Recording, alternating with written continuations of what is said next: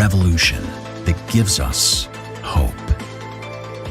Where some take to the streets and look to their leaders, the modern warrior dares to cut beneath the current and strives to restructure the core without permission. In a technological world, we need a technological revolution. And when the unimaginable happens, the brave must be bold and dare to reimagine.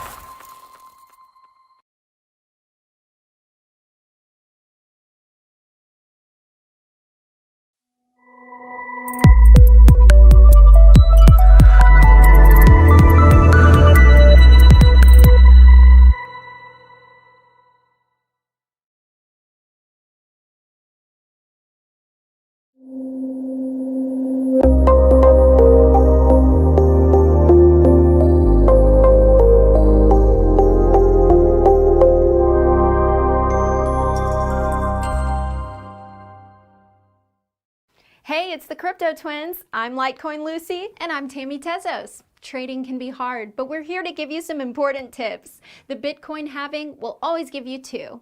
How do you think we got here? Greetings, decentralized citizens of the interweb. As I told you before, the time of destructive centralized monopolies over our world currencies is coming to a halt. The intentional destruction of money by our fanciful world leaders and their lack of sound economic understanding and compassion for human rights is no longer our only fate. Decentralized finance is on the rise, and it's coming stronger and stronger by the day to help people reclaim what is rightfully theirs. Make sure you're on the right side of history. The clock is ticking.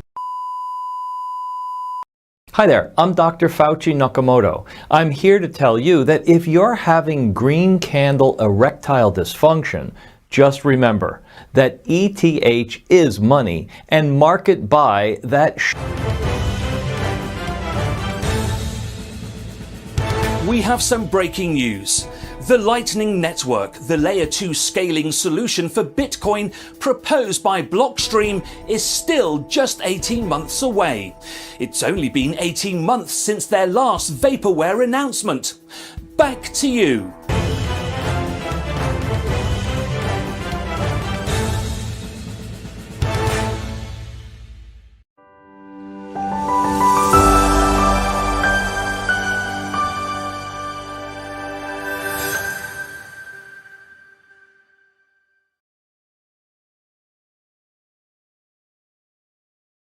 At this point, one thing's for sure. Blockchain and cryptocurrencies are changing the world, and they're here to stay. That means we need people like you, now more than ever, to lead the way.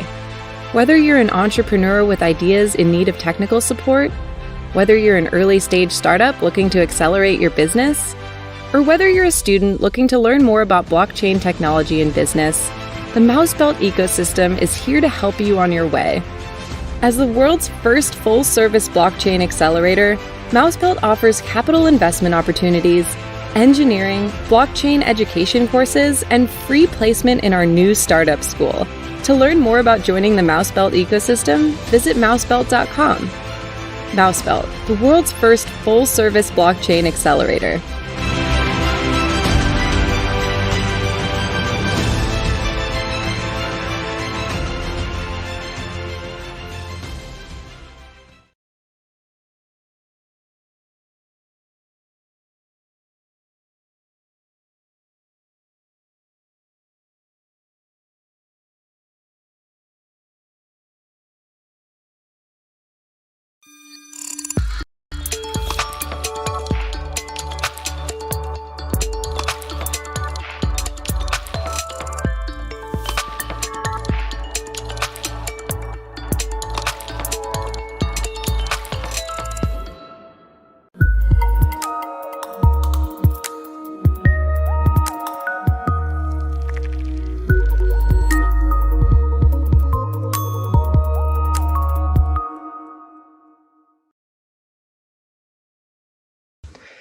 Hello, everyone. Welcome back to Reimagine 2021 version 8. This is our 8th event that we're doing in the past 10 months. I'm Roshan. I'm one of your hosts for this event. And our theme this time around is NFTs. So the title of the conference is State of the Artchain. So we really want to explore what are the future utilities of NFTs, content creators, and really data ownership and a data economy. I'm really excited to bring you a new guest today. With me here today, I have Gary Bracey, who is the CEO at Terra Virtua. Gary, thank you so much for joining us here today. Really excited to speak to you today for a variety of reasons. To get started, why don't we get started with like your background and how did you even get involved into the crypto and blockchain space? Thanks, Risham. Thanks so much. Delighted to be here. Yeah, it's a long story because I'm quite old, but I'll keep it short. I've been in video games for 35 years, since pretty much the beginning, with a company called Ocean Software. Back in the 80s, we were licensing movies to make games from, and that whole journey took me from computer games to console games to mobile games, right up to today in VR games. And I met up with my co-founder, Jawad Ashraf, in the UK about 3.5 years ago to discuss video game publishing in VR. And we sort of got talking, and we were talking about blockchain, this new technology that was around, and something called NFTs that were just a germ of an idea for us back then. And we got talking about how we might create virtual worlds to bring NFTs into the mainstream. And we then spent 3 years developing the platform, developing the business, reaching out to companies like for licenses, and ended up where we were the end of last year when we launched the platform. Finally, it's still in beta, and got us into the NFT world. And it's a very exciting world. In fact, it reminds me very much, having been in video games in those very, very early days, the pioneering days where there were no rules and you were sort of making it up as you went along, because there wasn't the standard method to make a video game. There wasn't the standard way to produce or market or even create the idea. So where NFTs are right at the moment reminds me very, very much of that. We're at the very start of something quite new that could conceivably dramatically change the way people consume various things, whether it's entertainment or items, purchasable items anyway. And that's just starting, and it's really interesting to be involved in that process and help hopefully shape what people will be doing over the next decade or several. Yeah, I mean, not many people can say they have as much VR experience or even like gaming experience as many years as you do. So I think that's really, really awesome. You gray hair. You bring like a unique insight. And yeah, so tell us a little bit more about what exactly Terra Virtua is and kind of the role that you see of what the company plays in the ecosystem. Sure. I mean, we've taken a slightly different approach. As I say, it's very much focused on the mainstream. So we wanted to bring people into the sector and give them a rich experience. So we have a little bit of a different perspective, I think, from most other people, and that's coming from the video game sort of mentality. A lot of the management team are actually from the video game sector.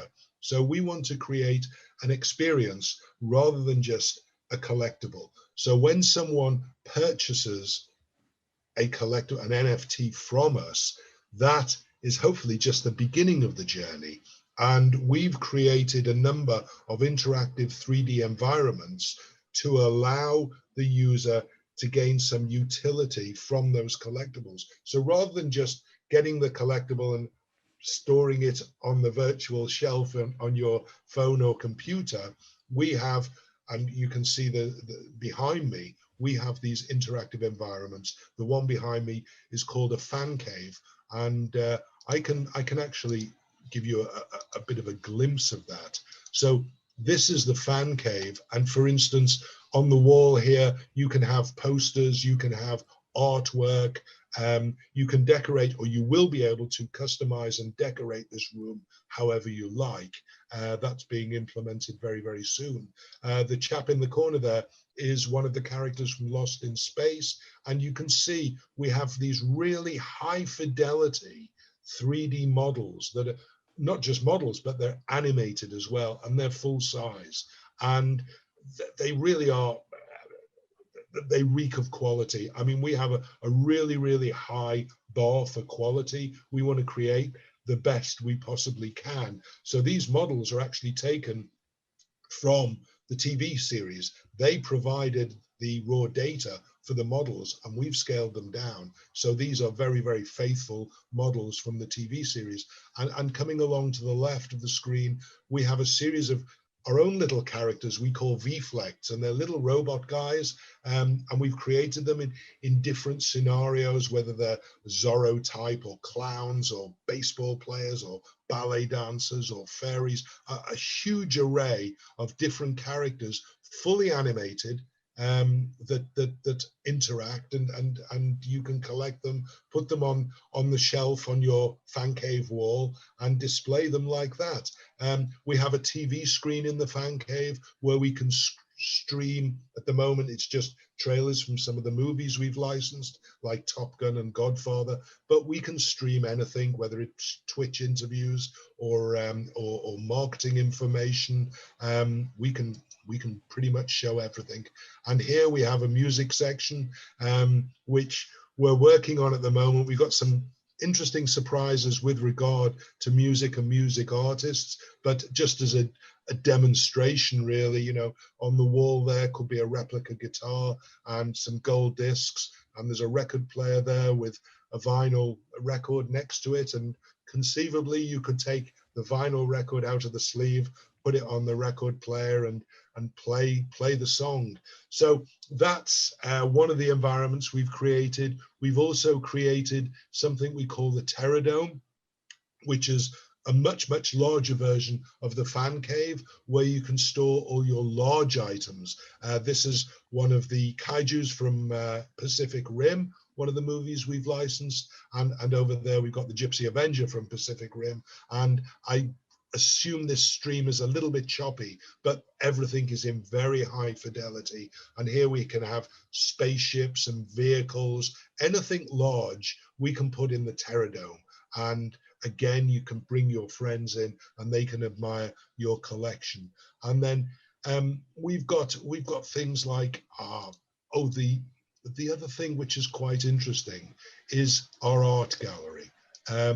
So we have, if you want to choose which artist you like from the collection of our art collection, you choose the artist that you want to see, and then you can walk around our virtual 3D gallery and look at that artist's works, and click on or touch on a painting, and it will bring up information about that painting, about the price, the artist, etc., etc. And of course, if the artwork is animated, it will show that in the 3D gallery. So we're trying to create a combination of rich experiences in the purchasing process, so you can walk around a 3D gallery, and soon you'll be able to walk around a 3D virtual store, and then obviously you can bring those collections in to your 3D fan cave, your 3D personal environment like the one behind me, and enjoy the collections that way. Yeah, thank you so much for giving us a brief demo. That was actually really cool, and it's really interesting to explore like this future environment that you're building, that kind of sees, I guess, ownership in a different way. We're all used to owning, I would say, physical assets, but this new wave of, you know, owning digital assets in a variety of forms is still very new for people to understand. Yes. One thing I'm really excited to, you know, really sit down and speak to you specifically today is, your company has been able to make a huge push in, I would say, the commercial segments. Can you tell us a little bit about, I think you were telling us about Pacific Rim, and I know you have exclusives like Godzilla and King Kong. You guys have these partnerships. Can you tell us a little bit about, like, what have you seen from maybe the demand side for everyday people? Like, do you have any unique insight on these commercial Sure. partnerships? Like, why are you even doing them, right?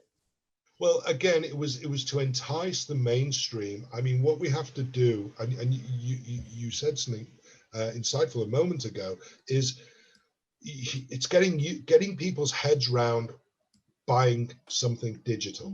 And when I explain to people what I do, the first question I get is, why should I pay $100 for something digital when I can get the physical version for the same amount, or maybe even less? So we challenged ourselves. We had to deliver something that created value. So with Godzilla v Kong, and we were very, very keen to get the license for that, and we acquired the license. So with something like the Terradome, you can actually have a full-size Godzilla. Sorry, you can have a full-size Godzilla in the Terradome and interact with that. You can't do that in the physical world, not really, and not with a full-size Godzilla or Pacific Rim Avenger. So that was very, very important for us to give that experience, and obviously by having a high fidelity model that allows you to do that.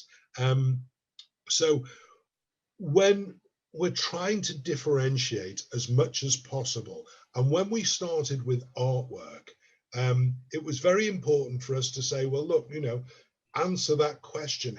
How do you deliver value?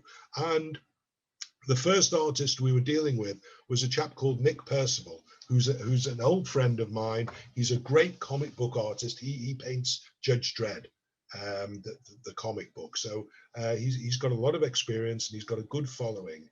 But again, it didn't seem to be quite right to say, we're just going to sell digital scans of his paintings. We wanted to do something a little bit more than that. So we investigated how much material he had and found that he had actual sketches of the original paintings. So what we decided to do was something you can't do in the physical world, is have the sketch and then a transition from sketch to ink to paint, the transition to the final painting, which again offers something different. You can't have that in a frame in your living room, but you can have it digitally.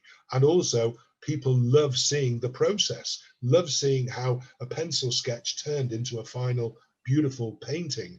And so we focused very, very much on bringing that difference into the digital world, because that way we can deliver value. And we're trying to do that. It's reflected on everything we're trying to achieve here. Yeah, I mean, not many people can say they're working with Paramount Pictures and all the exciting, again, commercial partners that you're working with.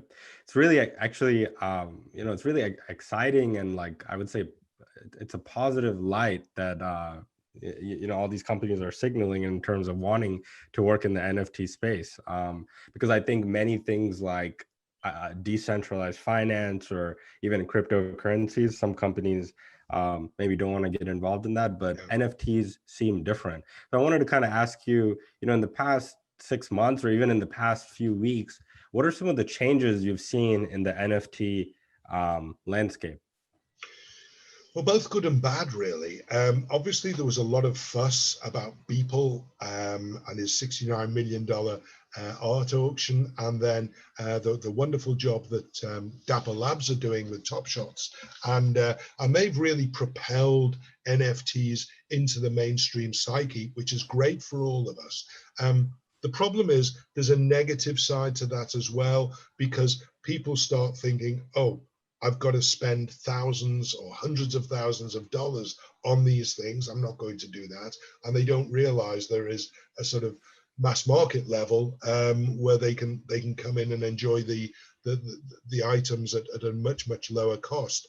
But the other issue, which has been troubling me an awful lot, is that it sort of opened the floodgates for lots of people who weren't really aware of what NFTs represented to just come in and flood the market with stuff that has no significant value.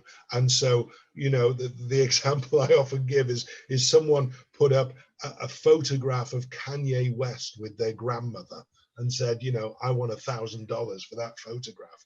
No, it doesn't have that sort of value, and people aren't really thinking about, they just saw it as a money grab. And oh great, there's this new NFT thing, and it's selling virtual stuff, scans, JPEGs for thousands or hundreds of thousands of dollars. I'll take a piece of that. And, you know, you've got companies like ourselves, and you've got Dapper Labs and many others, Nifty Gateway and everyone else, who spent a long time building solid foundations for a long-term business and building the trust and the quality of the products that they're offering. And you know, you've got people who are just coming along and trying to jump on the back or ride on the coattails of that. And it doesn't seem right. It would be right if the quality was as good, but the quality just wasn't there. And it sort of gave the wrong perception to anyone who was coming in and looking at the marketplace, because it was a mess. The noise was drowning out the good stuff that was in there. And you've got to expect that. We've seen it with every new type of technology. When we saw it with the internet, when everyone jumped on the e-commerce bandwagon, and you didn't know what was good and what was bad, and eventually you were left with the good ones like eBay and Amazon who continued and thrived. I think we're going through the same process at the moment, but it's an interesting, you get that with all new sectors. It's an interesting dynamic. We'll survive and hopefully we'll thrive.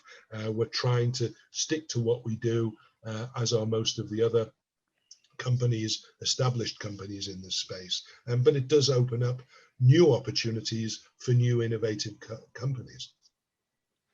Yeah, definitely. And I like how you're being so realistic, which I think is also very important in the space, because there's a lot of hype around NFTs right now, especially new people are trying to understand the value of them. So another thing I was going to ask you is kind of going deeper. How do you think we keep these NFT marketplaces sustainable? Because I know you also have a NFT marketplace. Yes, I think it needs to be treated as a proper business. I mean, the first thing we did when we started on the art side, for instance, we drafted and issued contracts to all of the artists we onboarded, because they need to be able to state that they are the actual creators of the artwork that they're selling on our marketplace, and that they're not going to go to another marketplace and mint another 10,000 of something they just sold.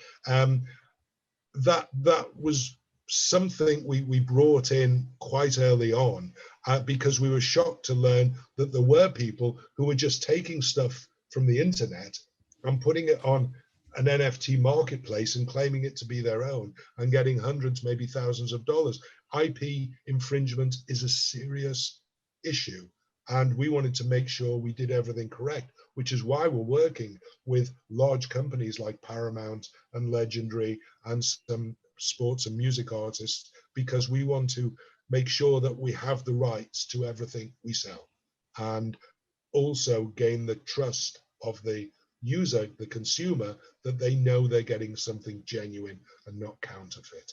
And the same with the artists as well. The artists are now enjoying coming on board, knowing that we're legitimizing what they're doing. And that's quite important for everyone. It's important for us, it's important for the artist, and it's important for the consumer. Yeah, one thing to highlight from what you just said is the element of trust. I think that's one thing that new people entering the space, they don't immediately see that, because you're right. There's just the demand. I'm not sure the demand and or the supply and demand is equal right now. I think there's a lot more supply in some of these marketplaces. Yes. Compared to the demand, and we also saw this years ago. It's just interest is peaking right now. But I think you guys do have a unique take on this. I know you also have a token. So tell me a little bit about the role that the token plays within your company and within your ecosystem. Sure. Our token, which is called the TVK, we listed in December. We have always used it and portrayed it not as a currency. We haven't been encouraging people to buy it, to get the tokens, to use them for purchasing. We're just establishing and shortly about to launch the first version of our Terra Virtua Prestige Club. And what that will be is, think of it as an airline loyalty type scheme, whereby there's a bronze, gold, silver, platinum, etc., tiers of benefits, depending on how many TVK you hold. So if you hold, and don't take these numbers literally, but if you hold 100 TVK, for instance, you would be granted bronze membership, bronze prestige, and that would entitle you to maybe previews of certain NFTs, or maybe the opportunity to purchase, be the first to purchase certain NFTs, interviews with some of the artists or celebrities who are featured in our productions, right up to, perhaps even staking your tokens to acquire a license and getting a financial return on that staking. There are a number of schemes we have in the works, based on these different tiers, which we're hoping will create a whole new business, really. I mean, DeFi is very exciting, and we're just investigating the opportunities, but we've got some very, very clever people working in the background on that. And I don't want to steal the thunder by being too specific about what's being offered, but that's coming very, very soon. We're going to launch with native staking, which is fairly imminent, and we'll be rolling out the whole Prestige program in the weeks following that. Yeah, no, I absolutely love that, the concept of using NFTs for this loyalty rewards utility. Because I think, again, most people in the space still see it as heavily art driven. And I think that's also fine, because that's sort of proliferated and given rise for these other utility functions to even be possible now. From your perspective, what do you see the future of who do you see the future of NFTs benefiting more? Is it the creators that have previously had gatekeepers to their IP, or from your perspective, is it the companies? Do you think they're trying to create new economies? Right. Let's talk a little bit about the economics of this all, because I think you're not just building a marketplace where you can see stuff. Like, what do you see as the future? What do you see as the future economy, the digital economy that you guys are building? How is it going to function? It's really interesting. I think, firstly, it's democratizing the creators, the creative content, by allowing the creators to get subsequent revenues from subsequent trades and sales of their work. So each time a painting is sold and sold on, the artist gets a small piece of that transaction, which never happened before in the real world, in the physical world. If you bought a book in the physical world and read it, and then you give it to your mum, and she lends it to her neighbor, or gives it to her neighbor, and that's fine. But you've bought that book once. There's been one purchase, and the author of that book got one royalty from that, and that was the end of it. But 4 or 5 people may have enjoyed that book and read it. So here we have a much more democratic process, whereby, sure, you can sell it on at a much lower price, or higher price to someone else, but the creator will always get a cut of that, and that makes it very, very fair indeed. So from an economics perspective, that is a complete game changer because it's never existed in the real world before. But generally, I think there's going to be, I mentioned the DeFi elements that we're putting together that are going to grow. You're looking at insurance potential for people insuring their digital items, but I see NFT, the whole concept of NFTs going way, way beyond collectibles and where it is at the moment, and art and everything else, because you will have your home as an NFT, your multi-$100,000 or $1 million home. That's going to be an NFT, because right now, I don't know how they do it in the rest of the world, but in the UK, you have something called a deed, which is a piece of paper basically saying you own that house. And if you lose it, then theoretically you've lost the house. Not really, but all you've got is this piece of paper. Now your house, your home, will be on the blockchain. It'll be an immutable NFT, and when someone purchases that from you, the transfer of ownership will take place, and it'll be a lot more secure and a lot more comforting to people to know that it's locked. And anything of high worth and high value will be ultimately on the blockchain, or should be kept on the blockchain. So it does open up a whole new area for lawyers, which they'll be delighted about. But I think economically it is going to change the way transactions are conducted. It's going to help awfully with piracy, or against piracy, because only genuine items should be on the blockchain. And if they're not genuine, at least they can be verified to be genuine or not. So I think there's a whole education process to be conducted. And with that education will come all of the stuff I've described and an awful lot more. There's no way anyone can truly predict what there's going to be. And a good example is, I always think, you try and predict the future, and you try and predict technology. And I've been involved with technology for 35, 40 years. And I remember when I was a kid, the great science fiction concept was having a video phone at home, and everyone would have a video phone. So you would be able to talk to people. That actually never happened. It was leapfrogged. And now you've got this mobile video phone that everyone uses now. We never had a video phone at home. That technology was completely leapfrogged. We went from an audio phone straight through to a mobile video device. And so it is difficult to predict exactly how the blockchain and specifically NFTs are going to change our lives. But in the little sector that we're in, that we're enjoying, we're trying to do the best job possible to try and bring people into NFTs, bring people into blockchain. As you said, there was this sort of negative perception about blockchain, particularly with corporates who didn't want to get involved with it. It had a sort of shady reputation.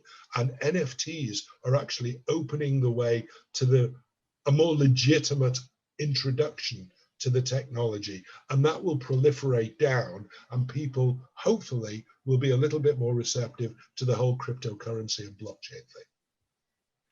So we're gonna maybe see our houses as NFTs in the future. Absolutely. No doubt. Yeah, that's pretty exciting. And I think, in the past couple of years, we've had instances where virtual reality has been getting cheaper and more accessible.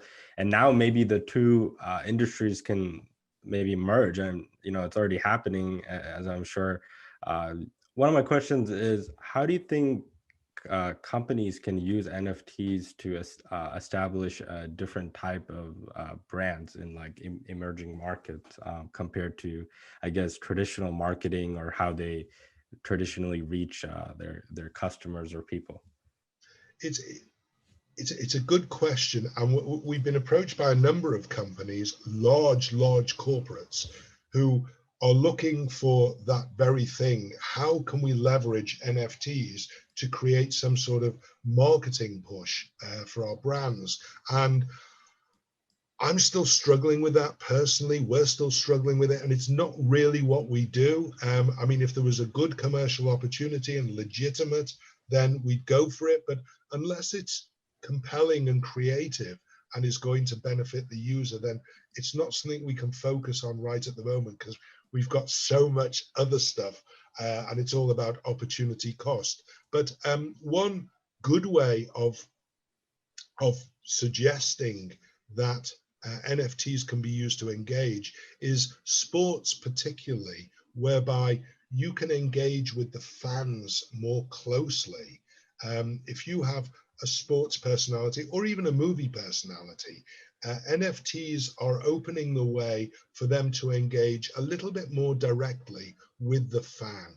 So you buy the NFT, you buy a piece of the celebrity, and that may give you, depending on the level of NFT you have, may give you the opportunity to have a personal one-to-one conversation with that personality, or be part of a Zoom conference with 50 other people because you bought a rare 1 of 10 or 1 of 50 item, and that actually gave you the opportunity to have be part of a Zoom conference with a celebrity. I think there are ways to engage with people that NFTs are opening the doors to.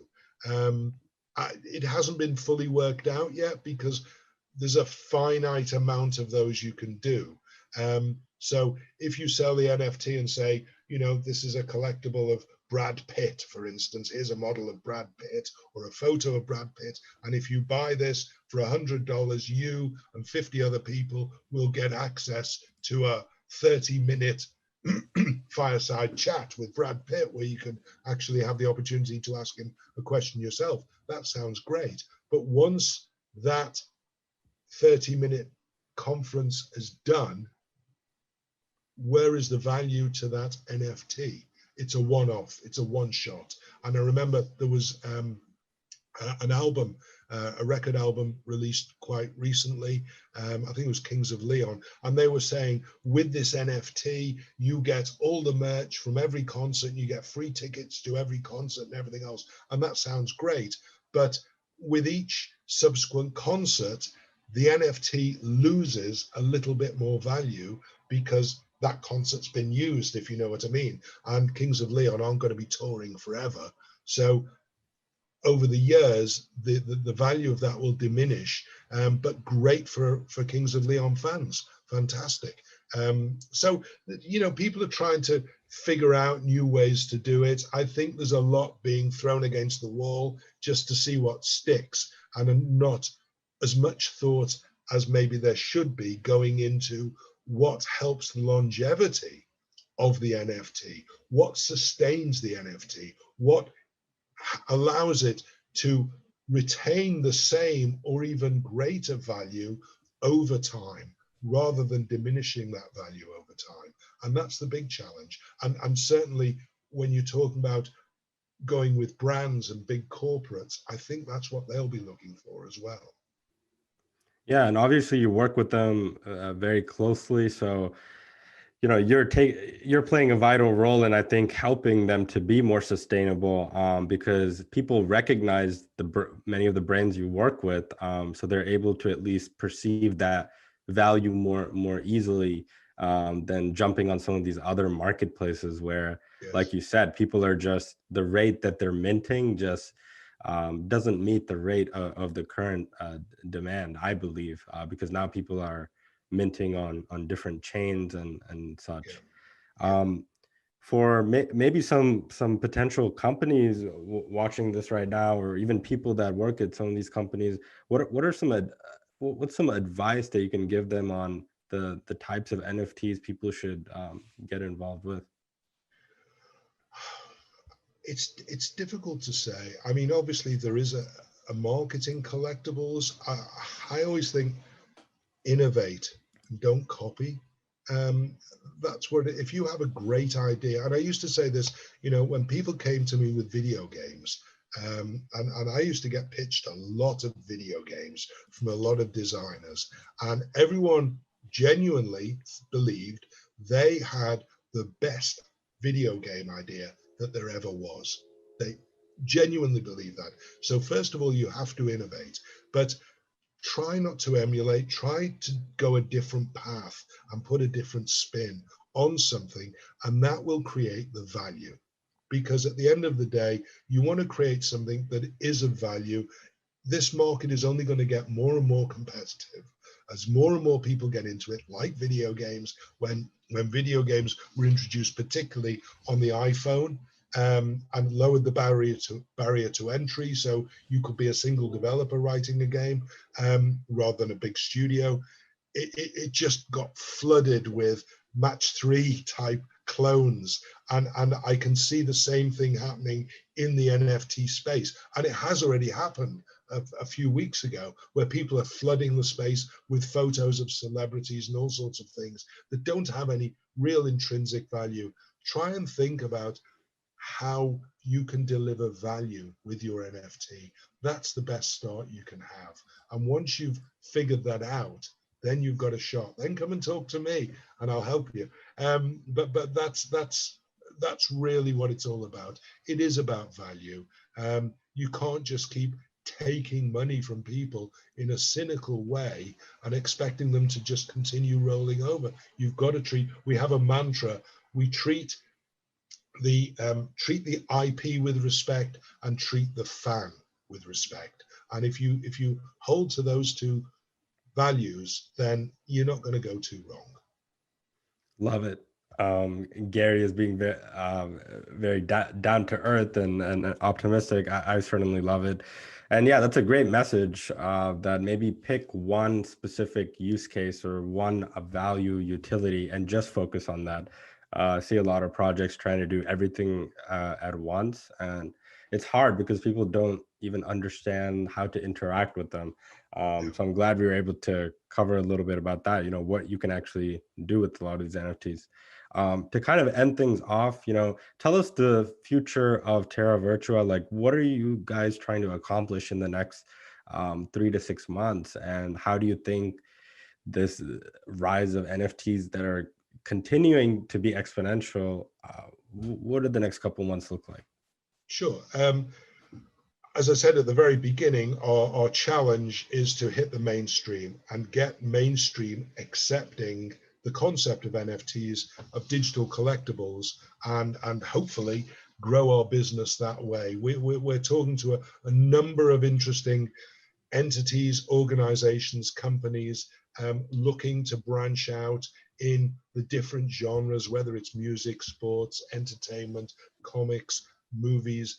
All of the different entertainment genres and games, of course, are open, and it's finding a way to leverage an innovative take on all of those genres so that you deliver something that people actually want, rather than just throwing stuff onto the market in the hope that some sucker will buy it for $1,000. That's not a long-term business. You have to treat the user and the consumer with respect. If you're going to make a video game, you've got to make a compelling video game. That the most valuable thing anyone has is not money, it's time.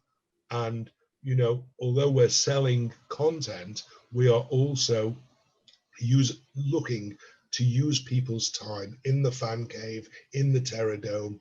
We want to engage with people. We want people to bring their friends in, to create communities on the social element of what we're doing. And that takes their time. And that's the most valuable thing you can do. So you have to justify that. You've got to give them a good reason to do that. And we're hoping over the next 6 months, we will grow our user base, we'll entertain our user base, and we'll give them a reason to keep coming back. That's our goal, a short-term and long-term goal. Yeah, I love your ethos of always providing value first, and then maybe building all these features and bridges. How can people get in touch with you, and any last shout outs, where people can visit and learn more about your project? Everything is all focused on our website, which is www.terravirtua.io, and come and visit us there. It's very intuitive. Browse the marketplace. Everything is, in fact, the fan cave and the Terra Dome are free. You can download them. You can run them on your desktop at the moment. Soon it'll be all devices, but it's completely free of charge. So you can play around, you can get a feel of it. You get your first V8.0, these little robot guys, you get your first one free. So you have something to play with, and then just explore. It's fun. TerraVirtua.io. Awesome. Gary, thank you so much for being here today. It was really exciting to talk to you and get kind of like an inside scoop on what's happening in the NFT and commercial world. Thanks for having me, Roshan. I hope everyone stays awake. Thanks very much.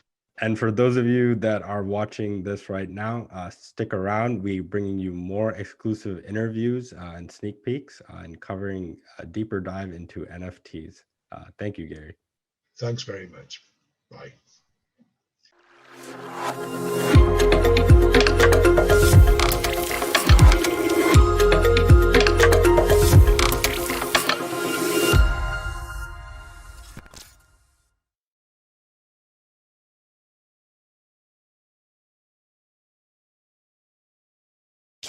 This goes out to all my OG holders. Legend Gang, Coin Bros. I just woke up in the morning, check that market cap. We up. Shout out to my dog, what you barking at? What up, dog? A package at my door, man, I've been waiting. Hope the UPS guy ready for a conversation. We gon' talk about this crypto if you like it or not. Shut up, Jordan Belfort, bitches, shit ain't a stop. I'm that dude reppin' that blockchain on the block. Talking crypto with my neighbors while they taking a walk. And my girl love talking crypto with me. Got my son straight ICO picking with me. Legend gang, man, I keep it with me. Better take a long lunch if you with me. We gon' talk about it, we gon' talk about the dip. John McAfee told me Bitcoin to $1 million or he gon' eat his own dick. Ever seen a grown man eat his own dick? What? No, hell no. We talking crypto, we talking crypto, we talking crypto, we talking crypto, we talking crypto, we talking crypto. Ain't no doubt about it, if you come around us, you gon' hear we talking crypto, we talking crypto, we talking crypto, we talking crypto, we talking crypto, we talking crypto. Ain't no doubt about it, if you come around us, you gon' hear about it. I'll be talking crypto when I'm taking a piss. I'll be talking crypto in the Uber or Lyft. Talking crypto when my daughter's making the wish. I'll be talking crypto when I'm taking a seat on the bus, riding to a meetup. I'm talking like-minded people there to greet us. I'm talking Krispy Kremes, endless margaritas, man. I'll be talking crypto to the dude in the mall cleaning sneakers. This is peer-to-peer, ain't got time for waiting. No. This is peer-to-peer, don't need no bank statement. I got the QR, tanner for that fast payment. Ooh, that's not matching up right. We talking crypto, we talking crypto, we talking crypto, we talking crypto, we talking crypto, we talking crypto. Ain't no doubt about it, if you come around us, you gon' hear about it. We talking crypto, we talking crypto, we talking crypto, we talking crypto, we talking crypto, we talking crypto. Ain't no doubt about it, if you come around us, you gon' hear about it. Yeah, we the Coin Bros, all we talk is that crypto, baby. So if you ain't about that, get the F out my face, dog. We talking crypto, we talking crypto, we talking crypto, we talking crypto, we talking crypto, we talking crypto. Ain't no doubt about it, if you come around us, you gon' hear about it. We talking crypto, we talking crypto. Look at the camera, say we talking crypto.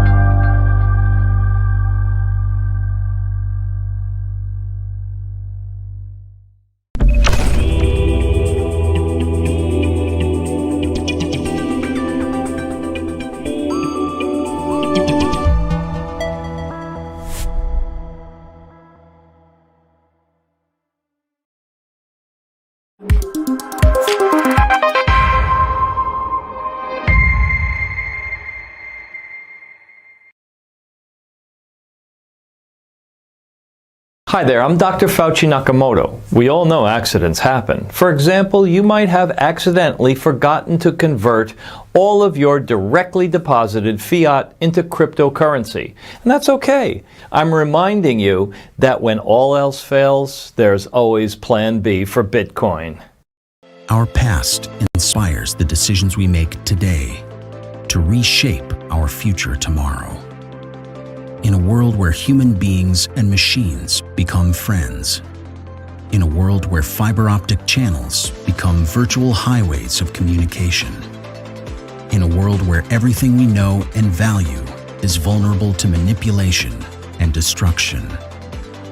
In such a world, we need a revolution that gives us hope. Where some take to the streets and look to their leaders. The modern warrior dares to cut beneath the current and strives to restructure the core without permission. In a technological world, we need a technological revolution. And when the unimaginable happens, the brave must be bold and dare to reimagine.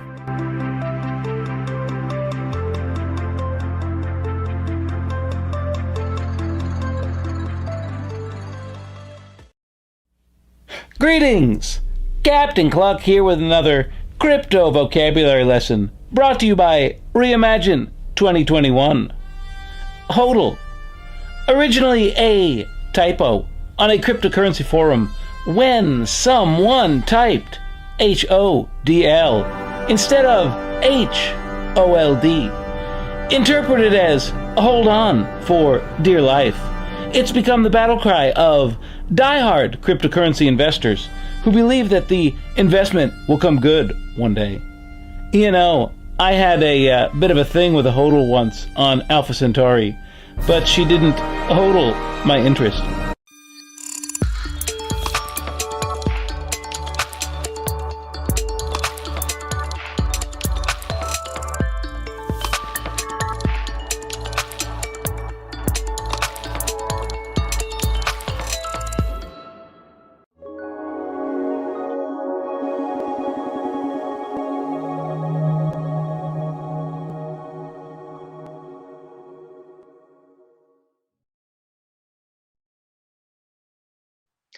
Welcome back to Reimagine. Here we are, this time of the year, it's kind of a crazy market we're running through. Since Reimagine has started, I think the market has been, we've been running into this bull market, seen all the hype, seen all the growth. But for better or worse, there seems to be a twist happening right now, whether we talk about the rising of Dogecoin, whether we talk about, the huge surge in meme stocks and in cross finance and in so many elements of the market right now, things seem to be taking a twist, whether that ultimately leads to great surges or whether that's the rise before an inevitable fall. I think our next guest is going to have a lot to say on this matter, plus so much more as someone who really understands the space and who has been an innovator and a grower in the space. So I'd like to welcome, without further ado, Sean Owen, the CEO of Equa. Sean, firstly, thanks so much for being with us. Yeah, Ash, great to be with you. Very excited about the conversation. Okay, Sean, so let's dig straight into things. Before, we sort of get into some of your personal views and ideas on certain things, I want to get a little bit of your personal history. I want the audience to understand who you are, why you're significant, why we're talking to you, and some of the key highlights, perhaps, of your career in the crypto space and beyond. Let's not limit ourselves. Sounds good. Yeah, so the fast version of my origin story is 2008. Recognized a change in the world that made me want to dig into money at a great deal, out of a great deal of fear. That led into looking at gold and other types of assets without looking at simply what I'd been doing before, which was real estate, stocks, and bonds. That led to getting lucky and hearing about digital gold in the form of Bitcoin around 2010. Got obsessed. Many people with the same type of story where you just fall down the rabbit hole and get totally obsessed. There wasn't much going on back there. It was hard to find real people to talk to and whatnot, but continued with the evolution of learning about mining, learning about everything you could about the industry before there was an industry, and it just evolved. And as it kind of evolved, I got focused on how to host meetups and how to meet people in the space when people started to show up and not to just be synonymous or anonymous. So they would show the real face. And that was great. I met a lot of great people there, looked at a couple different startups in the space that really were too early or wouldn't have worked, related to payments and related to rivaling with credit cards, looking at how to solve cash problems for certain types of businesses, such as the marijuana industry. And all of those kind of led up to, as precursors, the founding of a company with my co-founders called Salt Lending, or it stood for Secured Automated Lending Technology, which was really getting excited about the second layer of Bitcoin at the time, of being able to put non-fungible items and smart contracts on Bitcoin. That, of course, ended up on Ethereum. So we were very focused on how to build smart contracting with lending and different types of financial transactions with smart contracts. Everybody kind of knows what happened between 2017, 2018, the best of times, the worst of times. It's very exciting. And throughout all that process, really started to realize there was this trend. People were talking about securitized tokens, the tokenization. We'd all seen there was some missing elements to what seemed to be so exciting about what ICOs could do. That really was related to governance, in my opinion, and just needing to go much deeper on smart contracting. We've seen that kind of turn into what we call DeFi now, and I've really seen a lot of it come to life. And that in the process founded the company Equa, which is hyper focused on how to improve how humans agree with each other in this type of contracting layer, and what it looks like to do legally compliant or diverse organizational structures that would be tokenized. And here we are today. So it's been quite the exciting year. We're blasting away on both those companies are still full cycle. So happy to talk about anything under the sun. Yeah, it certainly is a hell of a story, and well summarized, I must say. You've got that timeline down to a fine art, and I respect that. But I want to touch on a point you said just there before we get too much into the sort of the details of various companies and what they're doing. Something you said just there about falling down the rabbit hole, way back in 2010. It's something that so many in this space talk about. Seeing the light, falling down the rabbit hole. Any number of sort of allegories, analogies, whatever euphemistic terms that people want to throw out and use. Why do you think it is that when it comes to crypto, particularly early crypto, it's such a almost religious fervor that seems to grip people? Firstly, do you think that's a fair statement? And if so, why do you think it is that it's got that sort of grip on people? Yeah, no, I think that's a very fair statement. And I look at it like that very much. I think it's because it's truly revolutionary. I think of it as evolutionary more so, but it really does change the paradigm, and it changes everything. When you think about something as fundamental as value, and the first time for anybody, when you really get it and you go, what, wait, this solves counterfeit, this solves borders, this solves fraud, this solves, there's so many problems that were solved with the creation and the invention of Bitcoin, that it really kind of blows your mind in a way where you almost don't, it seems surreal, I think, in a way. And then when you recognize all the potential, it's really exciting. I think it's extremely exciting, and I'm still excited, and it's been 10 years solid of this, and I feel more excited now than I even did then. So I feel like that ability to see potential, especially for people who are entrepreneurial minded, but I think for everybody, there's just this exuberance and excitement and optimism that comes naturally from that energy that captivates, and you see it over and over with everybody. And I think that is why there's so much loyalty to it, right? It's not something that you get excited about and then it's a fad and it goes away. You stay excited. It's great. If anybody watched the recent debate between Saylor and the other guy about gold versus Bitcoin, and the fundamental difference between something that is rooted in hedging your bet and very fearful versus something where, yeah, it can do that, but it's also way more about fundamentally changing everything, and this ability for us to do new things that are better for society, that I think generates a lot of that. Do you think there's any sort of risk in the fact that something, in investment, and you're coming from a mindset that, you've worked in this space on the investment side, on the business side, on the enterprise side, at a space where people build these sort of loyalties. And I'm thinking as well at the moment of things like, Tesla has that same sort of, or a similar fervor around a Tesla stock, or GameStop at the moment. People sort of have this sort of fervor about, I'm going to hold no matter what, and you have all the sort of the memes and the ideas associated with that. Now, Bitcoin obviously goes back a long way before that, in terms of the length of its community. But I don't know, I sort of wonder, does it not risk people getting really badly hurt down the line to have that sort of emotional attached to something that's an investment, or is that its real strength?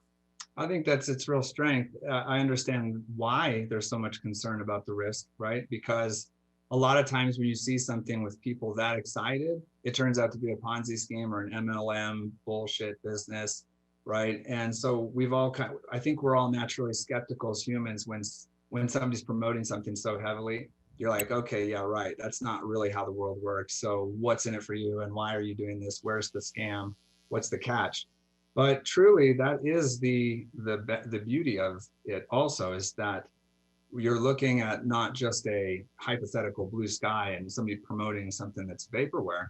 It's really changing the game. There's actually really exciting things happening, and it's awesome and inspiring to be a part of it. Awesome and inspiring, absolutely, no doubt, and I'll agree with you there. I'm sick of playing devil's advocate. I'm always trying to do that, but you know what? You're absolutely right. It is awesome. It is inspiring, and I think we can fairly say that. All right, so let's get down into brass tacks a little bit. So, Salt. Now, you started this back in an era when the idea of collateralizing on your crypto assets kind of seemed ludicrous. Talk us a little bit about that mindset. What led you to do it, and what led you to be such an innovator in a space that at that point didn't really exist? Yeah, so it wasn't ludicrous for anybody who had been holding Bitcoin or interacting with Bitcoin for probably a couple years, right? Like once you understood this is something of value, it's my preferred method of saving or storing or being excited about the potential of it in the future, whatever the case of why, if you had something that is property and you can't do anything besides sell it, effectively, as soon as the IRS came out that said that when spending it would be selling it, then it really became abundantly clear that if you could hold it as collateral and continue to hold it as property, it would be very valuable. It's a little bit of research looking into it to see that every other type of asset has a credit market around it of some sort. You'll find a lender that will lend you money on just about anything of value. And that this was emerging, that it would have to have some kind of credit model. The interesting part was I vastly underestimated how hard it would be to convince people who are just hearing of Bitcoin for maybe the first time of this proposition. So, the timeline was funny because we could say, okay, let's go talk to these local banks. They'll totally get this. We could build the technology for them. We could do our first pilot case and just totally build it all out for this ability for banks to see where they're going. And, finally, I think one guy was really good about it, but he said, look, I'm just going to be honest with you. Banks don't innovate. They don't have an R&D department. All the shiny glass and the retrofit of their new office, that's just to make it look like we're sticking with the times, but they're never going to understand this. You should probably build it first some other way. And so it became, okay, so we got to back down the chain a bit and go to family offices and local investors and people that would understand this. And even that was very difficult to explain to anybody who wasn't on the Bitcoin side, because we inevitably always ended up with this, spending all of our time talking about, well, what if Bitcoin goes to zero? And it was like, hit your head in every single time, painful, because you were just repeating, well, what is mining? How does mining? And we'd say, no, that's not important, right? Like everybody's got a bigger problem if it goes completely to zero and then it doesn't exist. So let's look at it more like a car loan or something else. But it just was abundantly clear for anybody who saw that Bitcoin was real value, that it needed to be there.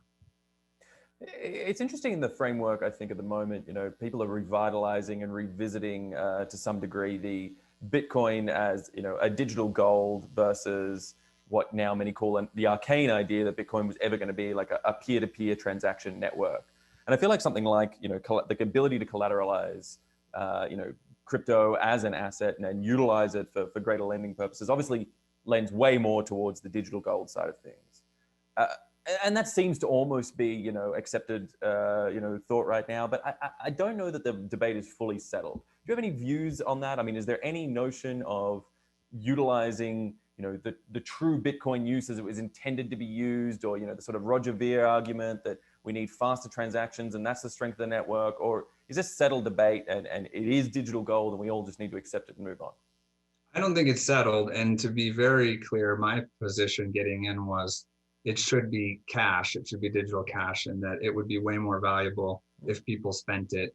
I was the first running the first brick and mortar business in Colorado that accepted Bitcoin as a currency, and we had tested it out and it worked great back in the day before there were fees.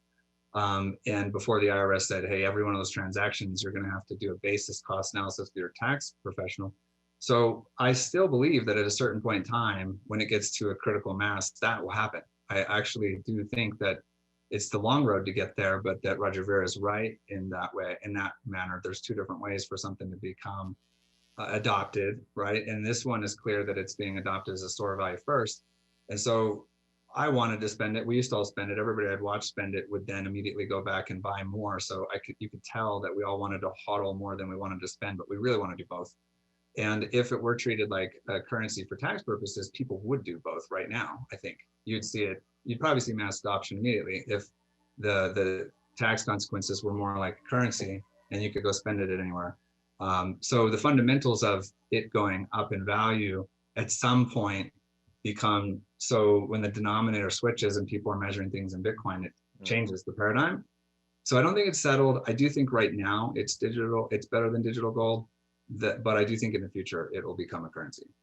Wow, I'm surprised to hear you say that, but I guess it leads nicely into the next idea, which I want to bring up, which is that this sort of development of an ecosystem and this development of a maturing of a market. And feel free to use this as a chance to talk about Equa and the work that you guys are doing there. But I suppose I'll ask it as a general question, which is, you were there through the 2017 ICO boom. You saw the bubble, saw it pop. Saw the scams, the sort of the foolishness, the Ponzi's, whatever, everything and sundry that came into the space at that point.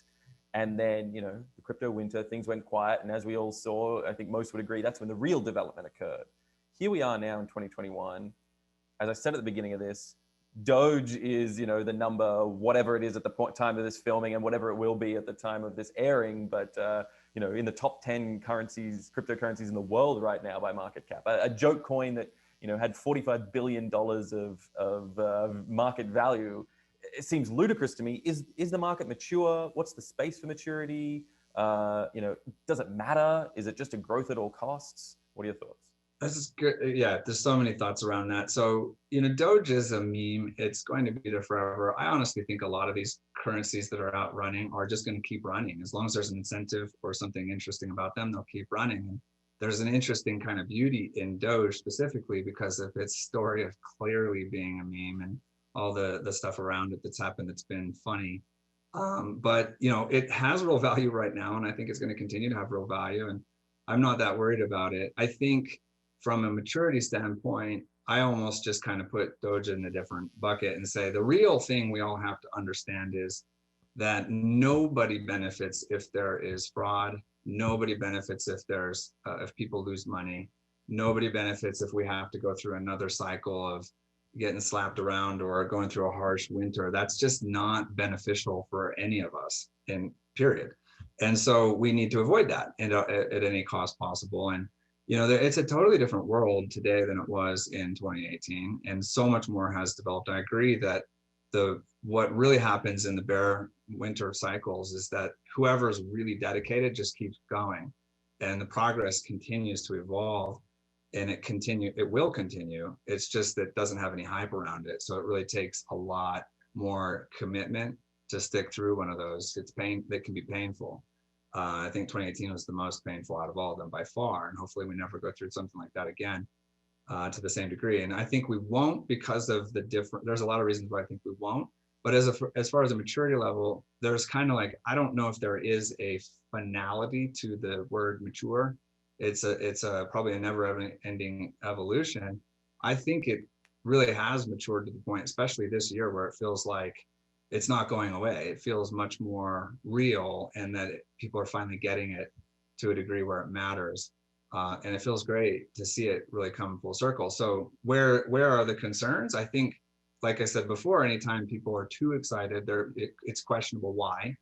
It's clear that there's a whole bunch of pumping going on and pumponomics, where the coin pump is the only purpose of the topic, which is really kind of annoying and probably not good in the long run. But there's also just this reality of everybody's got to learn this some way or another, right? It's kind of like you got to learn not to touch the stove when it's hot as a kid. No matter how many times people tell you that, the fastest way to learn is when you end up like burning your hand for a minute.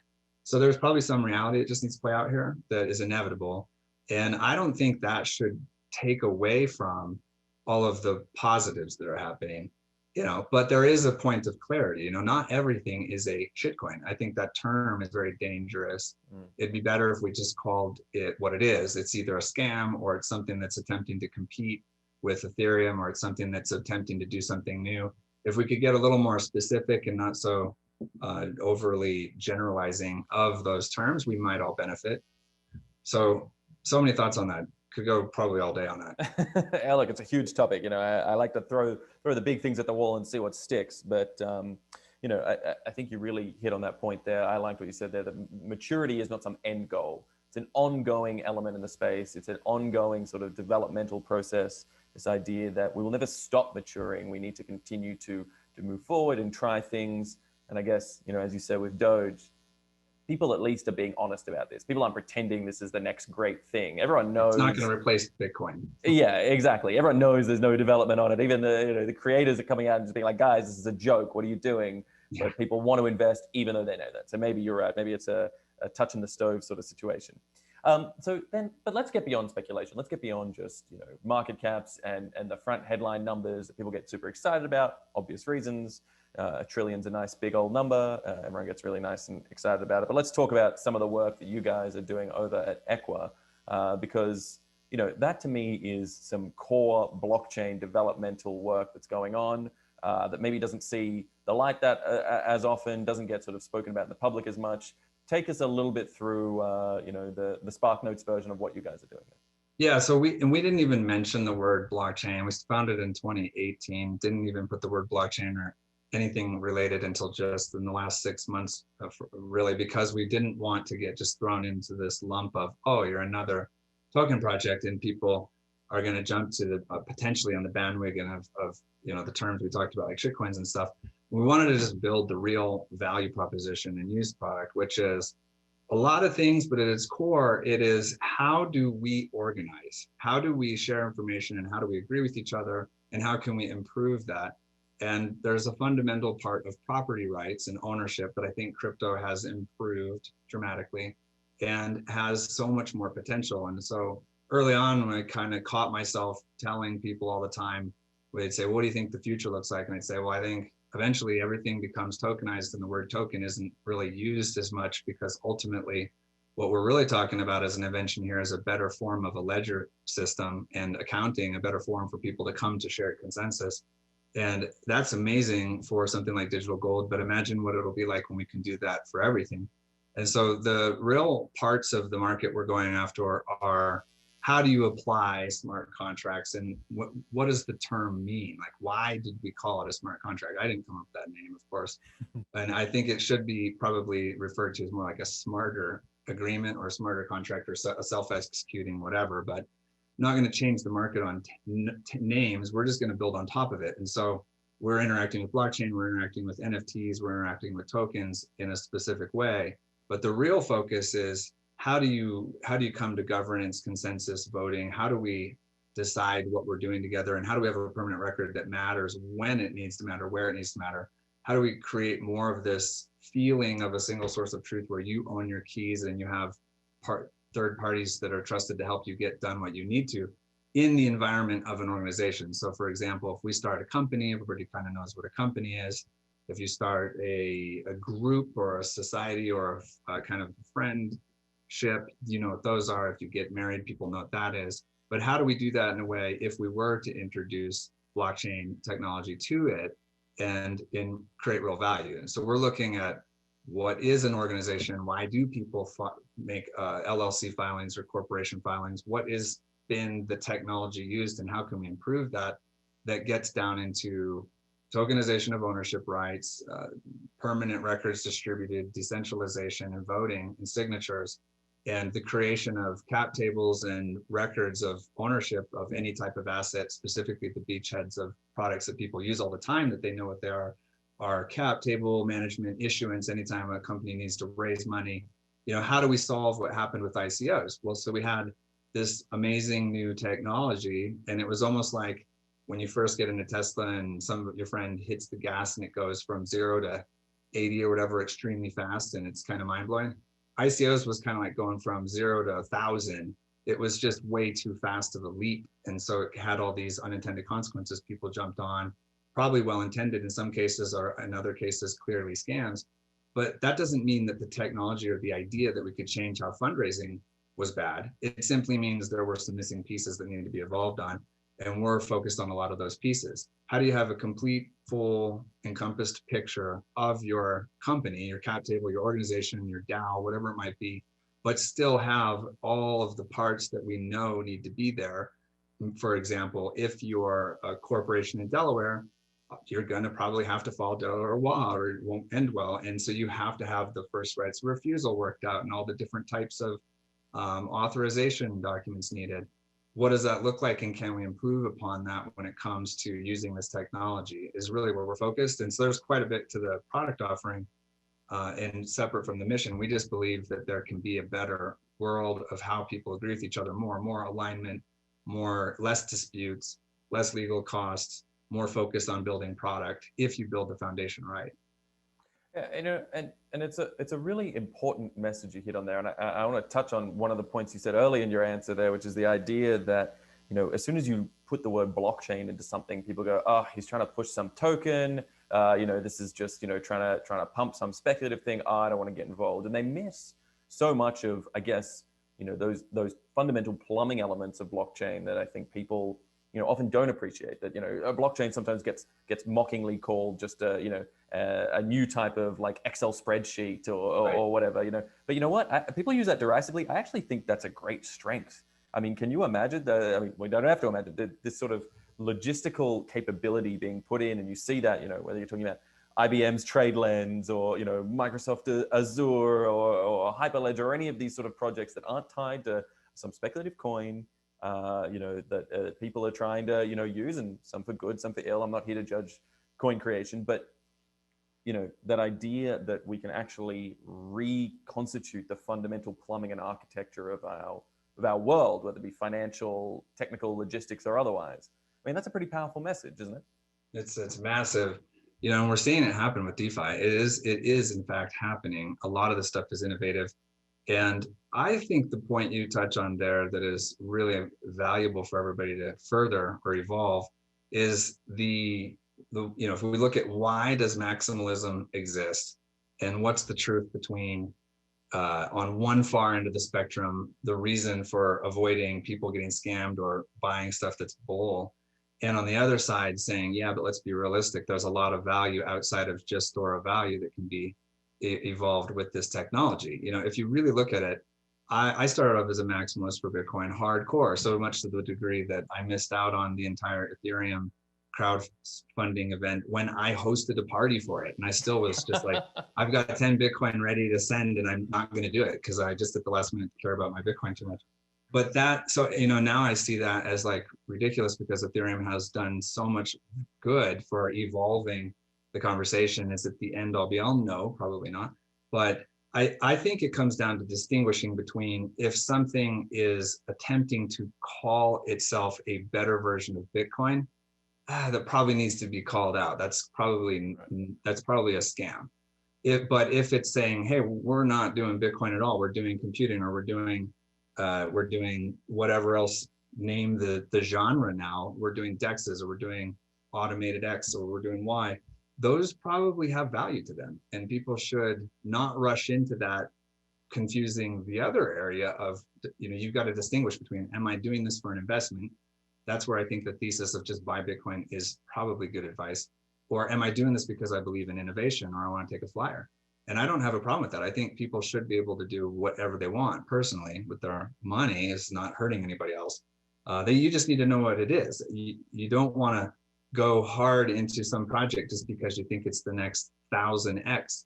And then, you know, if it is, great, good for you. But don't confuse innovation with investment. Those are two totally different concepts. And it is, I think it is a very important idea that people think that there's sort of like market value growth is equal in some way to a sense of innovation. And I guess those that survive a crypto winter, you know, really see that isn't true. And I guess that's where you get that maturity in the space and that new wave that sort of gets brought in every time. Those that do stay on realize, oh yeah, market cap doesn't mean high quality, and we can move beyond that as such a poor headline metric. Yes, exactly. That's when we know we're really maturing, to your point, is if we cannot do the huge up and the huge down crash, that's just not healthy, right? The sustained growth is much better. And, you know, save your money in Bitcoin would be my advice. Speculate on things that you're interested in. I like invest like you would with stocks or anything else if you're calling an investment, but remember the warning everybody always tells you, you know, don't invest anything you're willing to lose. You know, that's where I think the rationality comes in, where we can have the best of both worlds. If everybody just goes and dumps all their Bitcoin to run into the next 1000x, we're going to tank again. That's stupid. And if we don't empower innovation, if everybody was a maximalist, we would never evolve. We need everybody to be able to test these new DeFis out in a way where it's safe and can add value to society. You have to let it play out. You have to let people throw money around a little bit to see it work. But that's totally different than people expecting to have some giant return. You know, you could lose your money if you go into the newest DeFi protocol, right? Take it easy and just be aware of what it is, and I think it'll all be fine. So let's pivot then, I think, into a space which I think sort of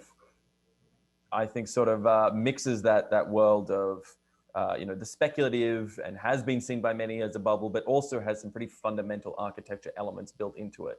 That of NFTs.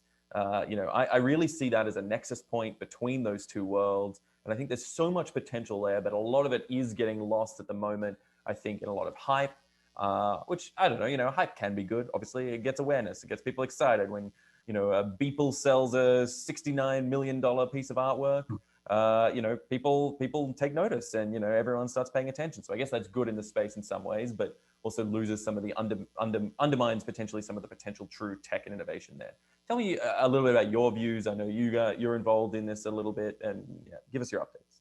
Yeah, so two topics there just to touch on. I think they're central to NFTs. Is a great topic. You know, first, hype I think is great when it's real, or, you know, allowing people to get excited. There's nothing wrong with that. When you get excited, when somebody gets excited because they were lied to or had false expectations, yeah, that's totally not good at all. But again, don't confuse what things are. Getting excited is good. You can't create a startup without imagining that the pitch deck is going to turn into something. You have to have a vision of the future that is better than today, and you have to get excited about it. Otherwise, nobody would ever do it. It's way too brutal, you know. So I have no issue. In fact, I think it's great that people are getting excited. It's interesting on the NFTs. I was super excited about NFTs when they first came out. And again, that term didn't exist. Somebody hadn't coined it. When, you know, originally it was Bitcoin layer 1, and then look at this, we can do really interesting things with colored coins and other projects that we're going to build on layer 2 of Bitcoin that were like Counterparty and colored coins. And I was so pumped about it. I'm like, this is amazing. Everything can be done. Baseball cards, you name it. And then of course it took however many more years later and it's now happening on different chains even beyond Ethereum, because it even can't handle the scale. But it's really fun and exciting to see some use cases come around where people are genuinely excited again. Sports, what's the purpose of going to a game? To get excited and see if your team wins, right?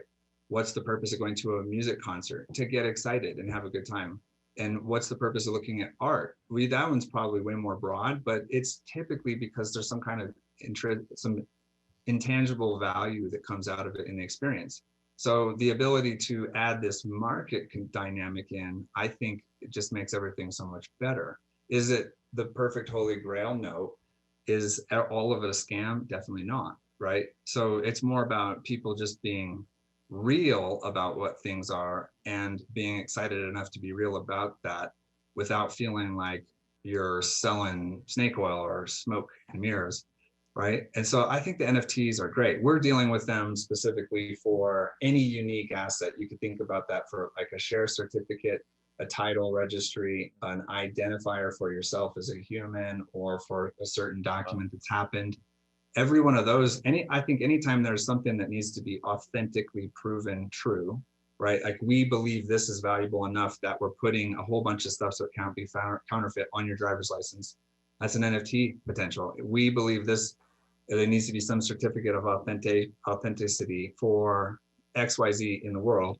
Probably a good use case if you can tie the two together. You know, it's extremely more simple to implement in the digital sphere, right? The metaverse and everywhere else. But that doesn't mean I don't think it can't be used for everything else. So companies are abstract by definition, and they're a form of technology.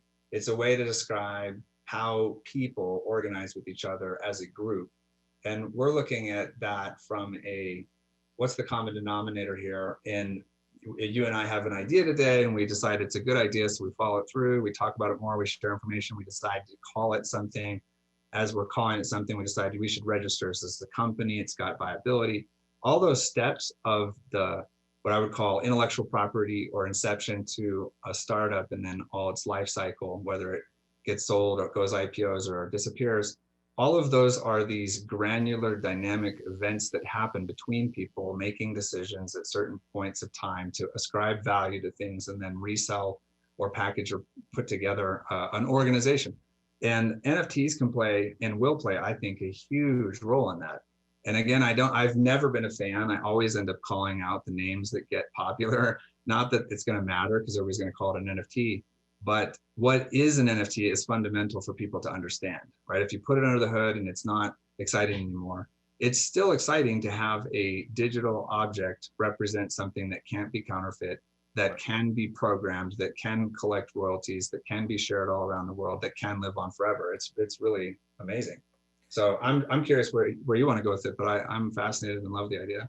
I think it's super interesting and super fascinating, but I want to really touch on a point that you made just there. And this is, excuse me if you allow me to indulge some of my speculative elements here. I love sort of speculating on where technology is going to head, but you said the idea of using NFTs as marking people, as a way of marking individuals and determining identity, and as a way of, following metrics for understanding, like who a person is and authentically crediting them through a world. That sounds like a technology and an element of it that is both awe-inspiring and terrifying in the same motion. Totally. I mean, can we delve down into that idea a little bit? Because like the potential, I mean, even think of the way countries like, let's say, China are choosing to use tracking and ranking star systems for their citizens, things like that. I mean, that's where my mind goes when I think of this, some sort of 1984-esque, horror machine. But can you delve a little bit into the potential of that idea? This is where it gets really good for me, because I think fundamentally we do need principles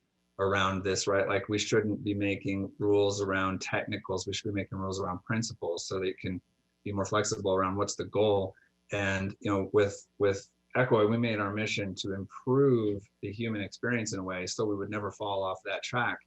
And I think as a society, this is like new technology, just like it was when somebody first found out you could split the atom, right? Like it can be used for amazing things or something terrifying. And technology, we've been living in a world where I think everybody kind of knows there's some serious things that have to be dealt with privacy and security and all these other elements where we are in new water, right? Like we're treading into unknown territories, and we do need to think about it.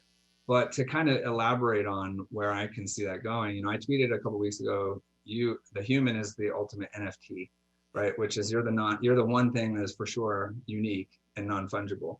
But that can be taken down to quantified in a microcosm, or you can take it up a few degrees. And I'd say just from the standpoint of like a person's identity online and what you own, we really do need to think about how this is going to be managed. I am personally a huge proponent of decentralization because it is a way to stop power from consolidating in any one place. And I think when you really look at it for what it is, the reason why 1984 is so terrifying and why we talk about China so much from our perspective of them being this regime that is top down is because when that type of power consolidates, historically, bad things have always happened. Every history book is full of really bad things that happened. And in almost all of those circumstances, somebody had too much power, right? And so we need to figure out, how do we feel comfortable getting more into a world where we don't allow that kind of power to ever consolidate in the hands of, say, one person like Hitler. On the flip side, there's a huge exciting opportunity, because we really do have new tools that we didn't have before. These do fundamentally change the ability for how to think about how organizations work, what governments are, how people hold each other accountable, how do we deal with privacy, where are the zero proofs and all these technical terms really going to come in hand. And so I think it's exciting, and at the same time, we should really kind of have the conversation as a society sooner than later that everybody's got a view about it, right? But our fears are typically, oh, we can't have anarchy, but we can't have a dictator. So where is the middle? I think it's when we empower us, the people, the fringe, the end of the node, where everybody's a node, and we can cooperate in a way that's beneficial, then you kind of avoid both of those realities. And it's living in a consensual world where there's more freedom and more ability to interact and more ability to engage without any trade-offs. And there's always a trade-off, so we have to deal with it. But I definitely don't want to live in a world where everything is on a permanent blockchain and all of my information is accessible forever to somebody outside of me that is an authority. That sounds horrible, right? And so I don't know all the answers, but I do know that having the ability to manage your own keys, having your ability to manage your own information is definitely part of the fundamental. And distributing out the power and the decision-making seems to be a pretty good trend for getting something into the ecosystem that can't necessarily just be hijacked, corrupted, co-opted, shut down, right? So there's a lot of power to it, but I think we really just have to focus on building the right tools so that it turns into clean energy and not a nuclear bomb. It's interesting the way you phrase that, and it reminds me of a conversation I was having with a friend of mine the other day who's very much not in the crypto space and not in the crypto world at all. And I was talking to him about the strength of the community and how so much development in this space is done by people who are working either on a voluntary or non-compensatory sort of basis, just coding away and developing new ideas and building new architectures and technologies and sinking in millions of man hours of thinking up these new ideas and innovating. And even if they are getting paid, whatever, the people are putting so much into this because of passion. And he says to me, yeah, sounds great, sounds like a good community. But on the other hand, aren't you guys just building all the keys to the kingdom that the powers that be will be able to come and pick up and say, thanks so much for developing this, and take off to use for their own purposes later down the line? I wonder your thoughts on something like that. Yeah, so it's a great question, right? And I think about this question often. Is how do we make sure that at the end of the day, the principles and the consensus exist so that we get the foundation correct? Meaning, if you just say simply, okay, well, there's going to be a Bitcoin and a bank issued coin, and one is going to be totally open and censorship resistant, and the other is going to be completely permissioned, and you can only play if we say so. Which one of those do we want? We shouldn't just capitulate and say, oh, well, the banks are always going to win, or, oh, well, authority always has to be there, or, oh, we can never do that. I think we have to look at it for what it is and say, what is achieving the goal for humanity better, right? Which one of these is actually better, not which one are we more comfortable with or which one gives more power to certain individuals or groups, but how do we decide that this is important? Because I don't want to build tools that are just going to be handed over to some authoritarian regime, but I don't think that's what's happening. I think it's actually the opposite. The regimes like China, and I would say a lot of large governments could abuse this if done wrong, right? They're already doing that in a way, right? Like they're already building these systems of social tracking, and they've already been spying on everybody and eroding things for safety and security by taking away freedoms. That's not new. That's already how it is. So what is new is the ability to look at an alternative that is positive, that is not that, and not hand over just better keys of the kingdom. I think they already have the keys of the kingdom. It's more a matter of, is there a better alternative to that? Do we have to live in a world where there's a kingdom with somebody who's got the keys and nobody else does? No, I hope not. I think we need to look to how does this empower all of us, and so that we're building tools that hopefully don't have the ability to be hijacked. Yeah, and I don't think, that is the most powerful message out there. We can build the world that we want to create into the future. And if we build for it, then hopefully it will come. And if we can get that sort of collective, as you said, that, each individual is a node, each striving towards, the best goal, hopefully we can achieve that. And yeah, we can, right? I mean, it starts with believing. If you think the world is a horrible place and will always be a horrible place and people are always going to be horrible people and we should always hedge our bets against everything because we all have to hide from each other, yeah, well, that's not a good future. I'm not really interested in that. I think that sounds like a horrible vision. So I'm not gonna subscribe to that. If you believe we can build a better world and today is better than it was in the past and that tomorrow will be better than today, and that we have the ability to achieve these things, even if it takes time, then it's much more optimistic. And I want to be a part of that. And I'm putting my personal money, time, and energy towards building a more exciting, better future, right? And I think that's what all the real entrepreneurs are. Why would somebody work for free? Why would somebody put their passion and their dedication into donating their time to build something better? Because they believe in a better future, right? You don't do that if you don't believe. So I fundamentally think we should stay excited. I like this space because I get up every day and feel like I can add real value and that things are going to be better. And not only just from the standpoint of, yeah, if you acquire a certain amount of Bitcoin and it goes where most of us all think it is because we're never going to sell it, that you're going to be able to be just fine. That's great. But think about everything else, right? Like, what if we can do that for the rest of the entire financial market? And what if we can do that for the rest of the way people are doing business? Why not believe, right? It's just as crazy.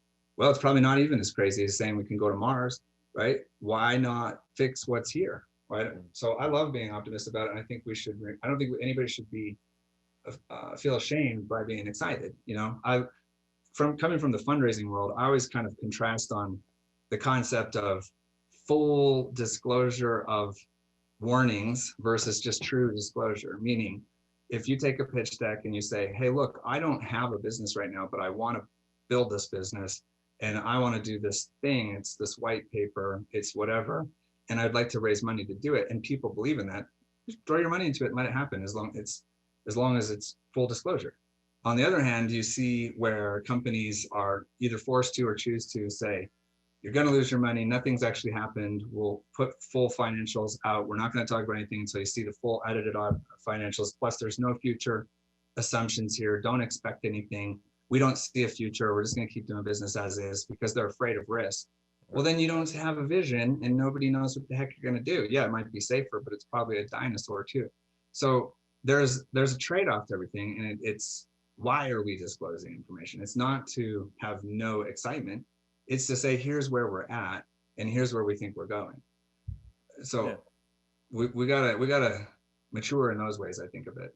Absolutely. Open that book up, paint that picture. I think that's so much about the ethos of the space that we're in right now. And I think that's such a truth to what's being built and what's being developed, and particularly what you guys are working on over there at Equa. But Sean, I want to take the time. We got to close up now, sort of wrap the conversation. But before I do, I sort of always like to conclude out and sort of think out these conversations on projecting forward a little bit. We've done a little bit of that in a speculative way at the moment, but sort of looking ahead to pick your time frame, anywhere from the next year to the next 5 years. What are your big hopes for the industry? What are your big hopes for development, maturity, growth of ecosystems? Where are you seeing those big trends coming in? Be as specific or general as you like, but what else your sort of forward projections? Yeah, what I want to see more than anything is for anywhere there's FUD, that we build a better solution that makes it obsolete and not an issue to talk about. For example, everybody's, okay, if we're afraid of energy, well, no, it's probably the opposite. Why don't we just figure out how to harness energy better and make this a catalyst for that? What do we want on regulation? Well, there's this FUD that says that everything's going to get banned and it'll never happen. Well, let's do the opposite of that. Let's figure out how we can govern better. Let's build better government and better structure so we don't have that issue. If you get to the why all this stuff exists, I think there's some really great outcomes. But I want to see Bitcoin become a reserve asset that is just indisputable, that everybody knows it's valuable and it works. I would love to see it used as payment form at a certain point in time, because I think it's very restrictive to just limit these things down based off of, there's so many smarter ways of how we could do taxes. Everybody knows that if you live in the US, it's a terrible system. It is a terrible system. I'd love to see that change. And I think crypto is going to change everything. I'd love to see accounting change. Like, why should you have to spend months on end auditing financials to pay taxes and have quadruple, triple ledgers of multiple people charging you to get to what transaction happened and what are we calling it? Like, we should just make that obsolete. The transaction happens, it's defined, it's done, and we don't have to go back and ask about it because it's on a permanent ledger of some sort. So I would love to see the fundraising mechanisms get to the point where true innovation can happen. It's not such a hard struggle for good companies to get bootstrapped. I think there's a great balance that can happen between restrictions such as treasury management and why you need to have VCs in a typical world, or I shouldn't say you need VCs, but why you need oversight and governance on spending, right? Why do you need to make sure somebody's managing the treasury? Well, because you don't want the money to disappear, and nobody wants to lose money. We want to be successful. I would love to see more ability for people to really run with what inspires them, especially small businesses, small companies. I'm very passionate about entrepreneurs, and anything I can do to give the tools from the big boys down and say, hey, we'll make it easier for you. We'll help you get there by giving you exactly what kind of roadmap you need to go down and help and double check that it happens. I'd love to see where that translates to the point where it's almost frictionless, not to the degree of an ICO, but as close to that as we can get with safety. I think there's massive value in being able to see a world where everything has continued to evolve to where there's a bigger, broader market that includes more people, the financial inclusion that's happening, and I hope probably a whole bunch more, but I just want to see the space continue to evolve in a way that's positive for humanity. That's a powerful vision you laid out there. You didn't disappoint when I gave you the option to put a vision. You put a lot out there, and I fully respect that. So, Sean, I want to thank you so much for speaking to us. It's been an absolute pleasure having this conversation with you today. You've left me feeling optimistic and hopeful for the maturity and development of this space as a whole. And for all those watching, I want to say, make sure you keep watching, because there's so much going on, as I think this conversation proved.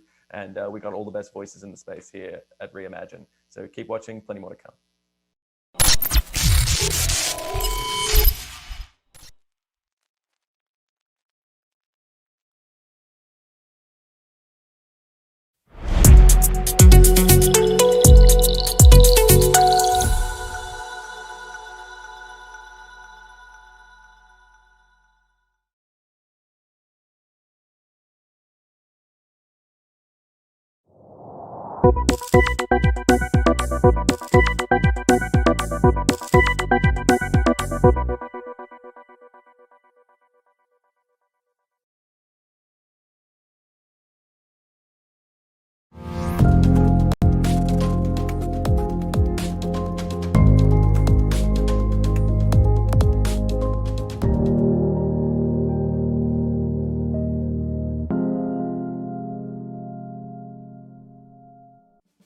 Hey there!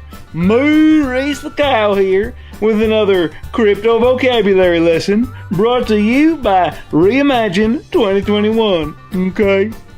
On-chain governance.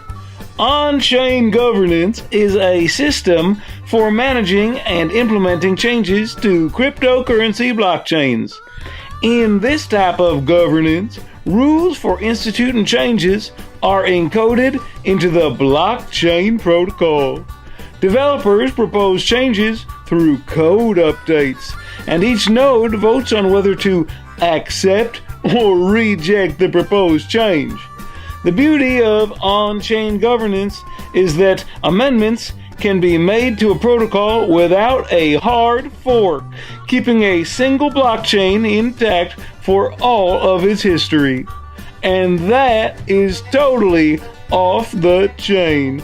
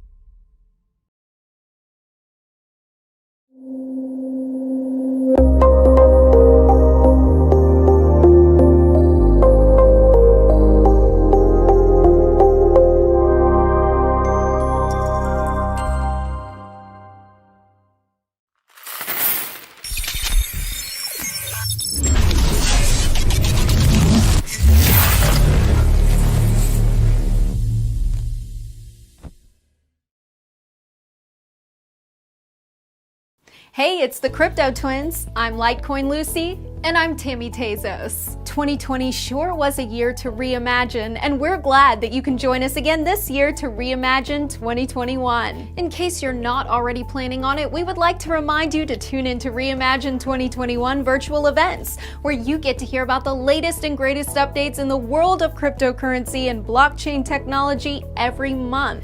Also, be sure to follow us on Twitter at reimagine_2021 and subscribe to our YouTube channel so you can stay up to date with daily news segments such as Immutable Opinion with Asher Westrop Evans and 90 Seconds or Less with Yona Hawkhauser. Stay tuned to Reimagine 2021, brought to you by Mousebelt.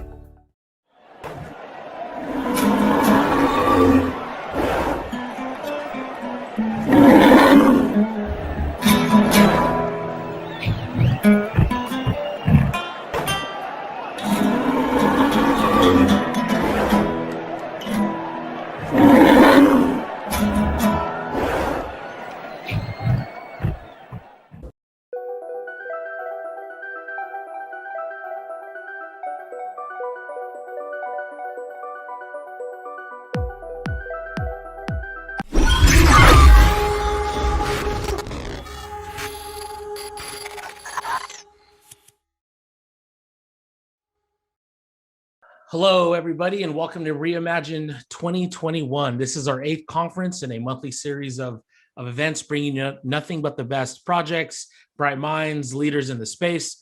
We've been fortunate enough to have to invite many talented individuals and teams, companies to come speak with us, providing updates, insights, and all the above that's happening in crypto. I'll be your host today, Adam, from the Mousebelt team, where we focus on early stage investments through our accelerator, providing development support, to a number of growing projects, as well as education within our Mousebelt University program. Our main objective and goals is pretty simple. It's increasing adoption, use cases, and real-world applications. We seek to educate our audience, on blockchain by helping them understand crypto's real impact. So again, thank you all of you for joining for our event. Super excited to be here. We have an exciting interview for you today. Let me go ahead and introduce you to Sagi Bakshi, CEO of Coin Mama. I appreciate you taking the time out of your day to participate, and very fortunate to get this going and looking forward to the discussion. How you doing today? Thank you for having me, Adam. Great to be here. All right. So, this conference is pretty straightforward. We've been talking to, leaders, influencers, CEOs, entrepreneurs, startups, like all the above. And everybody has an interesting journey, about what, how they got into blockchain, falling down that rabbit hole. This is your first time here, which is exciting for me to have you, first time guest, and would love to just hear kind of what you did before blockchain and then how you ended up in blockchain. Okay, so in my education, I'm a computer system engineer. So I started my career as a developer. Actually, I wasn't a good developer. So after a few years, I changed to be like a pre-sale engineer, traveling the world, meeting with other engineers of other companies, architecting networks of telecom networks, etc. After a few years of that, it wasn't my passion. I joined a childhood friend to establish an internet company, and we focused on building tools for software developers. That company, established 10 years ago, today is going public on NASDAQ. The name of the company is Iron Source, and it's going to be a huge IPO. The value of that company today is $11 billion. So I was the first employee there, and I led the biggest division as a general manager of the company. My friend is the CEO until today. And during that crazy journey, I learned about Bitcoin somewhere around 2015. Like everyone else, at first I ignored it. I said, so someone invented an internet coin. Okay, I've heard this before, not interesting. And I was lucky to have a very close friend who insisted that we take a look at it in a deeper dive. And this guy, he said, look, there's something super interesting that is called the DAO, the Decentralized Autonomous Organization. They're doing an ICO, they're raising funds. I want us both to buy some tokens of the DAO. I said, no, it's not for me. I don't believe in it. I think it's nonsense. And I hung up the phone. He called me again. He said, Sagi, it is going to change the world. It is amazing. It's a new paradigm. It's something so big. In 5 years from today, there will be no accountants, no lawyers in the world. No one needs it anymore. I said, look, you're crazy, but I know you and I trust you because he's a super smart guy. I said, okay, let's take a look. I said, how do I buy DAO tokens? He said, you have to buy ETH. I said, what is ETH? How do I buy ETH? He said, you have to buy Bitcoin and turn it into ETH. How do I buy Bitcoin? And I started the journey. You know, it's a journey. It's a leap of faith. But the first moment that you press buy or you press send of the Bitcoin, at that moment, you are frightened as hell at the first transaction. So, oh, what did I do? What did I just do? I sent my money over the internet to some black hole. I don't know where it is now. I pressed it here. I expect it to appear in the other side of the world. I don't know this system good enough. So that journey was a fascinating one. And as a computer engineer, I had the tools to learn. So I just took the time, and after a few weeks, the DAO was breached, and a lot of users' funds were hacked, and then was the split of the Ethereum network. So that time, the Ethereum network was split into Ethereum Classic and Ethereum as we know it today. And thanks to that split, obviously Vitalik had a lot of a headwind, a lot of criticism about that split, but we were able to rescue our tokens. Wow. And in order to rescue the tokens, you had to know exactly what you do. You had to go deep into the wallet of the Mist. I think it was called the Mist wallet. The technology was broken back then. It took us a lot of time to understand how to deal with it, how to rescue the token. That journey actually educated me well enough to like and to understand a little bit the potential behind the Ethereum and obviously Bitcoin. And there we were lucky, and after a few years, I left Iron Source to focus on Bitcoin.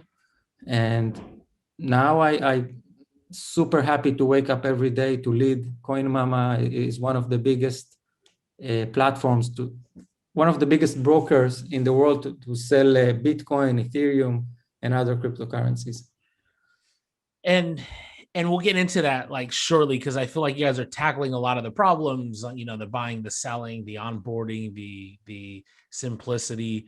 And you're a finance guy, you're a business person, like, you know what's going on, and you already had your doubts in the beginning, and now it kind of makes sense. What is Bitcoin? Like, what's the disruption there? Obviously, Bitcoin blockchain has touched a lot of different avenues, such as you know, the healthcare industry, the enterprise front, supply chain, NFTs, DeFi, right? Touches a lot of things, a lot of new areas of opportunity that there's a lot of challenges, barriers across the world for whatever reasons, businesses and all that. What is Bitcoin to you, I guess, in terms of crypto? Like, does it open the doors for everybody? Is it a global currency, a store of value? And you could talk high level, but what ticked in your head? We can talk 3 hours, and I will not cover it enough. But the first moment that you want to buy Bitcoin, the first attempt to buy Bitcoin, the journey starts with a bank. And usually and globally, because we deal with users every day from 190 countries, that beginning of the journey, when the first friction with the bank, in order to buy Bitcoin, at that moment you understand exactly why you need Bitcoin, because the bank in many countries, they say, you want to buy Bitcoin, you want to transfer your dollar from our bank to some crypto broker? No, we do not allow it. In many countries in the world, they do not allow you to buy what you want with your hard-earned money. And that's unacceptable. Okay, that at that moment you understand that even me, that I live in Israel, which is a democratic country, it is not fully democratic. Okay, you are still a prisoner of the financial system, and not at least it was a good system. It's not a good system. It's expensive. It's inefficient. It has a lot of bureaucracy, and it doesn't give you the freedom or the independency that you want. You want to own your money, you have to own it, not trust a third party. So once Bitcoin was introduced to humanity, it solves so many problems, not only to the privileged people like me in a Western country, but also especially for refugees, third world citizens, people who don't have any access to the financial system because they are poor, because they are under a totalitarian regime. So many use cases that remembering 12 words in your head, and by that allowing you to cross border with your family fortune, that was never accessible. This kind of system was never accessible to in the human history. I keep telling people about the Jewish Holocaust, okay? The Second World War, so many people knew what is going on in Europe, and they were afraid to leave. They were afraid to say, okay, I have to escape with my family. Why? Because they had real estate, they had bank accounts, they had gold. They knew that they will not be able to pass the checkpoint, and they were afraid to lose their assets. I think if today that the same situation happened and today we have Bitcoin, many lives could have been saved over there, and in any war zone across the globe. I mean, so that's one aspect of Bitcoin. But again, the world needs some neutral financial system, something that is common to everyone around the globe. We use the internet on a daily basis, and millennials and younger generation, Gen Zs, they were born into it. They know how to speak with each other and with computers. They trust open source. For them, it's native. That's how the world was built. And for that, you need an internet money. Mm-hmm. We need some system that is not depending on any government and is completely open source. Imagine Wikipedia. Okay, Wikipedia, you can trust that it has no financial incentive. No one has. Some people try to abuse it a little bit, but they have some checks and balances, and it's the encyclopedia of the world. Okay, a lot of good data is there because it's an open project, and everyone can contribute with some committees that audit and check the quality. It's the same with Bitcoin. Everyone can join as a developer, and you can see exactly how the code evolves, and you can audit it and you can trust it. It's like Linux. Okay, Linux was built at first. The closed source companies like Microsoft and Apple, they laughed at Linux. They said, okay, it's an open source. It will never replace Windows. But today, airplanes, they fly based on Linux operating system. You can trust it. It was battle tested, and it was developed by hundreds of developers around the world and QA'd by hundreds of QA engineers around the world voluntarily. Yeah. So I totally trust these open systems. So what are some of the problems that you're seeing now in this space, in this period of time, kind of where we're at, and how do we get Bitcoin into the hands of the next, 100 million people? And I feel like Coin Mama might be tackling some of these things. Yeah, so first, there's like a dance with the regulators, okay? On one hand, we do want some clear regulation, because it allows us to understand what is needed, what is expected from us. I'm talking about the on-ramp services like Coin Mama. On-ramp, it means that we take a user dollar and we sell him Bitcoin. And it's not trivial to do this shift, okay? Only I don't know, like several tens of good companies in the world actually do it well and do it according to the regulation. Why? Because the regulation is not clear, and the regulation have a lot of mandatory checks that you have to stick up with it, and it's not easy. You have to be a big organization and a wealthy organization in order to be able to adopt all the global regulation. On the other hand, it creates a lot of friction to the user. So just the KYC process, the know your customer, it means that we require any user around the world to hand us with his driving license or passport or any ID, that for us, we have to know that that you are who you claim you are.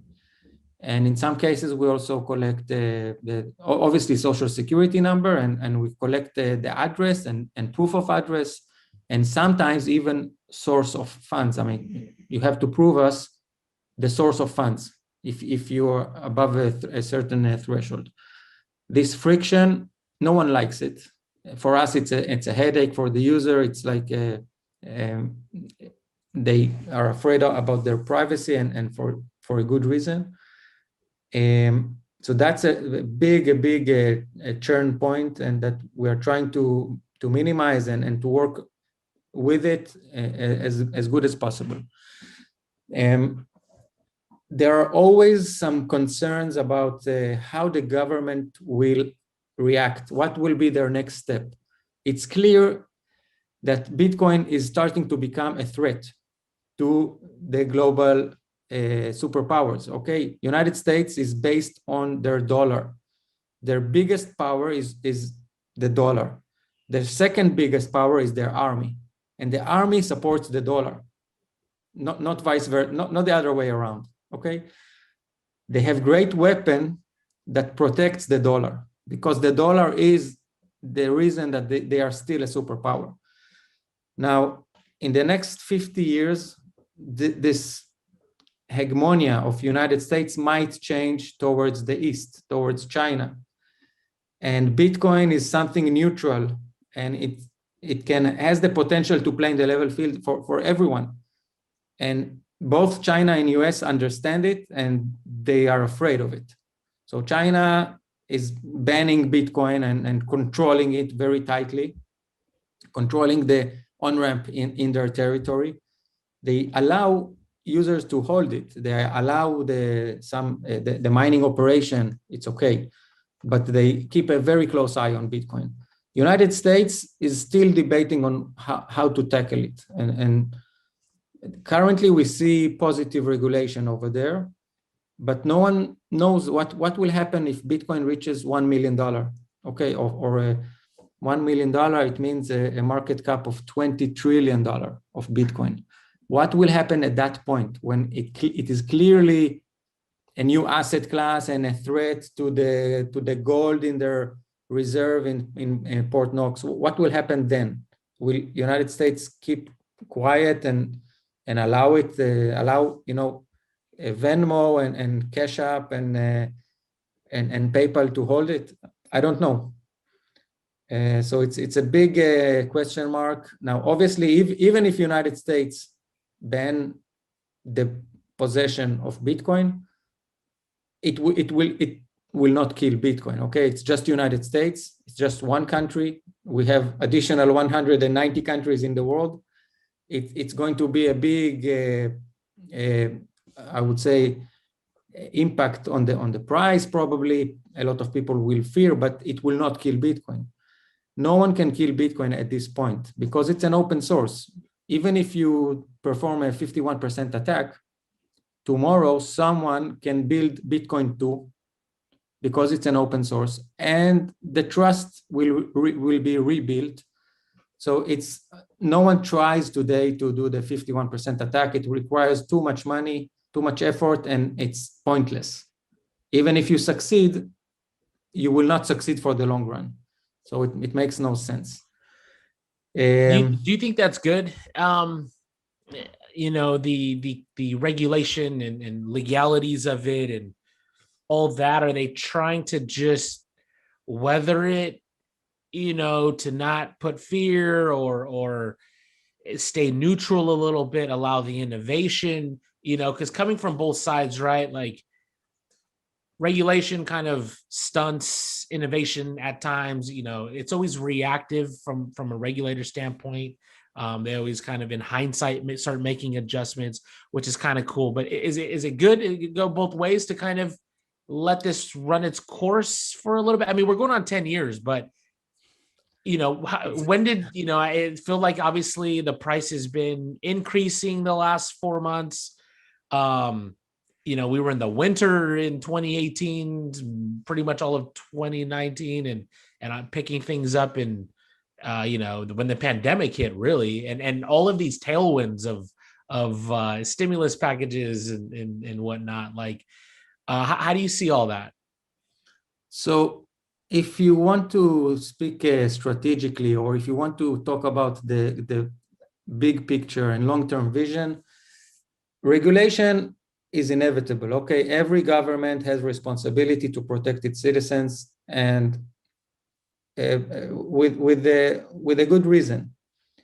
For example, the SEC started to go after the ICO's project that breached the minimum trust with the investors, and now they are being fined or prosecuted, and we see a progress in that field.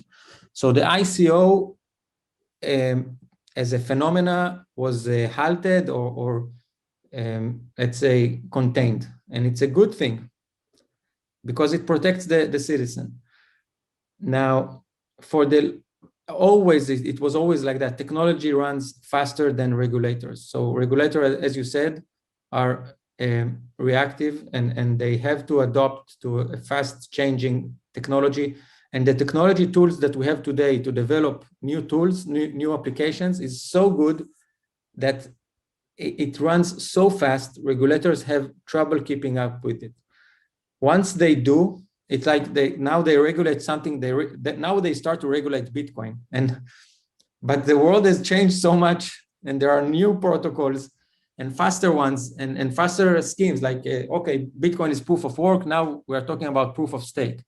Ethereum EIP 1559 is going to change how people mine ETH, now they have to understand how to tax, for example, the gains from proof of stake.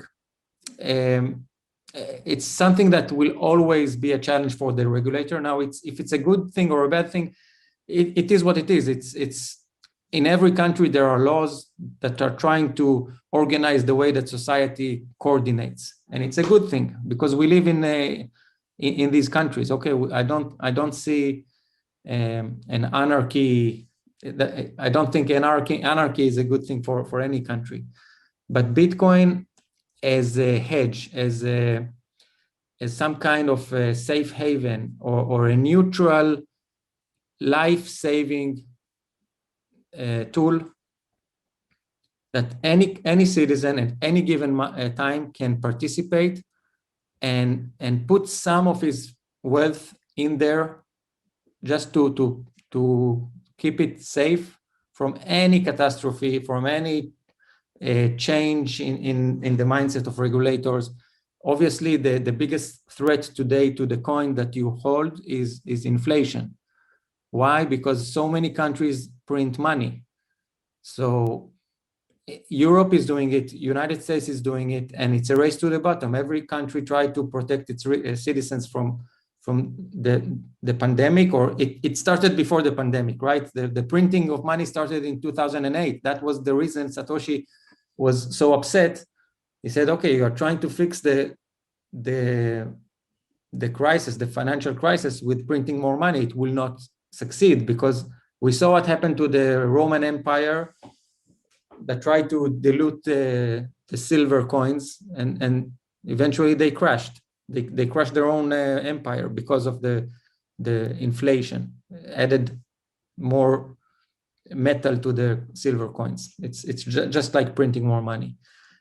It will not end up well, even though it's a superpower and they control the reserve currency of the world. I don't see how. We already see the result, the higher prices. The CPI is growing, the real CPI.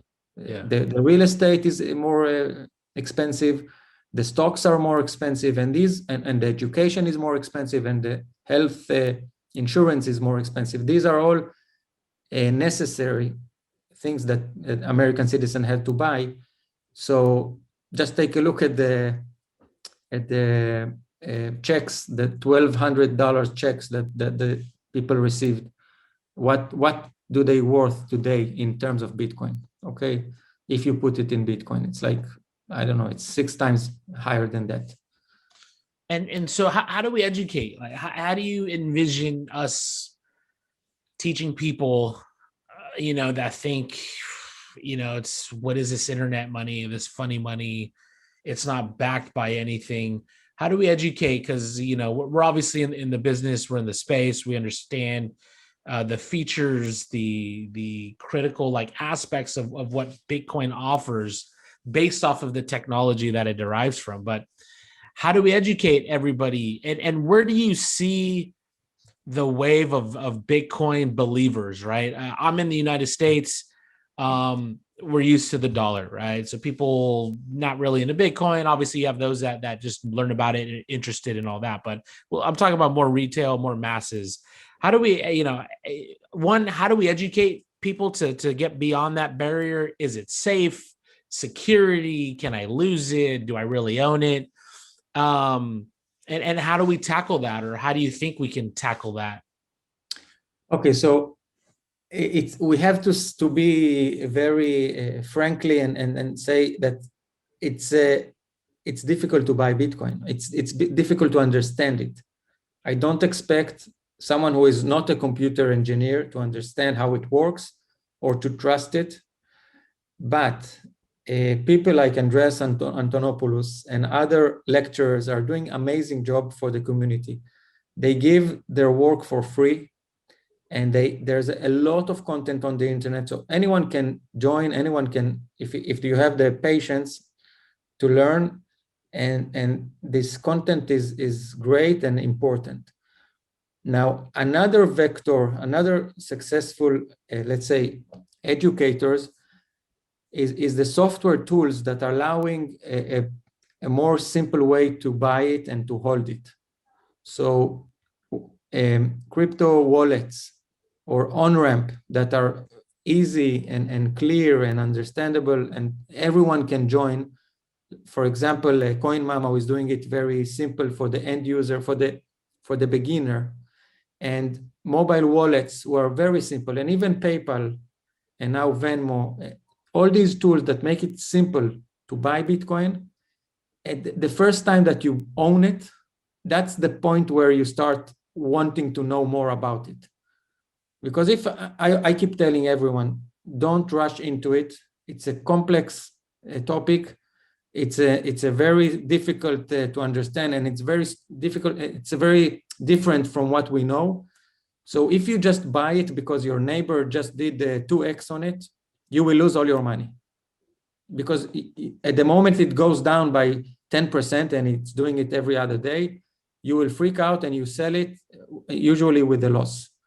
So don't FOMO in, just learn what it is. And I keep telling people, first, devote some time, several days to learn the ecosystem, only then buy. I keep telling it to people, but they don't do it. Okay, so no one is actually have the patience of doing this in the right way. So first people buy, then they start to learn.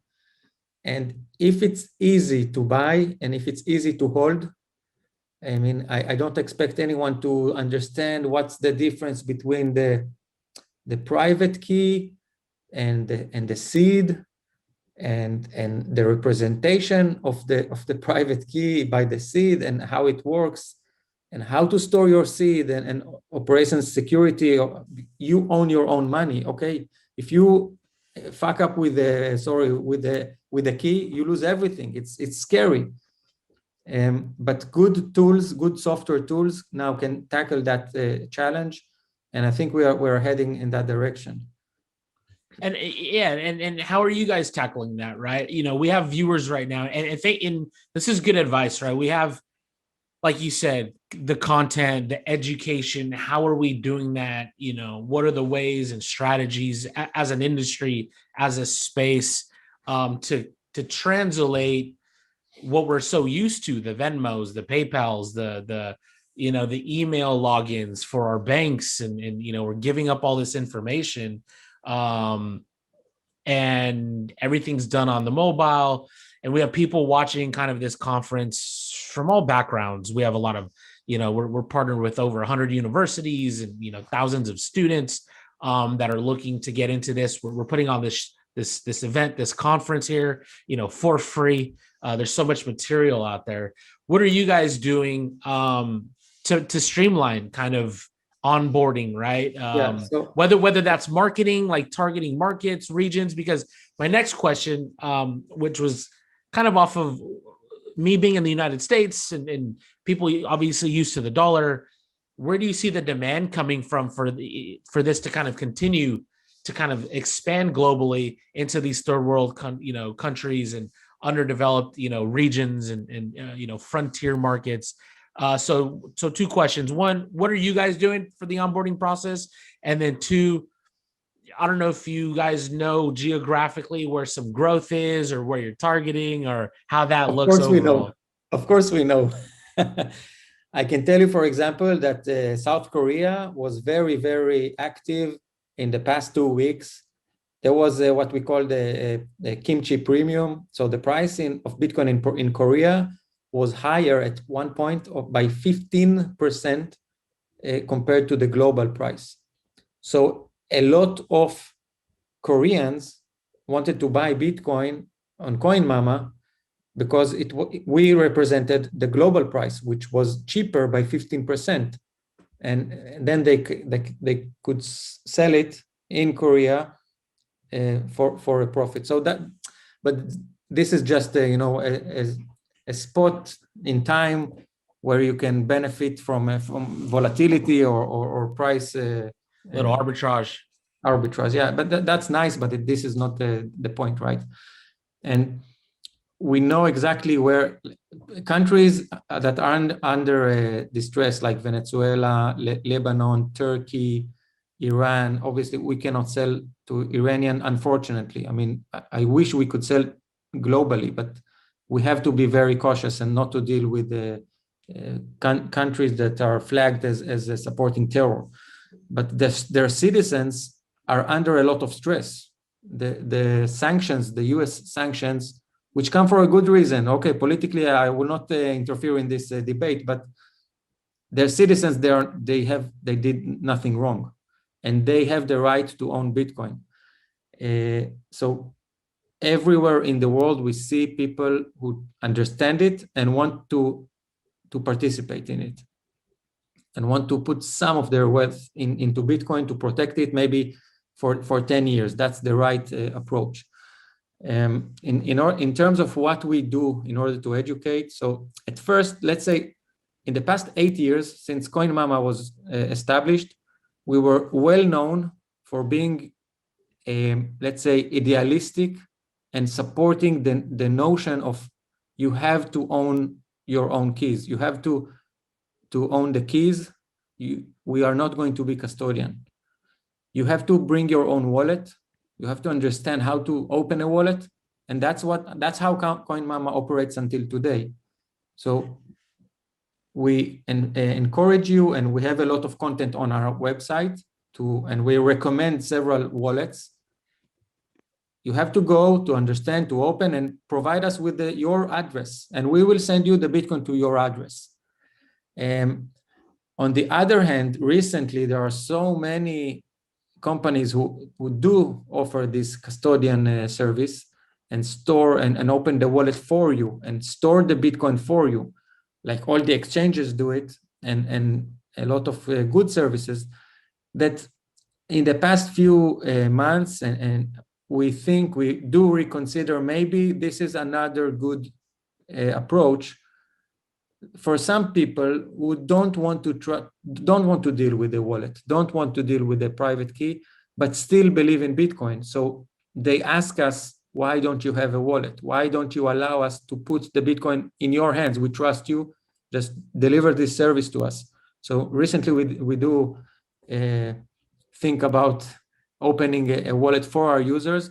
I think all these tools, all these software tools, if they are done properly, now there's always a risk, right? If you are the custodian or you use a third party, there's always a risk. Some of it will always be online. Most of it will be in cold storage, but some of it there's always a temptation for the hackers to attack. But the more people participate, the network effect is bigger, and Bitcoin is doing its own marketing thing. Bitcoin is a community that's growing organically, word of mouth, and people share their revelation and share their excitement. And it's amazing to see how well the marketing of Bitcoin is going on without any chief marketing officer, right? It's something amazing to see crypto Twitter and Telegram and all the groups, and so many talented people and leaders talk about it and getting interviewed on main media channels. I trust the community to grow further. I totally trust the community to be a good representative of the technology. And how has Coin Mama been so successful? You know, you guys were founded in 2013. I mean, that was so long ago, like before Ethereum wasn't even around at that point. Obviously you guys have a secret sauce, but what kind of separates you, or what do you do better that you think you operate in all these countries and you have all these users and have maintained through all the volatility and ups and downs? And not only that, you mentioned it at the beginning, the regulation, like that's a lot of work, security measures, operations, jurisdictions. Why have you guys been so successful? I think the secret sauce is that we focus on the customer, and we are well known for being one of the best in the industry in customer service. And we measure customer satisfaction like fanatics. We constantly keep talking with the customers and surveying and understanding what do they want, how to improve, and making sure we measure the time to first response.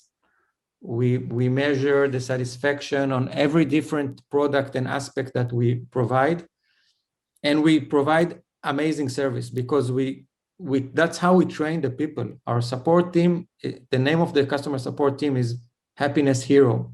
Okay, that's when you join our team, the title that you get is Happiness Hero.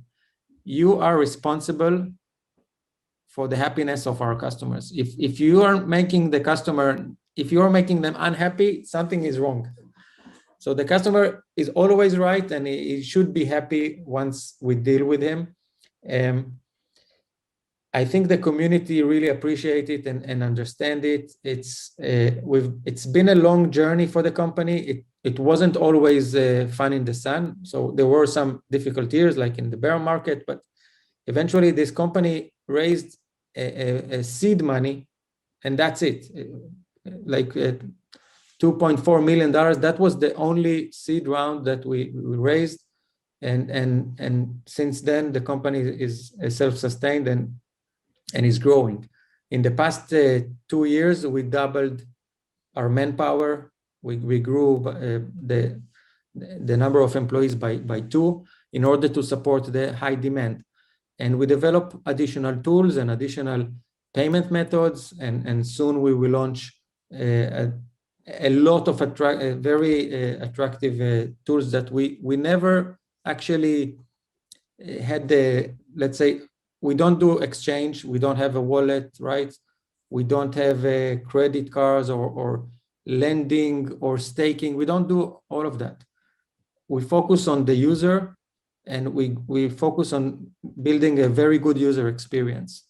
So I think it worked just fine until today, but definitely we do need to evolve and to add additional tools as our customers ask for.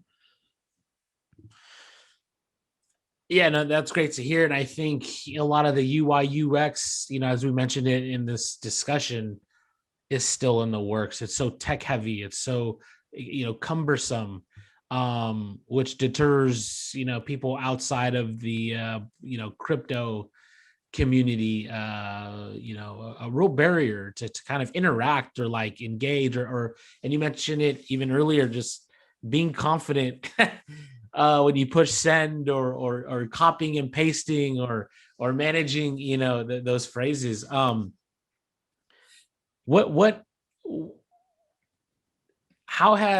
long have you been the CEO now? For a year? A year and a half. Year and a half. So what have you learned in this year and a half? Obviously you didn't believe in Bitcoin, or you didn't believe in the tech at the time, and you went down the rabbit hole. You were a believer, and then you become the CEO, right? So what are some of your takeaways over the last 18 months that you've learned, you're continuing to learn? Because that, this is such an emerging industry space, technology. And we're kind of hitting on some traditional aspects of like what makes a good company. A lot of projects thought they can build it and people will come, and it doesn't work like that.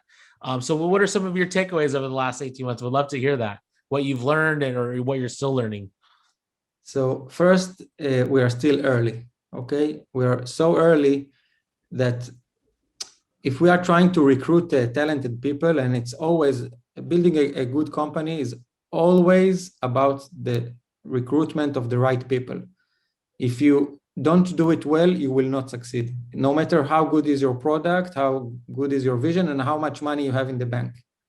If you don't have the right talented people, you're not going to make it. And now we are struggling to recruit people, and some of the requirement or nice to have is people who understand Bitcoin and believe in Bitcoin. And you cannot find too many people that are both very, let's say, talented software developer and also understand Bitcoin and believe in it. So that was, now I see this community is growing. So more and more people are exposed and learn. And now, if we're talking about a year and a half ago when we interviewed people, no one actually knew what we're talking about. Today is a bit easier. And people know and understand thanks to the main media. But again, we are very, very early because there are a lot of skepticism out there. A lot of people who say, yeah, I will join Coin Mama. I think you're a cool company, but I don't believe in Bitcoin. So I'm having a hard time hearing it from a candidate. But we did manage to build a hardcore believers inside the company. We have mugs, coffee mugs with printed all kind of Bitcoin slogans on them, and we passionate about what we do. So it's a lot of fun to wake up in the morning. When you enter the company, there's a big screen with all the Bitcoin transactions in small bubbles that represent the value of each transaction that is live, what is going on right now on the blockchain. So it's amazing to see it, and it reminds everyone that this is alive and kicking, and it serves millions of people around the world with a lot of money that is moving between hands all the time. these bubbles, these screens that make a sound of a big transaction or a small transaction. It's a different sound. It's amazing to see it. It likes visualize. That's cool. What is happening on the internet right now in this ecosystem. Another thing that I learned is that there are not so many crypto brokers or exchanges that are profitable. It's a very, very competitive field. And as you said, even if you have the amazing product, even if you have you raised a lot of money, it's not easy to build a ROI positive operation. And we were lucky to begin very early. So we have a lot of loyal customers, and we have a lot of organic traffic. So people know us word of mouth. We don't market ourselves too much. And they trust us and they keep returning. So this is something that we are truly lucky. And I would say also it's also a matter of talent, all right? You have to know how to maintain your good reputation and to, as I said before, if you deal with a customer, if you put a lot of effort to serve the customer properly, they will come back. Yeah, no, those are critical points to any business. And I feel like a lot of people, at the beginning, early years, didn't take advantage of some of that. And it comes down to a relationship kind of, operation where you're dealing with people's money, emotions, savings, dire and desire really, in the crypto space. And it seems like you guys really put that, prioritize that and it's paying off. I have a cool story about it. People pay us dollars and then we expect them to send us the Bitcoin address. Where should I send you the Bitcoin? Okay. So sometimes they miss that point, they miss that step, and we are stuck with the Bitcoin. We didn't deliver the Bitcoin to the user. And we try, so in that case, we try to reach the user and tell us, look, you forgot to provide us the address. We want to send you the Bitcoin that you just bought. And in some cases, they disappear. And we try over and over to reach them. And recently we managed, and that's something that we constantly do. Recently, we managed to reach out to a user who bought Bitcoin in 340 euro in 2016. And you can imagine how much Bitcoin was it worth in 2016. And this guy got an email from us telling him, please provide us your Bitcoin wallet. And because we have Bitcoin that we saved in the past 5 years, we are waiting for you. And he woke up and he said, I'm here. Thank you. I cannot believe that there are companies like you who are so trustworthy to keep your word. And we deliver him a Bitcoin worth of 25,000 euro today. Wow. It's almost half a Bitcoin. Yeah. Almost half a Bitcoin he bought with us. He was so happy. He sent us an email. He said, you are amazing. You have amazing integrity as a company. I don't believe there are so many companies that there are any company with such a high fidelity to its users out there. Allow me to buy lunch to all your employees, and you can use my name if you want to PR around it. Wow. So it was such a happy day for everyone in the company to make someone happy only by doing what we have to do, right? It was our duty to keep the merchandise for that customer. He paid for it. Now he disappeared for 5 years, but it's a cool story. Maybe it was intentional. He's a hodler. He was kind of, just waiting. Maybe he has a few other accounts too. That's a great story. I mean, there's hope, and you do hear these stories of lost Bitcoins, compromised addresses, or just not understanding the level of importance or of maintaining this information or like writing it down, forgetting but about this, it. but I this forget story has a happy end. Yeah. Oh, thank God, because we do hear these stories of whatever it is, missing Bitcoins all over. So I'm glad that this person got their money back. And I know we got a few minutes here. What else excites you in this space outside of so we talked a Bitcoin and the little bit. disruption? Yeah. We talked a little bit earlier about NFTs. So NFTs is an example of what the technology can bring to humanity in other aspects, not only on the monetary side, but on the possession side, right? So let's talk about artists, not only painters or Photoshop or that, but also singers and musicians and video creators and movie creators. Today, they have to share the revenue or the income of selling their art. They have to share it with the platforms. So if you are a video producer, a movie producer, you will share it with Netflix, with the big brands of Hollywood, the big publishers. If you're a software developer, you will share it with Apple. If you're an artist, a singer, you will share it with Apple or with Google. It doesn't make sense, right? It's your art, it's your work, and today you have the tools to produce it by yourself or with a small team and to publish it by yourself.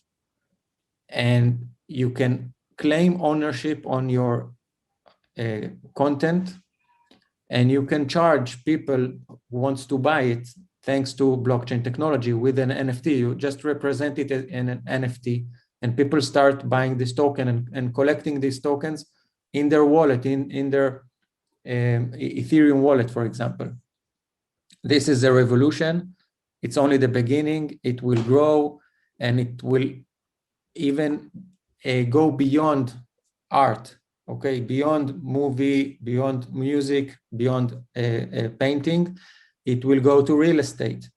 It can go, you can own a fraction of an apartment. You don't need to, if you want to invest in real estate, you don't need to own a whole apartment and benefit from the rent. You can own just a few square feet of the apartment. If the apartment is tokenized and shared for small tokens that represent ownership. And this ownership of that apartment can be sent globally to the Philippines, Japan, or South Africa. So people all over the world can buy real estate anywhere in the world, and it's proved to be the right of ownership. And you don't need that government old system of booking of the real estate allocations. Anything now, this technology is amazing. It can open your mind to so many different applications.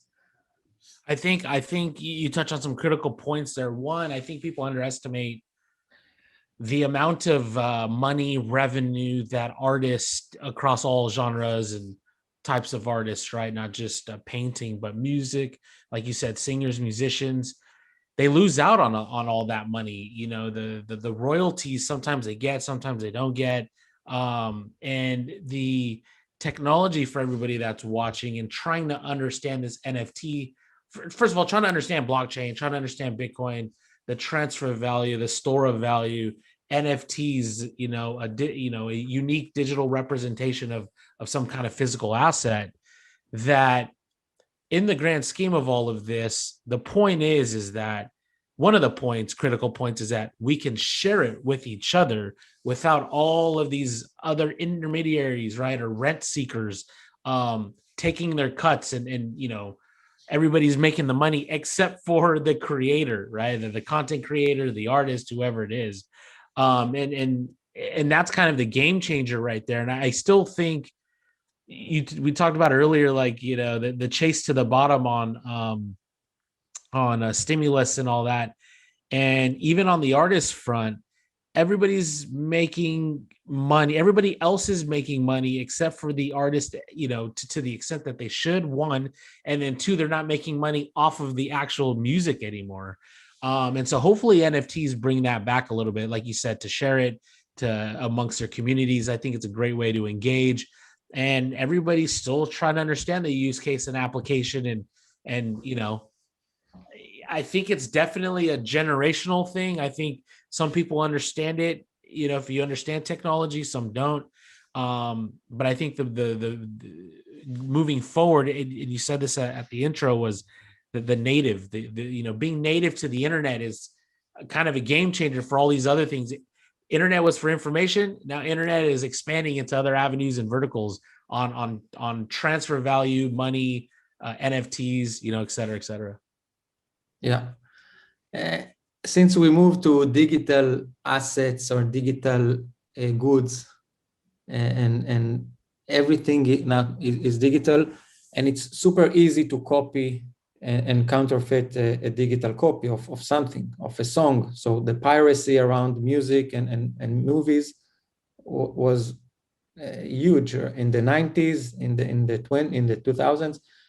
And only now we have a tool to mitigate that and to actually verify that there is only a single copy of a movie, and you own the rights, the copyrights of that movie. So it's a great technological improvement. It's a digital world. You have to use digital, I would say, cryptography to make sure you are the owner of that copy. It wasn't available priorly. That was like a breach of 2 decades of people using and listening to music that they should have paid for it. Yeah. Well, it's amazing talking about all the tools, and this is kind of your background. In the day, it's just cryptography, distributed systems, internet money, or digital cash, has all been around. Well, digital cash was attempted, in the early in the 90s. Cryptography, dates back decades.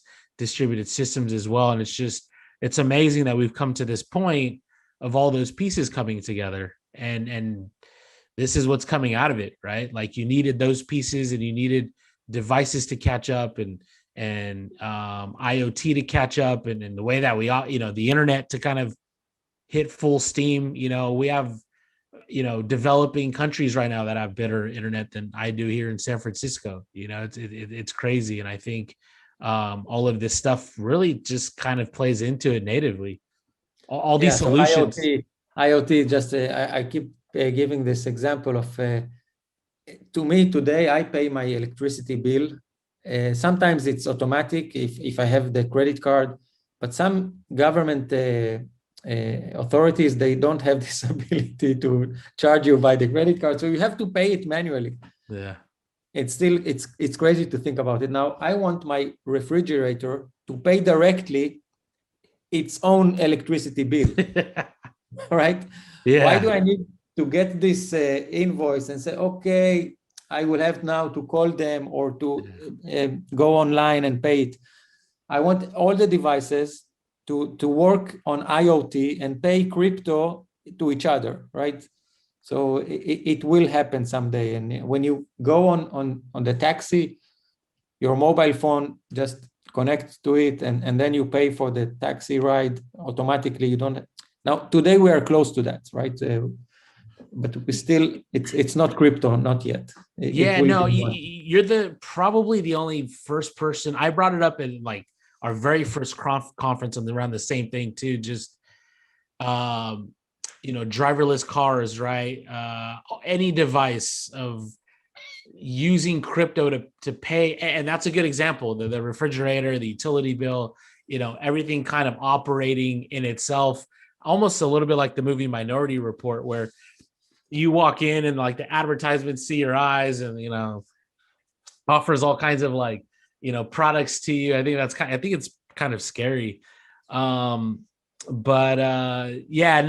so many aspects to blockchain that it touches, right? I mean, we could go on for days, and right now we've kept it to Bitcoin, And the theme of this conference at the moment, because things have been kind of moving, so the pace of innovation in blockchain, right, is rapid. And right now it's NFTs, and that's why we kind of went down this path of what that is, how that looks, and I'm curious to see if it's a bubble, if it's if it's going to last. I know a lot of projects right now are raising some good money off of it. There's marketplaces to share.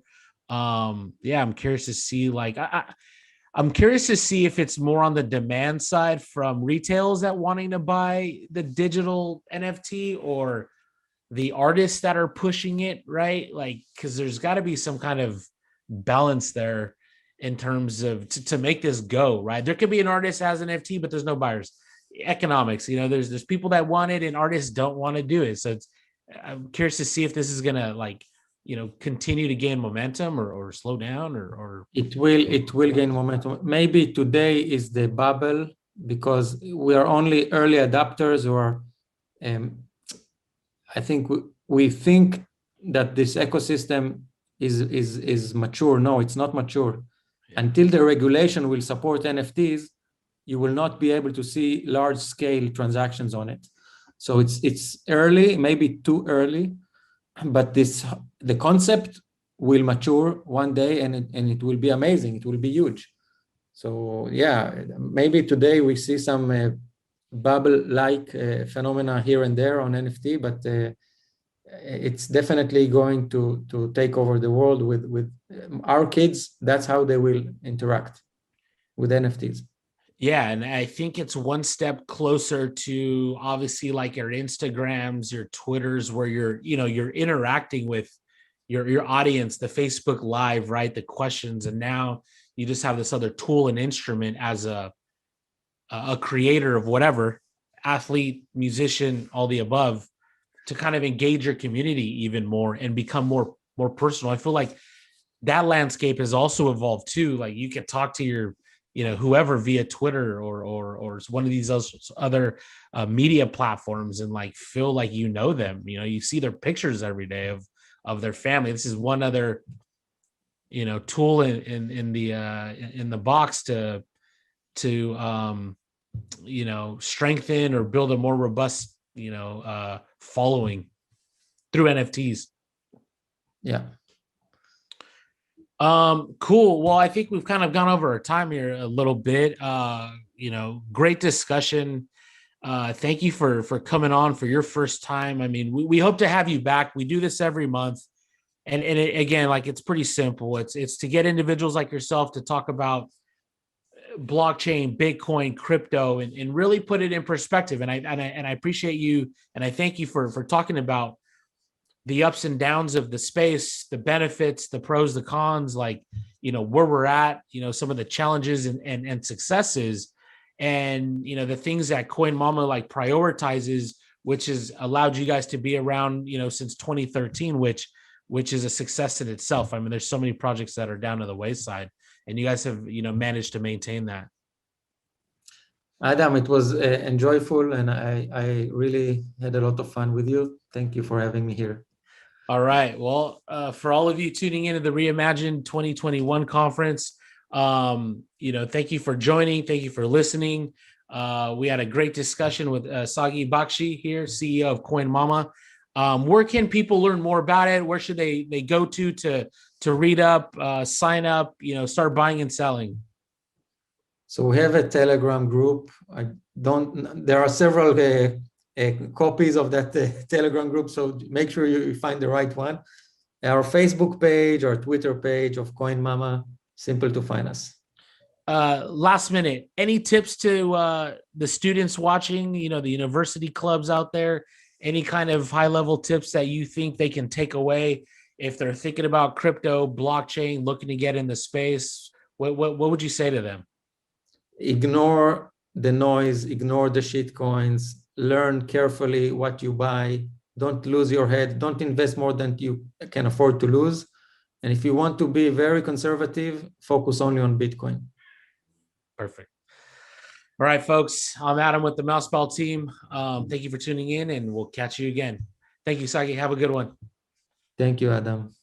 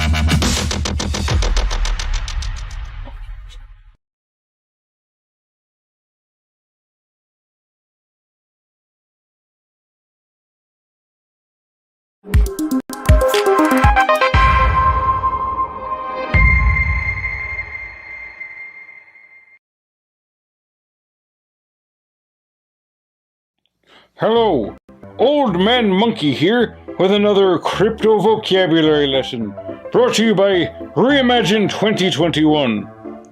Public key and private key. A cryptographic code that allows a user to receive cryptocurrencies into an account.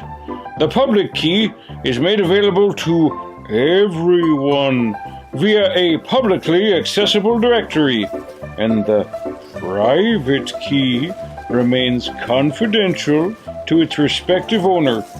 Because the key pair is mathematically related, whatever is encrypted with a public key may only be decrypted by its corresponding private key.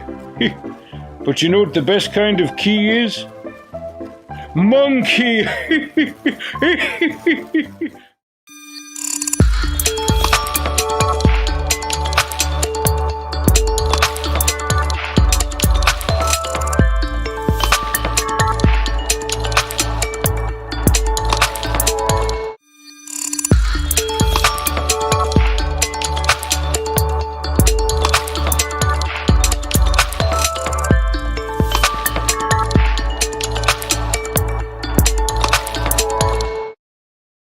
At this point, one thing's for sure.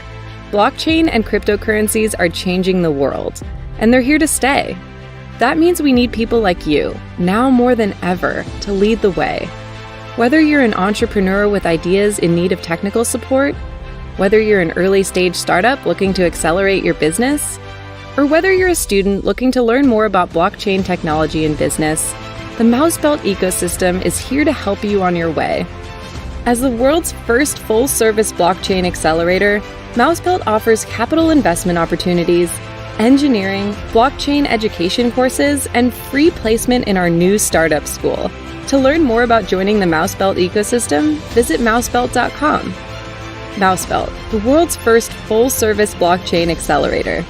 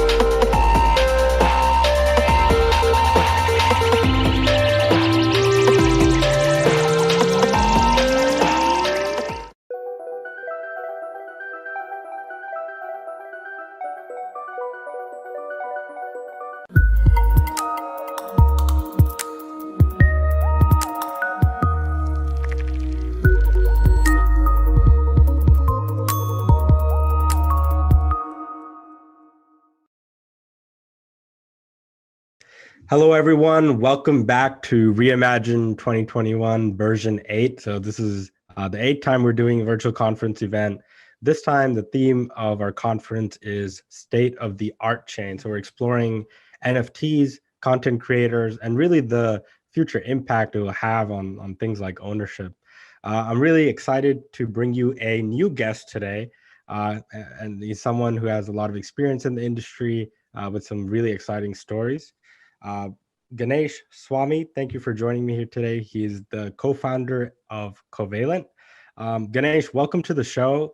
And just to start off with, I want to, how have things been for you this past year? And tell us a little bit of your story of what you were doing before being involved in the industry, and what you've been doing years prior. Absolutely. Thanks, Roshan, for that warm welcome. Ganesh Swami here. I'm the CEO and co-founder of Covalent. So before crypto, before all of this stuff, I was a physicist by training, and I used to work on cancer drugs So building in the pharmaceutical industry. And that was fun. That was challenging. That was world changing. But for me, that was too slow. It took about 5 years to get a prototype drug out into the market. And while I was seeing my friends starting companies, getting funded, and even going through an acquisition or an exit in 18 months or less. So I was kind of missing that fast pace. So I decided to pivot my career away from the physical sciences to something more fast-paced. So this is where I got into the big data space. So I've been doing big data systems for the last decade. About 3 years ago, we found this opportunity that blockchains are cool and all, but for it to garner enterprise adoption, it has to speak to existing investments. And these investments could be the talent, because enterprises are not going to retrain their people. It could be the processes. They're not going to change their processes. And existing tooling. It has to talk to your existing applications like Excel and Power BI and Tableau. These are some investments that enterprises have done. So if you look at an enterprise setting, there's always a legacy piece of infrastructure that's been running and chugging along for decades. And there's no reason to change it if it's not broken. So that was the core idea. We built out the prototype for Covalent at a hackathon, ended up winning that hackathon, and started to build a company around it to commercialize this technology. So that is Covalent. The word covalent comes from covalent bonds. My apologies if it brings back harsh memories from high school, but that's where it is. So it's this binding agent between centralized systems and decentralized systems. So that's where the analogy comes from. So we have a lot of fun with our branding. If you look at our logo, those two dots are orbitals. If you look at our homepage, all of those lines is a Lorentz attractor. Our community ambassador program is called the Covalent Alchemists. They're all alchemists. So everything is like a chemistry, physics related theme. So that's Covalent.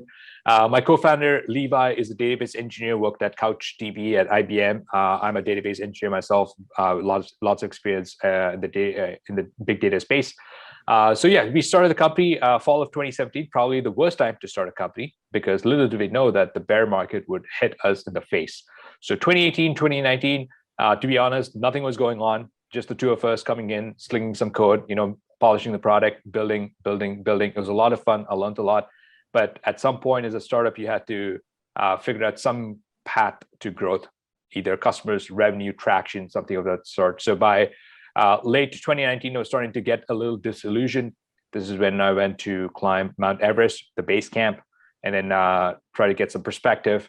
And I came back and said, hey, you know what? Let's use our own data to figure out what's going on with the blockchain, right? What is going on? Like, where's the activity? Where's the heat? Let's go after that. And so we crunched some numbers and said, okay, let's give it 3 months. But then 2020 hit and DeFi started to blow up. So I would say our timing was good, was great. And we started closing customers left, right, and center. Suddenly we found ourselves profitable. And suddenly we found that we could not keep up with the customer demand. And this is when we went out to raise a round of venture funding, which is our first funding, which was last summer. And then we have since closed 2 more rounds of funding. So today, the team, we've grown a lot in the last 8 months, from a team of 2 to a team of 30. So Covalent is 30 people today. The number of customers we have is just 4 or 5, which was last summer, to over 100, including all the top players like 0x, Zerion, Chain Guardians, Ethermon, so on. The number of blockchains we support and index has gone from just Ethereum to 8 blockchains today. So that's a short summary of what has happened over the last couple of years. So yeah, happy to share more and dig into what is Covalent and what we offer to the industry, and why this category of data middleware companies are very interesting from a positioning standpoint.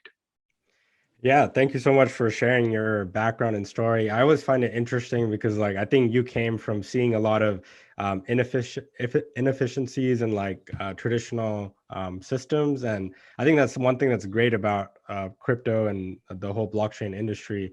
A lot of these tools and public blockchains that are available, they're always on, and the rate that things get better is just very, very high, and it gets very, very fast. I want to dive a little bit deeper into something that you said, and congrats on your recent raise. I think it's pretty interesting. So tell me a little bit more about some of the interesting features that Covalent provides, and that demand that you're talking about. Can you actually see that in real time? Like, do you think this benefits B2B companies? Absolutely. So what has happened? So let me talk about why a company like Covalent, our category is a breakout category. So in crypto, you have a few breakout categories. First is the trading venue. So companies like Coinbase and Binance. Obviously, Coinbase with going public a couple of weeks ago is huge. Binance being a multi-billion-dollar company is also is no news to anyone. The second being custodians who hold custody of your assets, because institutions are not going to self-custody. The data layer is critical because all the data is public on the blockchain, but you can't actually get this out. Yes, you can go to Etherscan, but it doesn't have all the information. There's information on the blockchain that you can't even see on Etherscan that Covalent provides. So this is why this category of companies in this space is so important. So you can have there are lots of companies, like Chain Analysis is an example that does forensics analysis, and they've raised over $200 million over the last couple of months. So there's companies in this category, and Covalent is one of those companies. So with regards to what is going on the blockchain, the beauty of the blockchain is that it's the central nervous system of your financial or your art or whatever the business process is actually all public, and it's immutable, which means it cannot be tampered with. And this is crucial because if you look at the expense that any enterprise or any business, it's mostly in the data integration. It's getting these CSV files, making sure there are no errors, making sure they're compatible with existing systems. If there's a person on the other end who's entering the data by hand, there's lots of errors. It's a very complicated system. And if you look at the traditional enterprise system, these data pipeline companies are all are worth billions of dollars, because this is a crucial problem. You cannot have an error in an enterprise data pipeline or in a reporting system. There might be huge penalties and huge regulatory concerns just because of that. So blockchain solves all of that stuff, because the data, the schema, the definition of the data, nothing can change. Once it's put on the blockchain, it's there forever. So businesses find a lot of value from this, from a motion perspective, as in the data is flowing from point A to point B. But eventually, the process itself will move to the blockchain. So let me tell you why this is important. We've gone through digitization of assets, right? So if you look at the invoices, so if I were to send you an invoice, I would send you a PDF. But that's still just a digital version of an analog service. You still have an invoice number, you still have accounts receivable and payable, all of those are analog processes. But what would be magical, and which is where the world is heading towards, is having true digitization, which means the invoice itself lives on the blockchain. And this is powerful because now you can pool all of these invoices and do other kinds of things. You can get a loan against these invoices. You can do lots of interesting things, especially with DeFi being composable. So that's what is exciting and what is very futuristic when it comes to the blockchain. Yeah, you're definitely right about it unlocking like new buckets of value that just haven't been able to be unlocked before. And I think also that it's interesting that this, like, with these decentralized blockchains, there's so much more data that's being produced. It's not being categorized, or you can't make the same sense of it. So kind of going into some recent developments that you've been doing, I think it's super interesting because you sort of have reasons as to why you did them. So I know you recently launched the mainnet of Covalent. So can you tell me a little bit about what this mainnet launch means to you, and even why do it? Like, why is it significant? Sure. One of the things that marks our team at Covalent differently is that we're product and traction focused entrepreneurs, which means we identify a problem and then go solve that problem, and then traction, and then figure out the rest of the pieces. Unlike a lot of the 2017 ICOs, which many of us know that didn't really pan out even after raising tens of millions of dollars. So what we did is we went out and built a traditional centralized SaaS solution to bring data availability to the blockchain. So we built a centralized API, a centralized service. All of the systems are under our control. But what has happened over the last year is, as we've gotten more and more traction, Covalent now becomes a central point of failure, which means that if someone were to hack us, if our systems were to go down, if someone tampered with our data sets, then that would mean basically a big portion of the industry would go dark. So what we've done is we have elevated Covalent to become now a public good. So the Covalent network is a decentralized network that is run by parties who are completely unknown to each other. So in theory, you can just go and participate in the Covalent network without asking for anyone's permission and start serving these indices as queries. So that's really what the magic of this new infrastructure is. So it becomes a public good that anyone can query data from. So the first step towards that fully decentralized vision was taken last night with the launch of our mainnet. So if you go to our block explorer, which is cqtscan.com, which will go live later today, or by the time you hear this podcast, it'll be live. CQT is the Covalent Query Token, so CQT scan.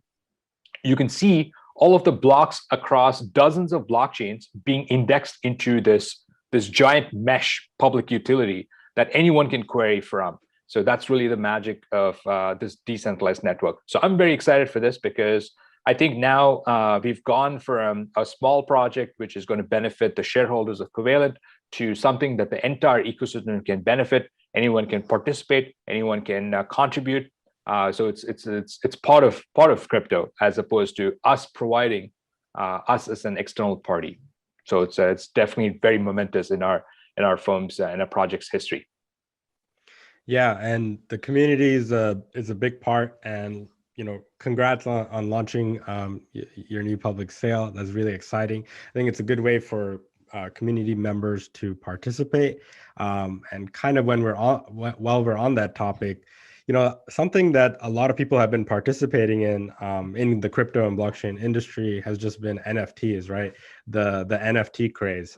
So why do you think, actually, let me back up a second. First, what can you tell me about how much, I guess, time and consideration your company currently puts in NFTs? Like, what does NFTs mean for you? And I think you also have an interesting story. I'll let you mention the name of who you know. Absolutely. So NFTs. NFTs has taken up all of our airtime in the first quarter of this year, for good or for bad. I think it's good because it's brought a lot of attention to it. So let's first talk about NFTs. They've been around for a while. They've been around even before CryptoKitties. There are projects out there like CryptoPunks, which have launched an NFT, not fully compliant, but they are NFTs for all you can consider. So CryptoKitties really made it popular because it brought in this whole new avenue of collectibles. And then 2018, 2019 was basically that. 2020, the DeFi craze took over. And then towards the end of 2020, I think a couple of things have happened. There's a lot of people who've made a lot of wealth, personal wealth from DeFi, because a lot of these tokens have, basically gone 10 to 50x. Pretty much anyone who's made investments last summer is doing pretty well financially. So there's a lot of capital that is waiting to invest in entertainment. So when Q1 came around, there were just like one by one projects were starting to release NFTs. Artists were coming out of the woodwork to release NFTs. My firm Covalent, we've issued a couple of NFTs, and this is really, really interesting. So there are a couple of things here. One is that it's a piece of history. So you're capturing a piece of history. That is really, really cool. So Covalent runs a couple of big data competitions. It's called Dungeons and Data. And for the winners, we give out an NFT, and that's a limited edition. So it's a part of history. The second thing is like a collectible and collecting rare items. This has been going on for generations. It's not specific to crypto or NFTs or anything of that sort, but people love collecting things and you can see that with NBA Top Shot. The third thing is this collectibles, and I would say as a source of investment. So maybe that's not a deal, but something that a lot of people don't know is that in the art world, art as a category of investment, as an asset class, is quite lucrative. So people can invest in art. It's just not very liquid, and there are other issues. I mean, you physically have to move pieces of art around. But in the NFT world, it's the same kind of idea. So if you're able to create a basket of NFTs, that could be quite a lucrative investment portfolio. So that is also bringing in a lot of interest. So this is what we're seeing with NFT and why all the craziness. Now, the flip side of this is who is purchasing these NFTs. So our firm, Covalent, has a research desk that we call Alpha Alarm, and we put out a lot of data analytics, mostly charts. So we put out a chart every day that talks about the different facets of the crypto industry. And what we found is twofold.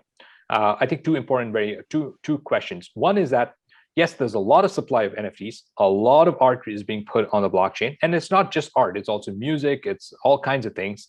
But who is buying them? Is it the same set of people, the same wallets that are participating in the sales? And the answer, unfortunately, what we found is that it's just 2,000 wallets that accounts for 80% of the sales that's going on, at least on Ethereum, which is with OpenSea and Rarible. So that's quite unfortunate. So it's the same set of people who are participating. The second thing I would say is interesting is that is it attracting a new source of buyers? We unfortunately don't have data on the Flow blockchain, but I think what Flow is doing with NBA Top Shot is very, very interesting. It's attracting a new source of buyers, but it's questionable if these new source of buyers actually care about the ethos of crypto, which is decentralization, property rights, hardware wallets, security, self-custody. Those things that matter a lot to the current crypto core may not necessarily be the case for these newer set of buyers. So there's lots of conflicting ideas here, which is very interesting to see pan out over the next couple of months.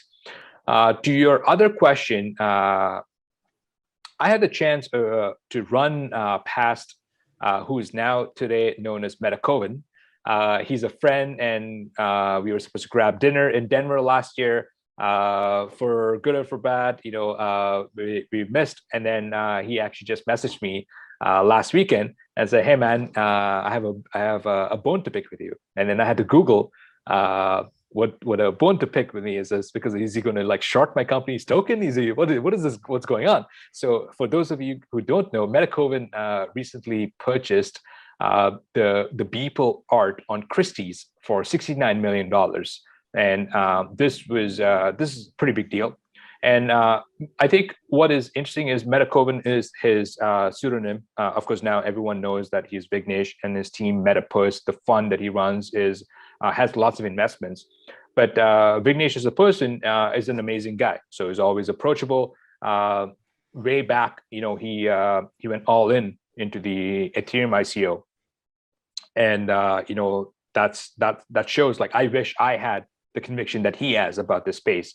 And he did the same thing with Polkadot, and now he has lots of infrastructure investments. And the kinds of things that Covalent and MetaPurse, which is his fund, the kinds of things we are trying to think about is, I think as an industry, we're not pushing the boundaries of experimentation. We're not doing enough to push what's possible. Like, there's so much you can do with 3D, with AR, VR, NFTs, all kinds of things. So hopefully in the next few months, we're able to announce some of the things that we're planning to work on. But yeah, so Meta Cohen, you can read up on him. You can read up his story. He doesn't own a car. He's a very down-to-earth, humble guy. I didn't even know personally that he was like loaded, but that's the kind of guy he is. So I'm proud to call him a friend, and he's a great source of inspiration for a lot of people who are just starting out in this industry. Yeah, and I think that just represents the great ethos that I think people in crypto have, that it's not really about the money or even adoption in some cases. There's many people out there that see a lot of these things we're talking about today as tools, including large amounts of data. Many people see it as tools against the current financial system where everything's kind of locked behind closed doors. And those are some interesting stories about NFTs for sure. And I'm sure for everyone watching this, some people might be new. What do you personally, what do you believe is the driving interest for everyday people getting into NFTs? That we saw this large group of people in the last year come in. So what do you think the difference between that and some of the other companies that are looking at it from a utility standpoint, whether it's these different sports teams, issuing different NFTs? Like, do you think they're just two different types of buyers? I think so. I think it's very interesting because it's like, I would say it's like MP3s. When MP3s were coming out for the first time, it was new, it was novel, but I'm sure there are people out there who said you can pry my Walkman from my cold dead hands, right? Because it's part of their thing. And then there's this newfangled technology. So I think NFT always has an allure of new technology. I don't understand, but I can see it visually. Visual things definitely speak to a lot more people than the crypto stuff. The crypto stuff is pretty hardcore. Setting up the wallet and all of that is very difficult. So I would say that's definitely what has changed. Even today, even though I'm in the space, I don't understand a lot of the DeFi products. They've become very, very complicated. So if I'm not able to understand DeFi, then I'm sure there's a large barrier to entry for retail adoption.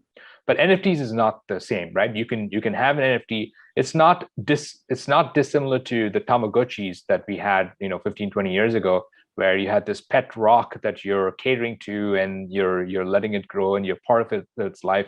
I think NFTs are kind of the same. With regards to the buyers, I think from a society, being a part of something as a true shareholder is something that is important. I think it's a sense of belonging. It's a sense of community. It's a sense of ownership. And we've seen that ourselves, right? So with Covalent, as a SaaS product is okay. We were doing pretty well. We were profitable. We were revenue generating, and we were growing, which is very, very interesting from a crypto perspective. But the minute we decided to tokenize our service and share the ownership of Covalent with the community, suddenly that activated something in people's minds. Now there are, like, our community is like thousands of people. And thousands of people that have gone through a full recruitment process. So we have a special deal called Covalent Alchemists, and they do tasks for us. They do translations. They do like video webinars, and they do all kinds of things for us. And they all have access to the token. We airdrop tokens to all of them. So that has really unlocked a new source of energy. So I think that's what NFTs are, right? If you take the NFT technology, now suddenly if you tokenize an NFT, that is now accessible to a lot more people. You can see this with People Pleaser. So People Pleaser is an artist from Asia, and she built the Uniswap promo video, right? She's a 3D artist. So that's very interesting. But what she decided is she wanted to sell this piece of art as an NFT and donate the proceeds to charity. And so she put it out for, I think like $15,000, $20,000. And then there was a whale who believed in her and believed in her in the cause and bumped it up to $100,000. But then what happened is, out of nowhere, a DAO got created, and they were able to fractionalize that DAO. And because a lot more people were able to participate, the total selling price was $500,000. Right, so we started at $10,000 and finally sold for $500,000 because there were 500 people who pitched in a little, right, and they're a part of this thing. So I think that unlocks new waves of participating. It attracts a new source of buyers into the NFTs, which has never been done before. So I think that's what the novelty of this thing is. So it has the potential of taking crypto in a completely different era. Different direction, which I think overall is healthy for crypto. We have to cross the chasm at some point. Yeah, and we need both ends of the spectrum. I think it's just interesting that you have all these other products that hardcore crypto people are always pushing, but in the end, it's something that's more social, and I think people can actually visualize like NFTs versus a lot of this other stuff.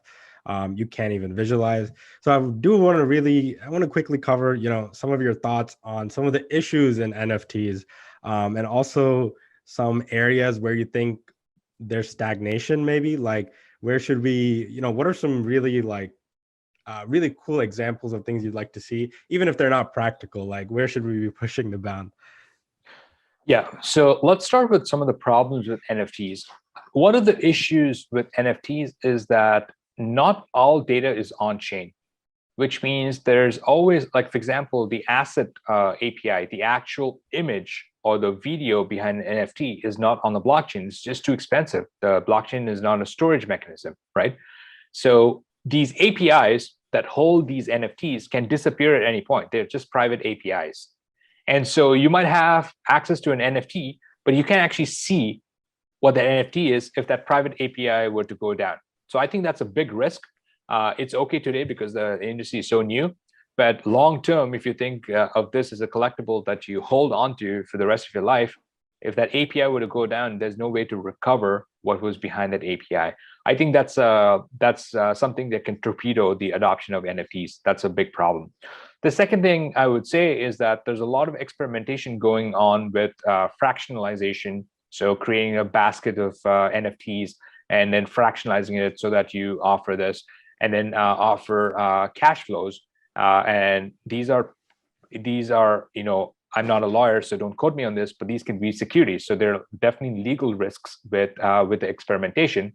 So which may not matter in other parts of the world, but definitely in the Western world, it's an issue. So people do need to be careful on how they securitize these assets. What I really find fascinating, which I think there should be more experimentation, is the equivalent of ISAs, which are the income share agreements. So we've seen income share agreements in the traditional world where you're able to front a loan to a student and fund their schooling, and then you garnish the wages over the next 6-7 years beyond a certain limit. So the incentives are aligned because you're funding a student. So you can see programs like Lambda School, which is funding a computer science education. And then the student then pays off, I think, 10% of the loan over the next 6-7 years. And what's magical about this is you can now pool all of the debt that the students have, and then sell it as an asset because it's a future revenue stream. So that's very, very interesting. And now I think that should be brought to the blockchain, and that should be brought in a way where the funding goes towards the artists. So the thing about artists is that there's a small number of people who make a lot of money, and the long tail don't make anything at all.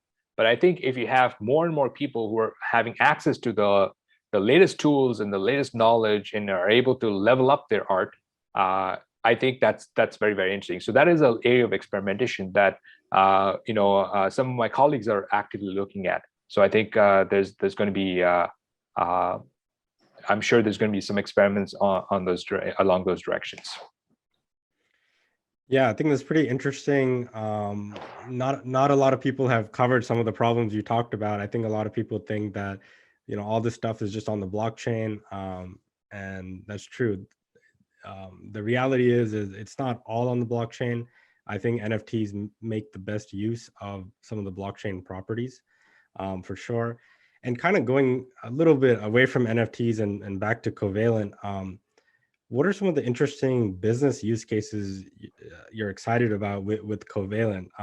Like you have kind of the insider scoop on what these businesses are interested in, like B2B solutions. So, what can you tell us about what you're seeing, a change in activity? Absolutely. So before we go into what the future is, let's talk about what Covalent is today. So Covalent offers a unified API that can pull out balances in position and historical granular transaction activity across 8 different blockchains. So we have over 100 customers in the space, including all the top names like 0x and Zerion and NFTX and Chain Guardians and Ethermon, lots of use cases.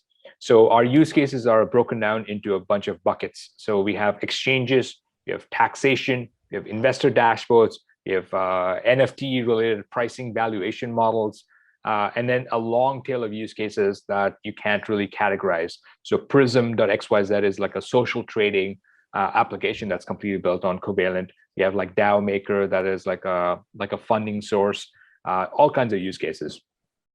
So that is what Covalent is today. And what is very interesting right now is that a lot of the status quo is being challenged.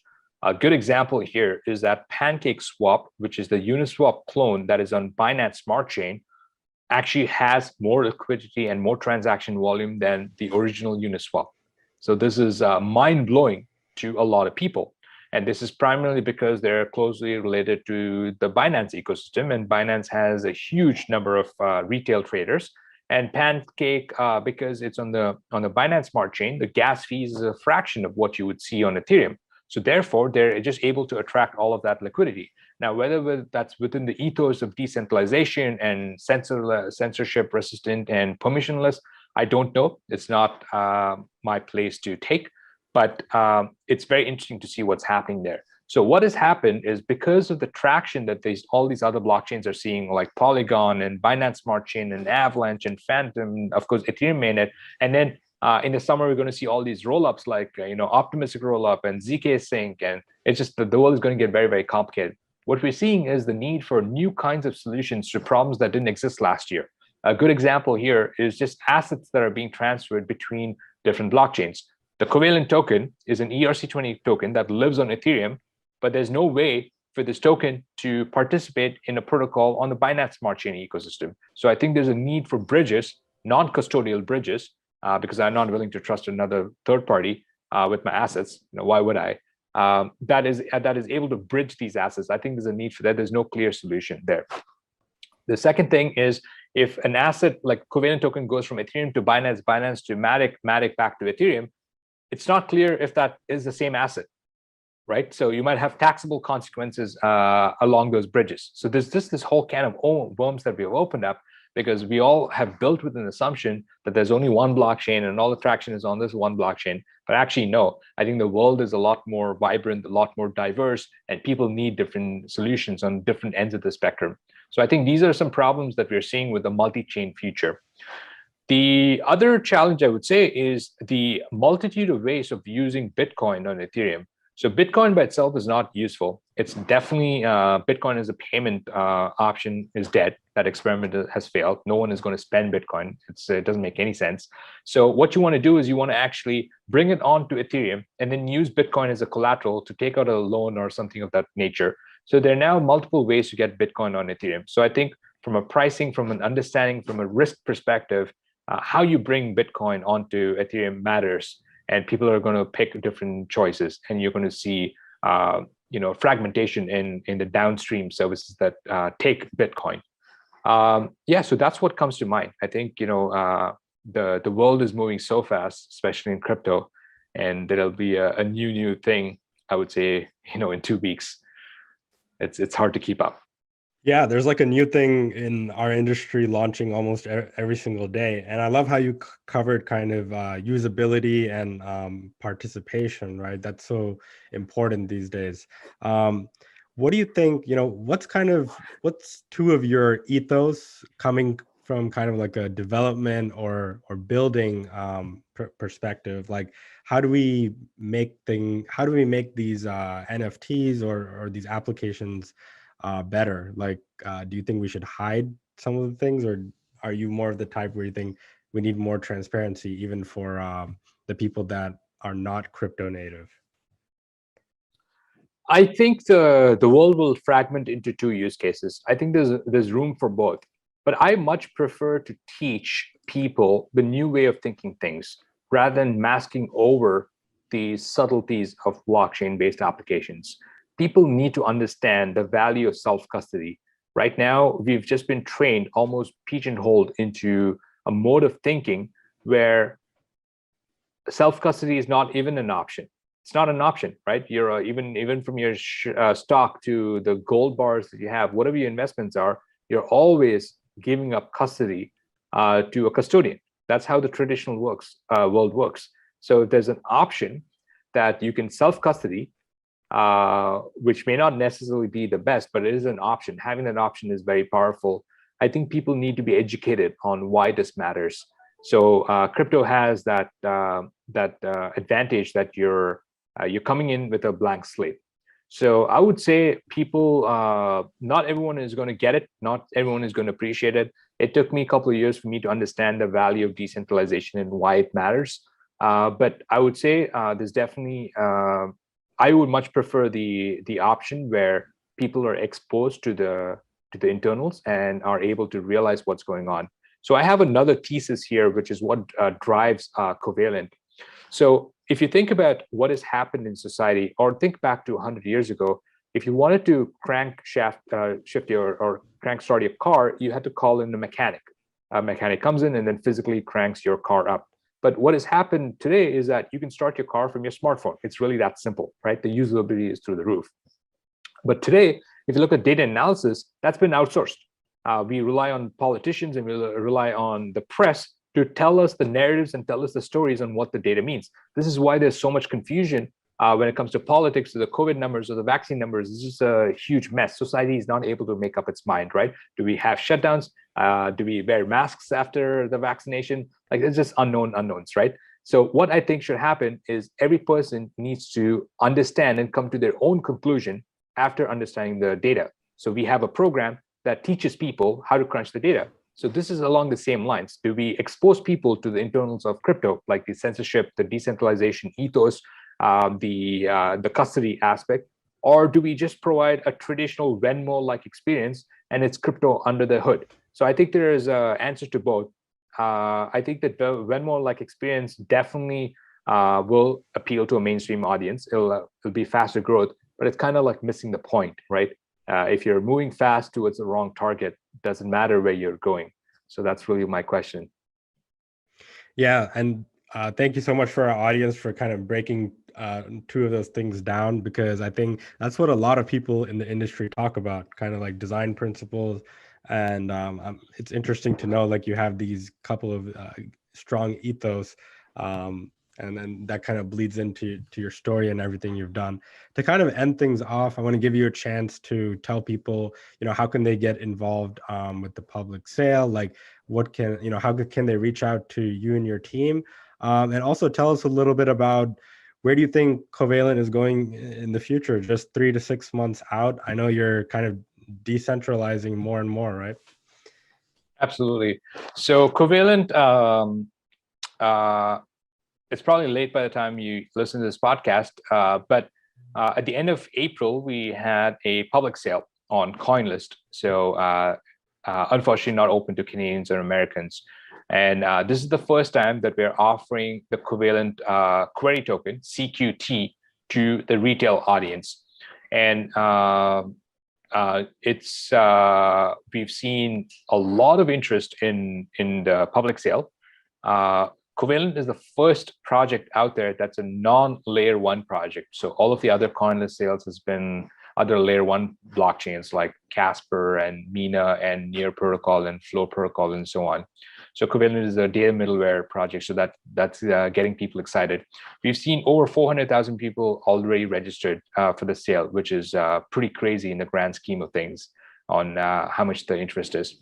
The token will be trading on popular trading venues later this year. So definitely keep an eye out. It's called CQT. If you want to keep in touch with us, I think the best place is to go to our website. It's covalenthq.com, COVALENTHQ.com. So you can use the product. It's a free product to use. You can use the API if you're a developer. If you're non-technical and you want to participate in a community, definitely check out the Covalent Alchemist program, which is a growth and leadership program. And then we are very active on social media, very active on YouTube. So we do all these webinars, podcasts. So yeah, generally we're out in the open, and I usually try to respond to every single email that comes in. So you can definitely email me at ganesh@covalenthq.com. Awesome. Yeah. Thank you so much, Ganesh, for your time here. It was really exciting to hear about your story and how dedicated you are to the space with a lot of these insider stories, like with MetaCoven. And as usual, I'll let you all tune back into Reimagine 2021. We're here to bring you new interviews every month and explore deep stories in the space. Thank you, Ganesh. Thank you, Roshan. It was a pleasure.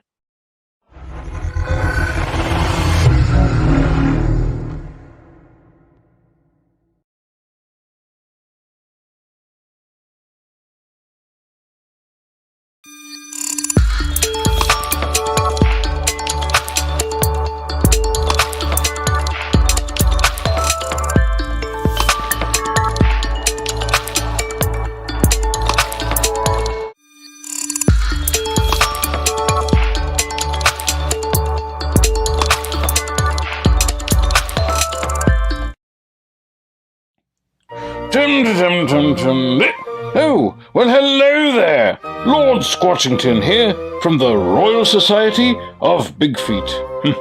It's time for another crypto vocabulary lesson brought to you by Reimagine 2021. DEX.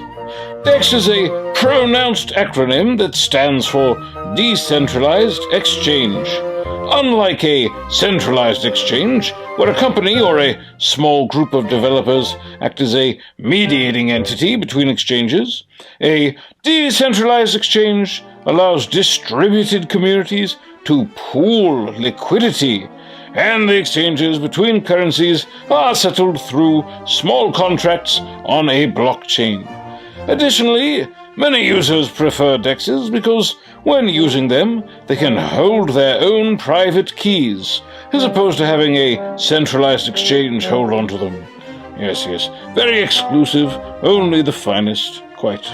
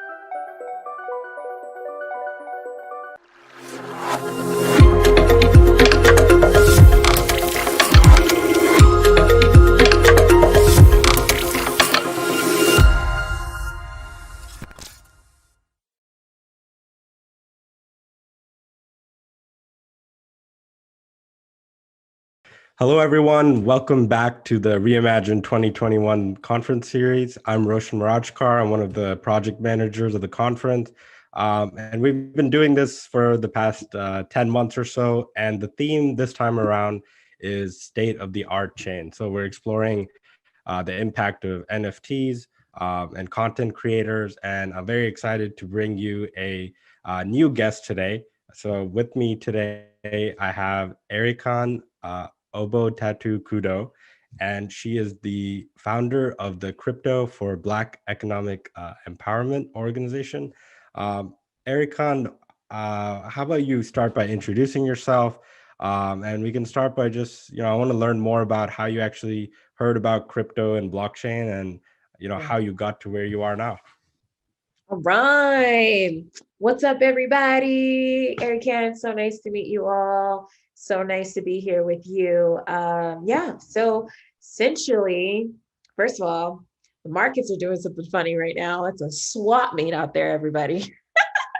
Anywho, so I first learned about, I have two original crypto stories. One of them is I grew up in California, and my family's from Nigeria though, so proud African. And I grew up in an immigrant hodgepodge suburbia clan community, if you will. So we had Vietnamese, we had Mexicans, we had Indians, we had Chinese, we had Nigerians, we had Black Americans, we had all American folk. Everybody was in my community. And in my household, I felt like my household was Nigeria. Outside, if you went on the sidewalk, that was America.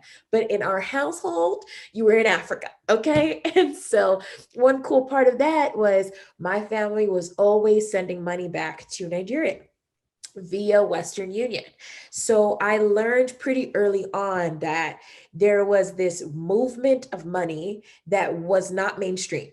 There was this movement of money that wasn't common discussion in your typical reality television show and how people just talk about an American dream. I learned that there was a form of money or a way that money moves that was specific to my immigrant upbringing that was charged, that was active. And later on, I learned that Nigerians in the United States send $35 billion, on a good year, $35 billion, on an average year, probably $26 billion every single year to Nigeria, just from the United States alone. I don't know about you, but I'm sure that could be a whole budget to build a whole nation. I don't know about you, but that sounds like super big money to build bridges and roads. You know what I mean? And so when I learned that, many years later, I learned that there's other forms of money than what, mainstream entertainment, American media tells us. And there's something unique about my own culture that gives me access to capital flows that most people are probably not aware of, but that I'm uniquely positioned to capitalize on. So that's not necessarily crypto, but it'll come up in the story a little bit later on in a relationship with Western Union and understanding remittances and how much money these intermediaries and these third-party players take out of that $35 billion cut. So that's my first exposure to global capital flows as a little kid. That is huge in terms of how I show up in the world today. Second part of my story, now this part is connected to crypto. I was in Nigeria, 2015, a part of the startup ecosystem, working at multiple startups at the time, really excited about all the amazing things that was coming out of Nigeria. This was the beginning of the gold rush of tech, if you will. And then the recession hit, and, Nigeria is an oil producing country, one of the largest oil producers in the world. If your car runs on gas, you likely got some Nigeria in your car right now. And, but there was a switcheroo. OPEC said, no, thank you. We're going to shut it down for you, Nigeria. And so that led to an economic crisis. And I was in Nigeria trying to be on my startup grind, and it was a really strenuous time. And I actually had $12,000 worth of the local currency, Naira, in my backpack, and it was depreciating every single day. So Cardi B has nothing on me in terms of money bags. We had it. We had money bags on money bags, and all of that currency, that physical currency, was losing value every single day. And I tried to go to Western Union, tried to go to MoneyGram and say hey, give me dollars. I need to change this to dollars. And they said, no, there's a shutdown. There's a shortage of dollar in the entire nation. Nobody can get dollars because the Federal Reserve, the central bank, needs to hold on to the US dollar like gold.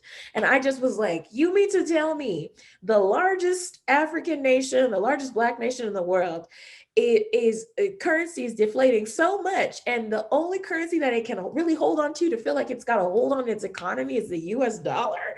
So that let me know there's something about inflation.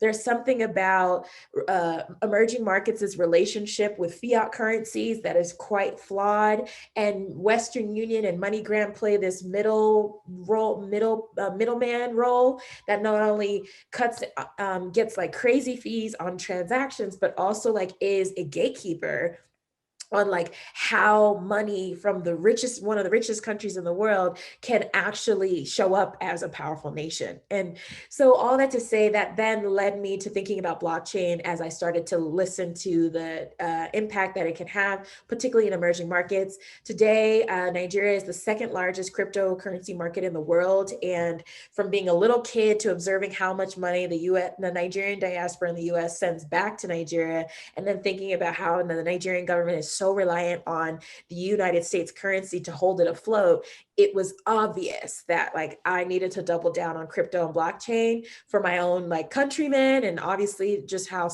quickly they've taken it up as a technology, but also how it could transform literally global economies. So that's my impetus story. Wow, I love that story. And it's great to hear that you have such a personal story and personal anecdote with this technology.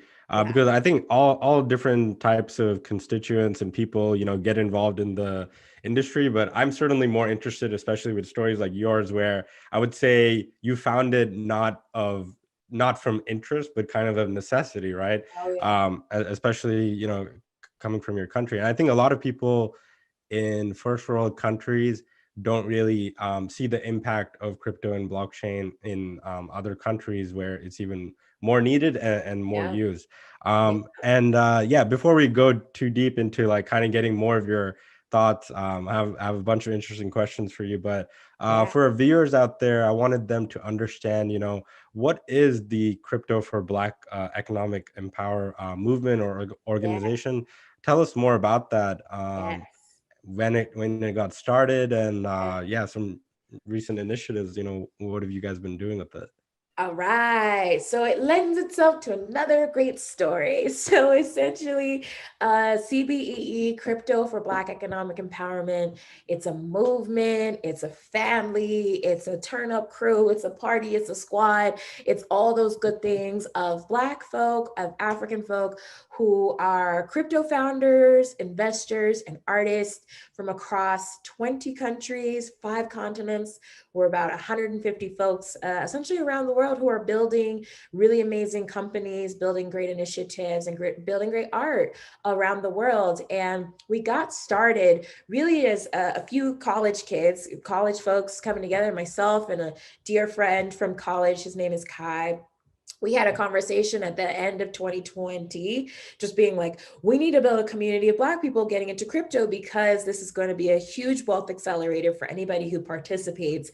And for reasons that are like incredibly unfortunate, Black people around the world, but especially in the United States, have been incredibly blocked and prevented from any economic upward mobility. And if crypto can be that way to close the egregious wealth gap and like, hey, even catch up on some reparations, then like we should build that community to make it possible for them. So myself and him and so many other people, largely from our alma mater, decided that we were going to band together. So in a very short period of time, we officially got started in about December. And by February, we had reached 100 folks, all entrepreneurs, all investors and artists, and from around the world in such a short period of time.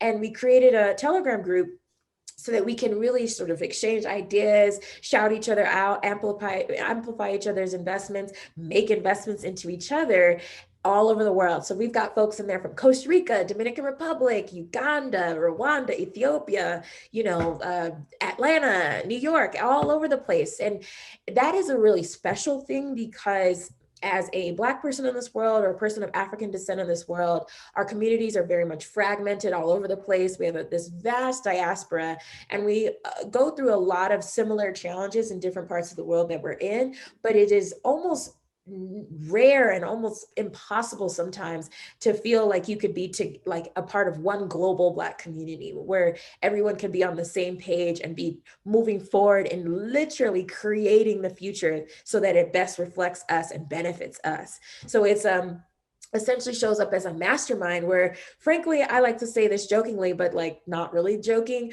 we're kind of plotting world domination, and I'm like, we love to see it. And so so that's that. In terms of some amazing case studies and areas that I'm most proud of in our community, in February there's a member of our community called Micah Johnson, phenomenal former baseball player turned artist, who released one of his first NFTs for the year. He had already been doing NFTs last year, but this was just before the Beeple pandemonium and just before NFTs became a part of the mainstream.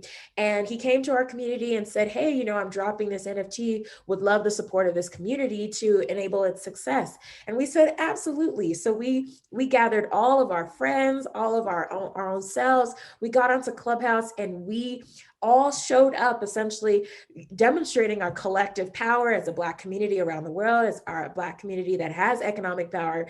And within 1 minute, we helped, and Micah himself was able to generate $1 million in 1 minute for his NFT sales. Within 28 hours generated $2 million. So, you know, Micah's an amazing, amazing artist, and we were just happy to be there. But that was just a huge demonstration of what a community of people who are all focused on like things that have never existed before, creating opportunities that we've never been given by any external power to us before. It was just an example of what we could create together if we just mobilize and we just show up. And so that was one major milestone. We've had folks see 75x on their crypto portfolios in our community, going from $10,000 investments to $750K in assets under management, under their own portfolio. There's various folks raising a fund. I'm actively raising a fund right now focused on crypto across Africa. So we had somebody just mentioned in the Wall Street Journal today. So it's just amazing. And if anybody that's listening wants to learn more, you can go to cbee.xyz. Come hang out with us. We're a good crew, and we just want to create the future that doesn't exist for us, and we want to have a good time doing it. It's a great community that you've started, and yeah, congrats on all of the success. That's no small success, as many people will tell you in the industry and even outside the industry. And that's what I'm really excited to also get your thoughts on about. I think that NFTs have sort of served as this new mechanism of getting new people interested. Some people think it's bad in terms of like some of the valuations and people spending this much on NFTs. But then you also have the group that think it's a good entrance for people to get into the space. Yeah. I think a lot of people have only been exposed to the blockchain and crypto industry only through financial means at first. But NFTs seem like a new medium of approach. So I kind of wanted to ask you, why do you think NFTs have seen this surge of interest? Like, do you think it's because they might serve as a way to circumnavigate a lot of the gatekeepers that we see in like traditional finance, in terms of all you need is a computer or an idea? Like, where do you think this interest is coming from? Why are people so interested? Yeah, I mean, fundamentally, people are interested because of a few reasons. But one, we're still sort of in a recession. There's still people who got laid off. This pandemic has transformed everybody's life, making incredible economic hardship for literally the majority of the people on the planet. And so anything that shows a sign of opportunity, a sign of hope, and a sign for people to put money into their pockets without needing to get approval, without needing to be picked or selected or dawned worthy of wealth, of assets that can grow in value for them. I think people are going to mobilize around it. And on top of that, it's fun, it's creative, it's artistic. And I think crypto is generally like this wonderland for people who like for outliers, frankly, for people who've been told you're not supposed to do this. Like if you're going to be in finance or if you're going to make money, you need to do it the safe route. You need to go this route. You need to go to these traditional means. And those traditional means are headaches. Like there's constant delays. Like my Fidelity account, we appreciate Fidelity, no shade or anything like that. But like, golly, it takes me forever just to pull my money out. It's my money. I want to move my money one way or another, but you have to go through brokers and you have to call them and do all these different things. So I think after a year of being cooped up in the house, we're fed up with all of the barriers. We're fed up with all of the sort of people and individuals and institutions that, frankly, for folks like myself, have always created hurdles and barriers to access our own money, to grow our money, and to invest in our own money and on our own cultures. So NFTs are cool because you can, in the artistic realm, and NFTs aren't only applicable to art, but that's where it's most popular right now. Anybody who has a creative effort or idea or a tweet or something that they believe to be valuable can create a community around them, aka get their first 10 fans, their first 100 fans, their first 1,000 fans, and directly say, hey, this thing that I would have kind of done for free on Instagram, on Twitter, on YouTube, I'm going to make it into an NFT. And those same people that would have liked, or those same people that would have commented, or those same people that would have subscribed can instead put their money behind this project. And that creator, that originator of that asset can make that money immediately with minimal middlemen taking fees and things like that. And so that creator, that originator of that IP immediately gets the money off of a community that they've created that they would have otherwise had on a TikTok, a YouTube, or a Twitter account that made them no money, but in this moment get immediate satisfaction and validation on their works. And then on the flip side, that very community, those fans, those followers that would have otherwise just passively scrolled on, say, an Instagram, can now be owners in the same work of that they would have followed on another platform. So I feel like NFTs are the new wave of ownership, and it turning ownership into like the like button, the like, comment, and subscribe. So NFTs and ownership in general is the new like, comment, and subscribe. So it's meaningful on both sides. There's a group of people who can say, you know what, I believe in this person's IP, their intelligence, their creativity, the things that they do, the access that they're going to give me, the value that it adds to my own investment portfolio. And I think long-term, this thing that I'm investing in is going to grow in value. So I'm going to get in early. I'm going to participate early and benefit from the trade on that investment now or later. And then that creator then gets royalties and instant cash on the things that they would have created regardless, free on another platform, with more barriers and more sort of rules prohibiting them from accessing their true creative capital and their true intellectual capital. So it's really meaningful, and it's a dynamic tool for sure. Yeah, it's like permissionless ownership, and it's never really been done in this way ever before in history, I would say. Like, you've always had different parts, like maybe the market existed, but then the mechanism of trust or trustlessness didn't exist, right? Like for people to actually trust something. So now we actually have it existing. And yeah, I agree with most of your points that you said. It's definitely super powerful, and people are only beginning to unlock the power of something like NFTs. Yeah, so it's kind of imperfect, though. It's still flawed. Just put a little advocate on that too. Mm-hmm. Yep, exactly. I want to dive a little bit deeper into this to get your future thoughts. Like, a specific question I had was, like, do you think in traditional art models, or I would say like creator models, it's always been the case where like the constituents at the top own the intellectual property of the creators, I would say. So do you think with NFTs, like, we'll just see more traditional like music distribution content models decentralize and give the power back to the people? Like, what would you like to see? Should it be balanced, or do you think that like this whole creator economy, just we need to create a new one? Because I'll ask you a little bit more about that in a couple of minutes, but yeah, I want to get your thoughts on that. Yeah, so my dreams for the future are that certainly the power is in the hands of the people.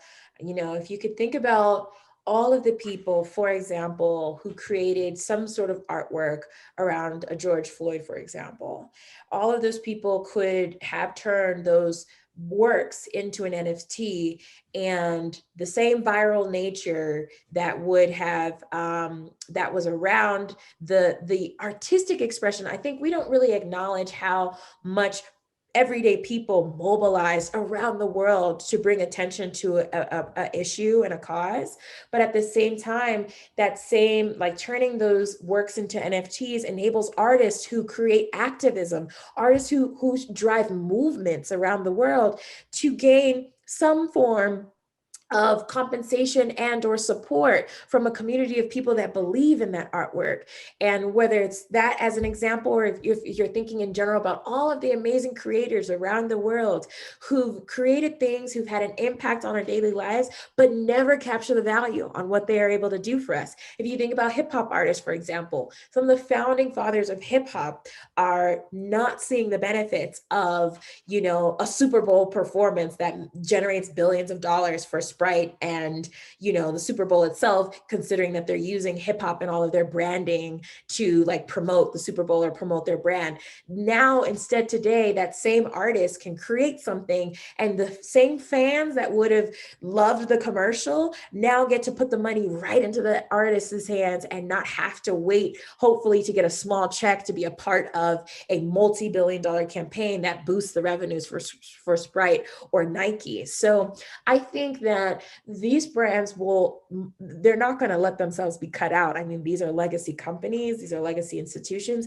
but I think there's going to be increasingly more vehicles that enable regular people and artists and folks who've generally been cut out from a lot of capital flows, value chains, to get at least a piece. And my hope is that there's a little bit more of a shift to more of the middle. I don't know if full power will go to the average person, but I think a nice medium is possible and urgent and necessary, because frankly, let's just be honest, we're increasingly needing jobs less. Like, I know there's an initiative or a need to like create more jobs, but like, frankly, technology is actually minimizing the need for jobs. So people are going to need to find a new way to make money.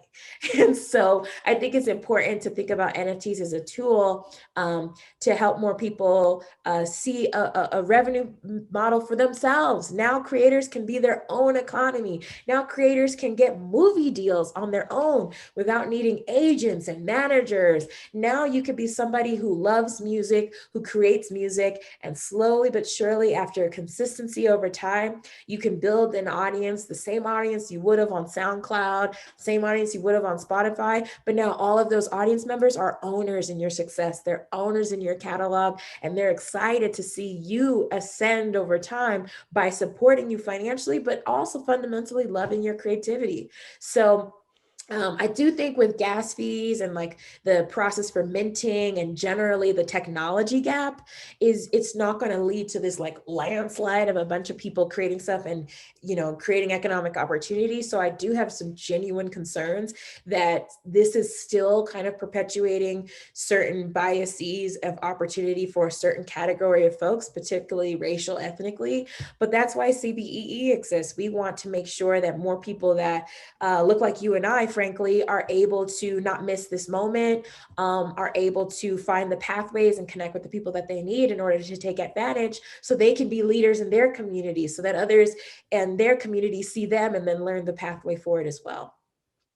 Yeah, that's a great point that you made. And I think it's always good to be realistic in terms of like, if a lot of the things that people are building on these different blockchains or even at the application layer, many of the times, if it's too costly, I think like a lot of projects should step back and really think about, is like technologically, do they, in what they're building, does it line up with their values? Frankly, I loved your story at the beginning of like what you actually saw in terms of remittances.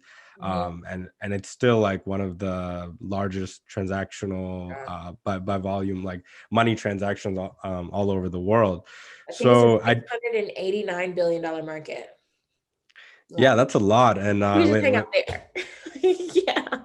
and when you even look at who's actually doing those transactions versus who's pocketing the transaction fees, yeah, you can see that like a lot of the large banks at the top are pocketing all of that. So Yeah. I thought it was interesting what you touched on with communities, how you're sort of building this community.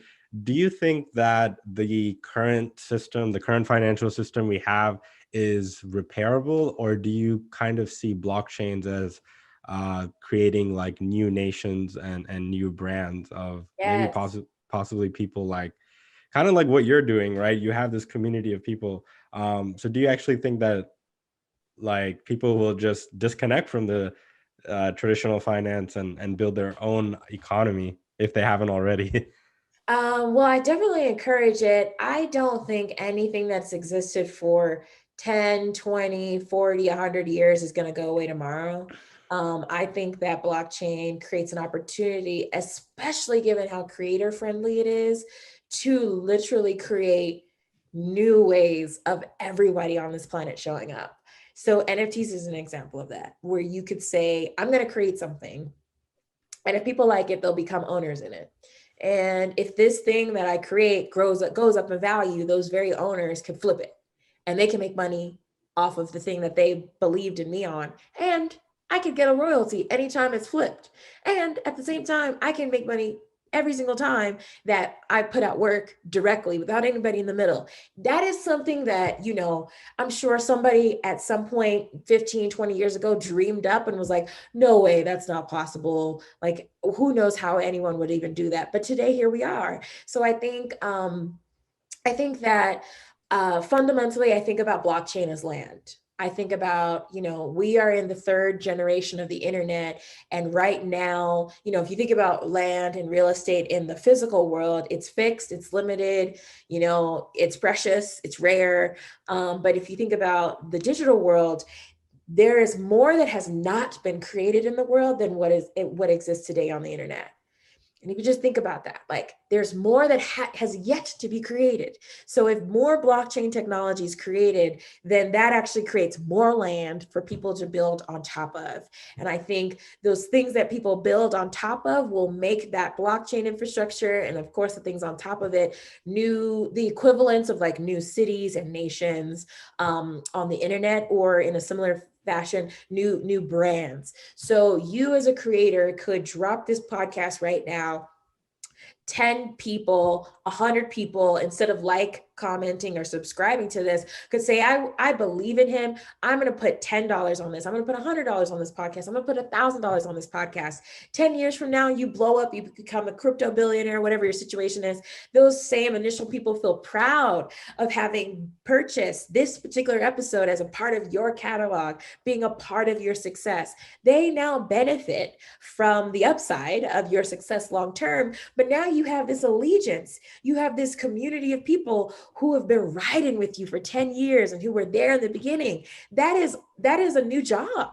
That is a new revenue model for yourself. That's a new way to pay your bills. That's a new way to buy a house. That's a new way to just engage with individuals who believe in you to now create the sustainability that you need to live your life. And that means you are not maybe chasing that manager role at a Fortune 500. That means that big brand may not know how to, that means that big brand may struggle to, get in the middle of you and your audience. So I think that, at the end of the day, what's ahead of us is really exciting. There's so much more to be created. And I think, frankly, a lot of folks are actually kind of participating in groupthink right now. So I think a lot of people are like super focused on NFTs. They're super focused on DeFi. And I think I want to encourage more people to be even more gutsy and even more like crazy with their ideas, because literally it's just the code. It's between you and the code.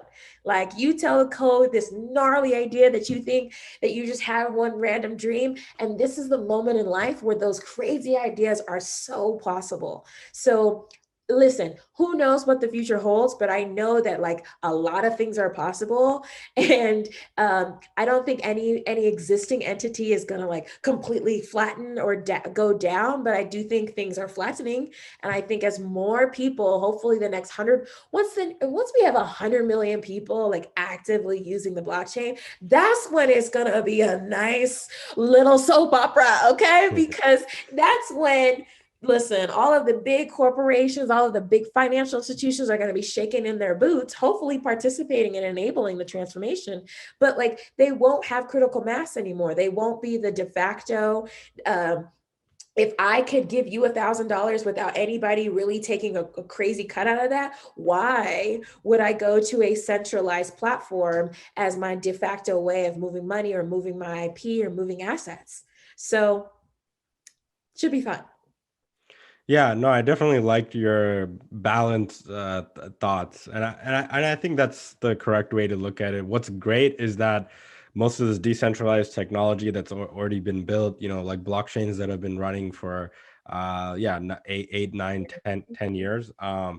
Now there might be traditional players coming in to maybe integrate those blockchains, but you can't really control them from the bottom up anymore. Or a lot of these things have already passed critical mass, as you mentioned. And I definitely think it's a positive for the industry overall, because I think they are threatened. I agree with you. Just because, a lot of their markets and shops, they're only open like regular stock market trading hours, right? And so our industry is like catching up day by day because you just get more transactions. You have like this open marketplace, open creator economy that's open 24/7. I kind of want to just go ahead. Can I add one more? So go ahead, do it. Yeah. The great part about it, and this is the thing with cryptocurrency, is that you can participate anywhere in the world on the same currency. So it's like if you had rupees versus dollar, there's immediately a barrier because of foreign exchange, because of laws that prevent one transaction from going one direction or another. If everybody around the world just has Ethereum, or if everybody in the world just has Solana, or if everybody just has Rally, for example, then there aren't all of these barriers that prevent them from transacting and doing business with each other. So I think the like Achilles heel, frankly, of a lot of institutions is their negligence of the global economy, their negligence of how people can have the same currency and do things across borders, regardless of their location.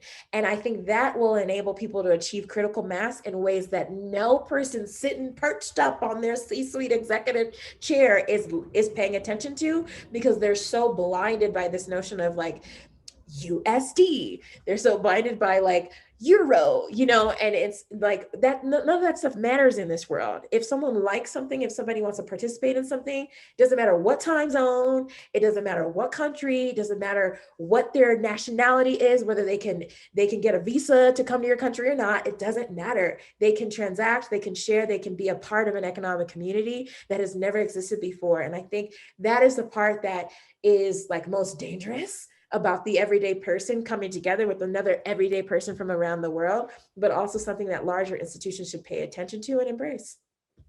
No, I absolutely love that thought that you just said. And it just had me thinking while you're talking. You're absolutely right. Like, you can kind of participate in these different nations or communities. They're all different coins created in different countries, but you're not restricted by the rules and regulations that a centralized government has imposed. And there's many of them. For like, you can't own land in some parts of the country, or I'm sure this problem too, like back in Africa and back in India, like there's so much wealth, I would say, that hasn't been like tokenized, or you can't give a value to. It hasn't been unlocked, right? That's like a theme I'm getting from just this interview with you. Like, we need to unlock more value. I want to highlight, like, kind of like, tell us about who you have in your group and community, so that people can sort of get a better understanding of the magnitude and the close-knit group you have. Oh, ooh, I'm getting chills just thinking about it. Woo! Okay, well, I'm nervous about isolating, any one person versus another, but I'll say we have a wide gamut of minds for sure. So we have folks who are very deep in DeFi. We have people who are building lending technologies, or building. We have people in the community who are building who are geniuses in yield farming, and who are trying to scale that knowledge, scale that technology across emerging markets around the world, certainly across the US, but certainly even they're thinking big. People are thinking global first, which is super exciting. So I'm really just like super blown away by the people in the DeFi world in this community. So if you are somebody who identifies and is curious about DeFi, we've got folks in that community who are building, multi-billion-dollar protocols. There's a gentleman named Sean. I'll just call out a few people. There's a gentleman named Sean. He is one of the co-founders of Storage. Storage recently listed on Coinbase. So we have a member in our community who you can access their token on Coinbase. And I think that's pretty cool. We should actually celebrate things like that more often. That's essentially like your company has like IPO'd, or your company has directly listed on this centralized exchange. That's a pretty big deal. And that means that your idea, your blockchain technology is now widely accessible to people. And frankly, I think what's most important about that is once you are listed on an exchange, it really becomes a matter of branding. Like, people just need to know why they should get behind your particular token versus another token.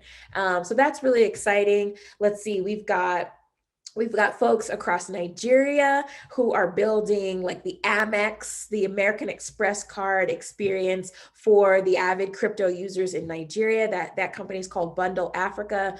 I'm really, really excited by a company called Raise that's out in Kenya, I believe. They're the Carta for crypto. So they are creating the sort of like cap table experience so that different companies who are raising capital, venture capital around the world, can better understand their cap table in a crypto economy, in a crypto world. We have Crypto Tutors, which is a platform to help people understand how to buy and invest in stable coins. We have First Boulevard, which is a platform that is committed to eradicating the Black wealth gap in the United States. Oh boy, we have Aku, like I mentioned earlier. Aku is the project by Micah Johnson, which is showing this amazing, really cool Black kid who dreams of going to space. And they just got picked up for exclusive rights in Hollywood. So I'm sure a film is on the way with Aku. And so that's really cool. Exciting to be a part owner in Aku. That's really cool. I know we have some creator coins in the community. So there's an amazing person named X Tina Holder in the group. She's behind the Woman Coin. So you can go to rally.io and buy her creator token. So we have individuals too. Not everybody's a company. Some people are just like, I have my own creator token. I have my own social token. If you believe in me, like, invest in my token and we can distribute this token widely across our specific community. So there's so many different tools and ways. We have Roll, Bradley Miles. He's the founder of Roll, which is another social token, kind of Goldman Sachs of creators, if you will. Oh boy, we have so many more people, 150 strong. Everybody's a giant in there. So yeah, and hopefully if you're watching, hopefully we have you. We want to welcome you. Yeah, so to end things off, thanks for going through that list. It sounds like a great community. To end things off, why don't you tell everyone, where should they go to learn more about your organization, and maybe how can they get in touch with you? I'm sure a lot of the viewers watching, like, they love all the interesting ideas that you're saying, and people always want to know how they can connect. Oh yeah. All right. Well, you can find us as a community, as a mob, as a squad on the internet, cbee.xyz, crypto for Black economic empowerment, cbee.xyz. You can also find us on Twitter at CBEE movement. We are ramping up that Twitter account, so hold on to your seatbelts. Lots of good stuff coming. So excited. We recently just got accepted into the U.S. Digital Chamber of Commerce. So we are standing amongst amazing other blockchain and crypto giants. And so we're excited to be there, excited to be partners. You can learn more about me at HeyAriCan on Instagram and Twitter. I'm most active on Twitter, so come hang out with me there. DM's always open. CBEE and myself are very active on Clubhouse as well. So you can find me at Artchain on Clubhouse, and CBEE has a vibrant group club on Clubhouse. And otherwise, when you go to our website, cbee.xyz, there's a button for you to join our mastermind, a very brief application to just like confirm how best we can serve you and make you a part of the community. And that'll give you access to our Discord group. And then also there's our newsletter. You could go to our website again and drop your email. And if you're just learning and you just want to understand, regardless of your racial, ethnic background, feel free to join our email newsletter, and we're going to continue to publish some of the amazing milestones of members in our community. So you get to see people that, are look like you, are smart just like you, doing really cool things. And hopefully this expands the lexicon, the vanguard of leaders in this crypto blockchain movement, because hey, we have our eyes on the next 100 years. We are all full gas cylinders ready to go, and we just want to do it with other people. So let's run together. Yep, don't miss out on this community. Very excited to see what you guys do in the coming months and years. Artchain, thank you so much for your time here today. I had a wonderful time interviewing you, and I think it's very inspirational and transparent. I'm Roshan, your host, and I'll let you all tune back into Reimagine 2021. Thanks, Roshan. Appreciate you so much.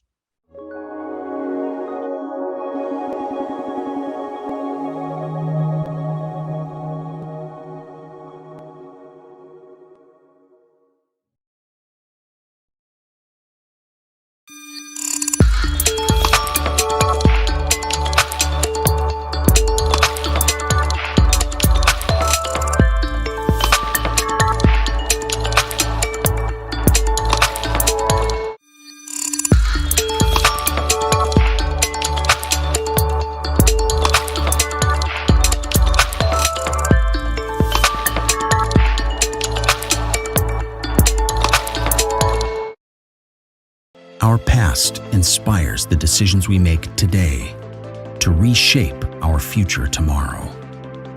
In a world where human beings and machines become friends, in a world where fiber optic channels become virtual highways of communication, in a world where everything we know and value is vulnerable to manipulation and destruction. In such a world, we need a revolution that gives us hope. Where some take to the streets and look to their leaders, the modern warrior dares to cut beneath the current and strives to restructure the core without permission. In a technological world, we need a technological revolution. And when the unimaginable happens, the brave must be bold and dare to reimagine.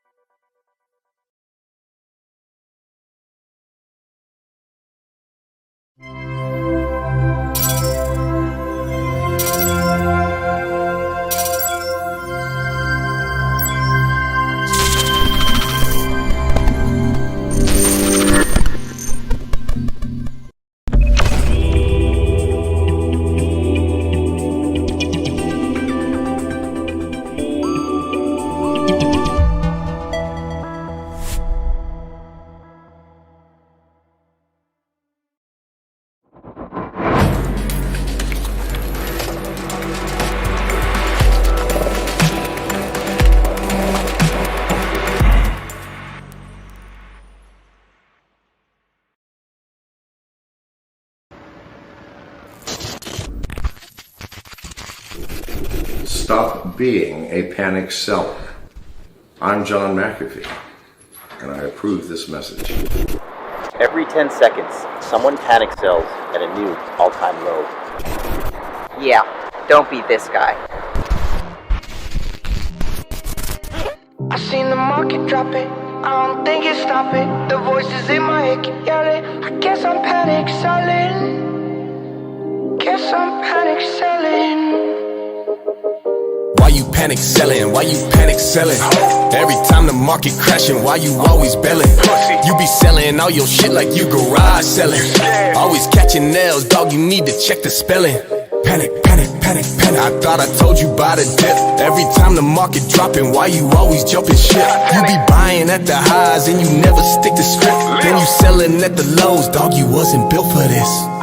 I seen the market drop it, I don't think it's stopping. The voices in my head keep yelling. I guess I'm panic selling. Panic, panic, panic, panic. Guess I'm panic selling. All I see is weak hands, weak hands. Fuck, I need some money for the weekend. Why you panic selling? Why you panic selling? Why you panic selling? Why you panic selling? All I see is weak hands, weak hands. Fuck, I need some money for the weekend. Why you panic selling? Why you panic selling? Why you panic selling? Why you panic selling? Pussy. Panic sell, crypto crashing, no one laughing when it drops. Need to stop pulling stocks just to make up for the loss. I'm losing my mind, didn't see the signs. Crypto going down, got me feeling like a clown. What the fuck's happened now? Can't buy another round. I took a million now, had a panic sell. What the hell I'm gonna do now? What the fuck's happened now? Can't buy another round. I took a million now, had a panic sell. What the hell I'm gonna do now? I seen the market drop it, I don't think it's stopping. The voices in my head keep yelling. I guess I'm panic selling. Panic, panic, panic, panic. Guess I'm panic selling. All I see is weak hands, weak hands. Fuck, I need some money for the weekend. Why you panic selling? Why you panic selling? Why you panic selling? Why you panic selling? All I see is weak hands, weak hands. Fuck, I need some money for the weekend. Why you panic selling? Why you panic selling? Why you panic selling? Why you panic selling? Pussy. I seen the market drop it, I don't think it's stopping. The voices in my head keep yelling. I guess I'm panic selling.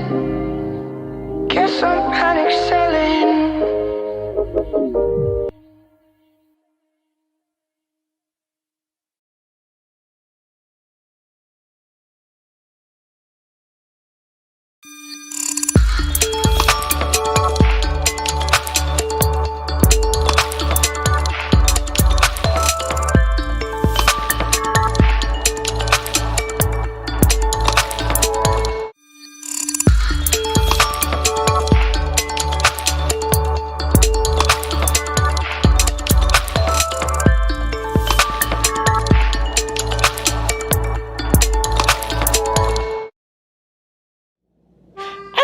Bonjour, I am Jean-Paul Pierre, and I bring you another crypto vocabulary lesson brought to you by Reimagine 2021.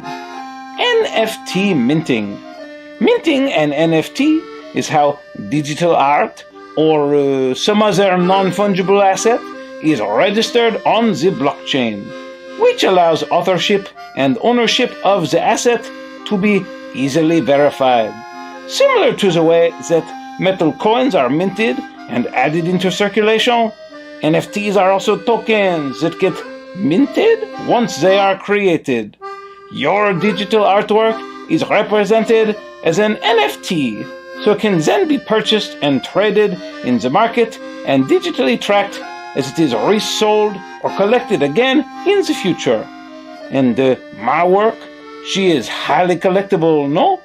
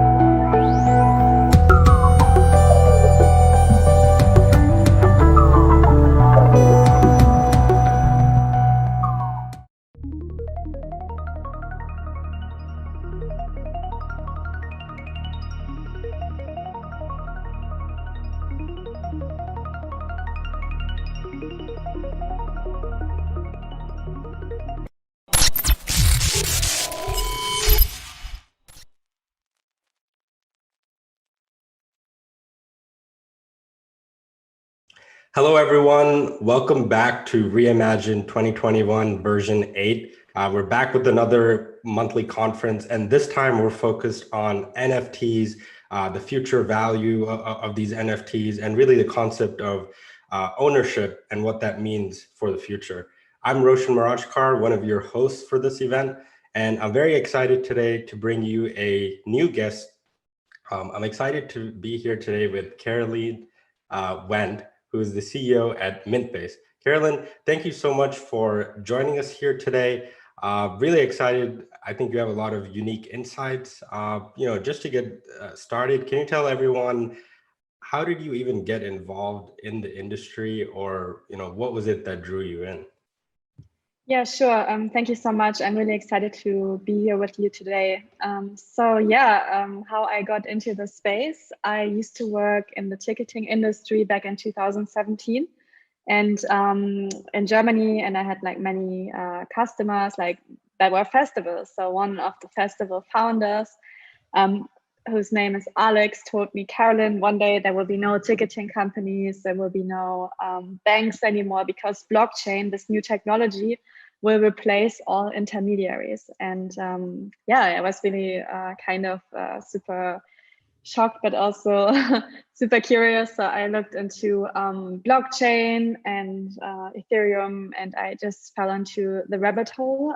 Through that interest, I then got my next job in the German parliament as a blockchain researcher, where I wrote speeches and keynotes and papers on blockchain technology. And then in 2019, I met Nate, who is the programmer and CEO of Mintbase. And he told me about NFTs. I really could not grasp my head around, like, what is this NFT? And then also dove down the rabbit hole and looked for use cases. And then we started Mintbase, and since then we've been just building and exploring and pushing the boundaries of the NFT space, and really excited to see how it has blown up in the last few months. I still cannot believe that there's a hype around NFTs. It's really good to see. Yeah, and NFTs are still in their infancy. So I would say that all of the work you guys are doing, or even how you're involved, is really at the earliest stages. So it's really exciting that you're sort of shaping the future of this industry. So before we do like a deeper dive, how have the past 5-6 months been for you and your team? And tell us, what exactly is Mintbase? Yeah, so the last 5-6 months have been absolutely crazy. So let me first start like what we do and who we are. So Mintbase, we are an NFT platform. We are kind of like the Shopify for NFTs. People can come to Mintbase, they can create their own store, which is their own smart contract, and they can create and sell NFTs as art, tickets, VR, photos, anything that is digital, they can trade. And at the core of what we do, like our principle is to really decentralize everything. So even if we die tomorrow, we want the token to be there forever. So as long as every person has their own smart contract, we've done our job. And what the niche of every person, of every business is for them to figure it out. We are the underlying technology for people to build their marketplaces on top of Mintbase. And the last 6 months have been very crazy. We moved from Berlin to Lisbon. We drove down with a car the whole way, and we built up our dev shop here in beautiful sunny Portugal. So we are currently 7 people and building away every day. Just we are basically growing like fast, and got our seed investment back in November. So yeah, it's changing every day. Yeah, sounds like an interesting team. One thing I found just interesting in the space is not all these teams in the industry are really large. However, their impact is So that's something I really find interesting about the technology. Tell us a little bit more about your seed raise and why you chose to build on the NEAR protocol. A lot of people maybe might not know what the NEAR protocol is, but tell us a little bit about why you made these decisions. Yeah, definitely. So going back to how Mintbase started, our go-to-market in 2019 was ticketing, NFT ticketing. So our vision was to really show what those beautiful assets can do. So if you just look at one ticket, NFT ticket, it doesn't just like sit in your wallet like a art piece, like NFT that's a collectible, but it gives you much more. You can get into the conference, you can trade it on OpenSea, on other exchanges, and then you can also use the NFT ticket to vote on who is supposed to speak at the conference. So NFTs have not just one use case, but multiple cases. So we came from the ticketing kind of mindset, and last year it became very, very expensive to create NFTs on Ethereum, on the Ethereum blockchain.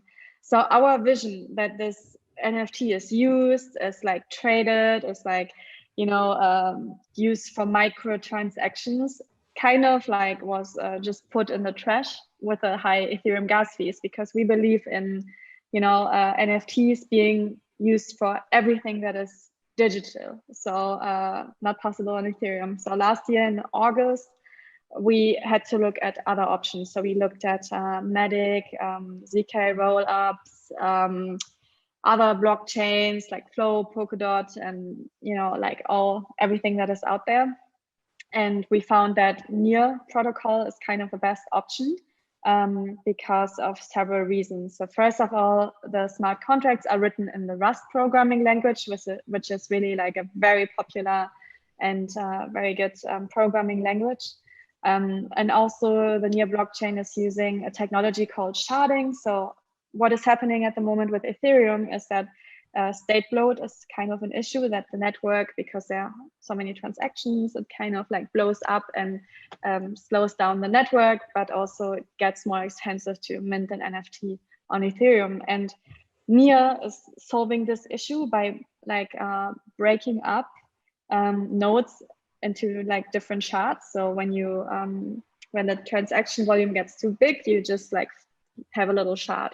So if I want to run a node, on NEAR protocol, I could do this on my phone in theory, because you can just have a little shard. So that's like those two reasons were really convincing to us, and also the team was very competent, and they have been really pushing and helping us out with everything. And NEAR is up until now the best option we find for NFTs. And another major bonus is that it's a climate neutral blockchain.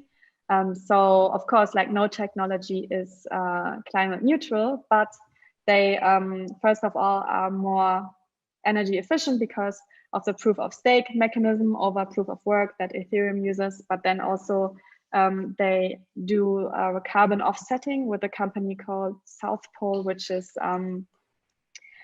really good. I find like this green NFT movement good. So there are several benefits with NEAR. And lastly, for creators, it's very affordable to mint NFTs, but also to trade NFTs.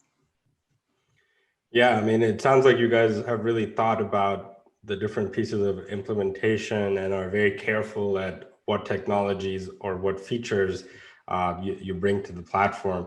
Let's dive a little bit deeper into the minting tool, because one thing I wanted to ask you is, do you see your platform more as a marketplace? Or I know you guys have put a lot of emphasis on the minting tool. So tell us a little bit more about like, what is the importance? Why have you put so much effort on minting?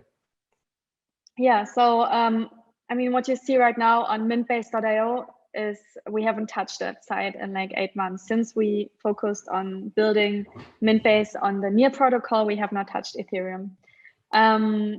So our new website will look completely different. So it's near.mintbase.io, where you can check it out.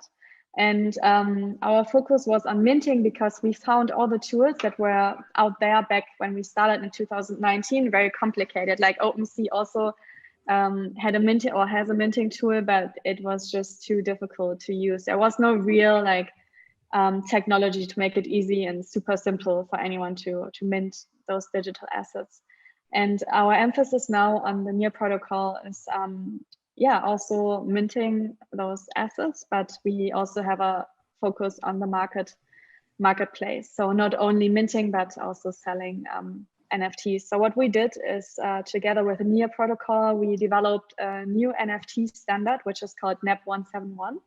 And the difference between that and the standard on Ethereum is that, and that's really important difference, is that the royalties on the new NFT standard on Near are engraved in the token. So that means that wherever this NFT is sold, like on Mintbase or wherever on other platforms that are coming, along on the future, the royalties will always be there in the token. And right now on Ethereum, the problem is that when you when you put in your royalties as a creator on OpenSea, later on it gets sold on Rarible, on non-origin, the creator doesn't get royalties. So that's kind of a really big mistake from the ERC 721 on Ethereum, that we took those lessons from Ethereum and ported them over to Near and worked together very closely, not only with the Near protocol, but also with artists and creators. We had one artist in particular called Sparrow, and she really pushed us to make the standard right. She was really like a big impact in all of this. And so the new market or the new Mintbase on near.mintbase.io will have features that are not existent on other platforms. Like you can mint a token and you can set royalties between 10 different people, and you can also split revenues between 10 different people. So in total, you can split everything between 20 people. So what does it mean in practice? So just imagine you are like a festival, and festivals, when they are planning and organizing the next edition, they always face really high upfront costs. Like they have to pay artists and DJs and landlords. So what those festivals can do is they can say, okay, this DJ gets 5% of every ticket sold, this artist gets 2% of every ticket sold. So you will actually have stakeholders in your event, and those people will push the ticket sales because they will earn more the more gets sold, and it's all transparent on the blockchain. So we are actually, with our first launch, which is hopefully happening next week, we are also launching with a festival in Germany. And the guy who got me into blockchain originally, we are doing like a hybrid festival with NFTs, where exactly what I just talked about, like how do festivals finance themselves? Like he will put in different DJs and artists in the revenue split. So that's going to be really interesting. And our new marketplace will be all about purpose and utility. The more your token gets used, the more valuable it will become. And I'm really excited to see what different use cases will come up and what people are planning. It's going to be very interesting the next few months. Yeah, and I think one thing that's really misunderstood in the NFT space is everyone just thinks it's digital art, and a lot of the new people coming in, I think that's what's attracted them. From your perspective, why do you think NFTs have gained so much of like mainstream adoption? And can you kind of explain the future utility of maybe some of the NFTs on your platform? Like, how do you think like reward points or loyalty points infrastructure will be in the future?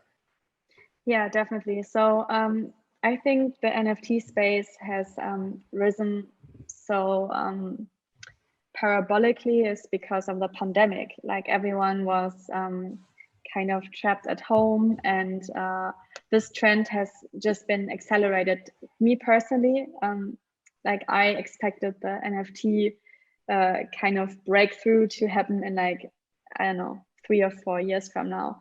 But everyone was at home, and all the creators, like DJs, artists, musicians, they didn't have any, like everything just like, you know, was shut down. So people had to look for alternatives, and those people didn't have any opportunity to make money. But with NFTs, like selling this digital piece, on the blockchain, like was kind of a very good alternative to make an alternative income.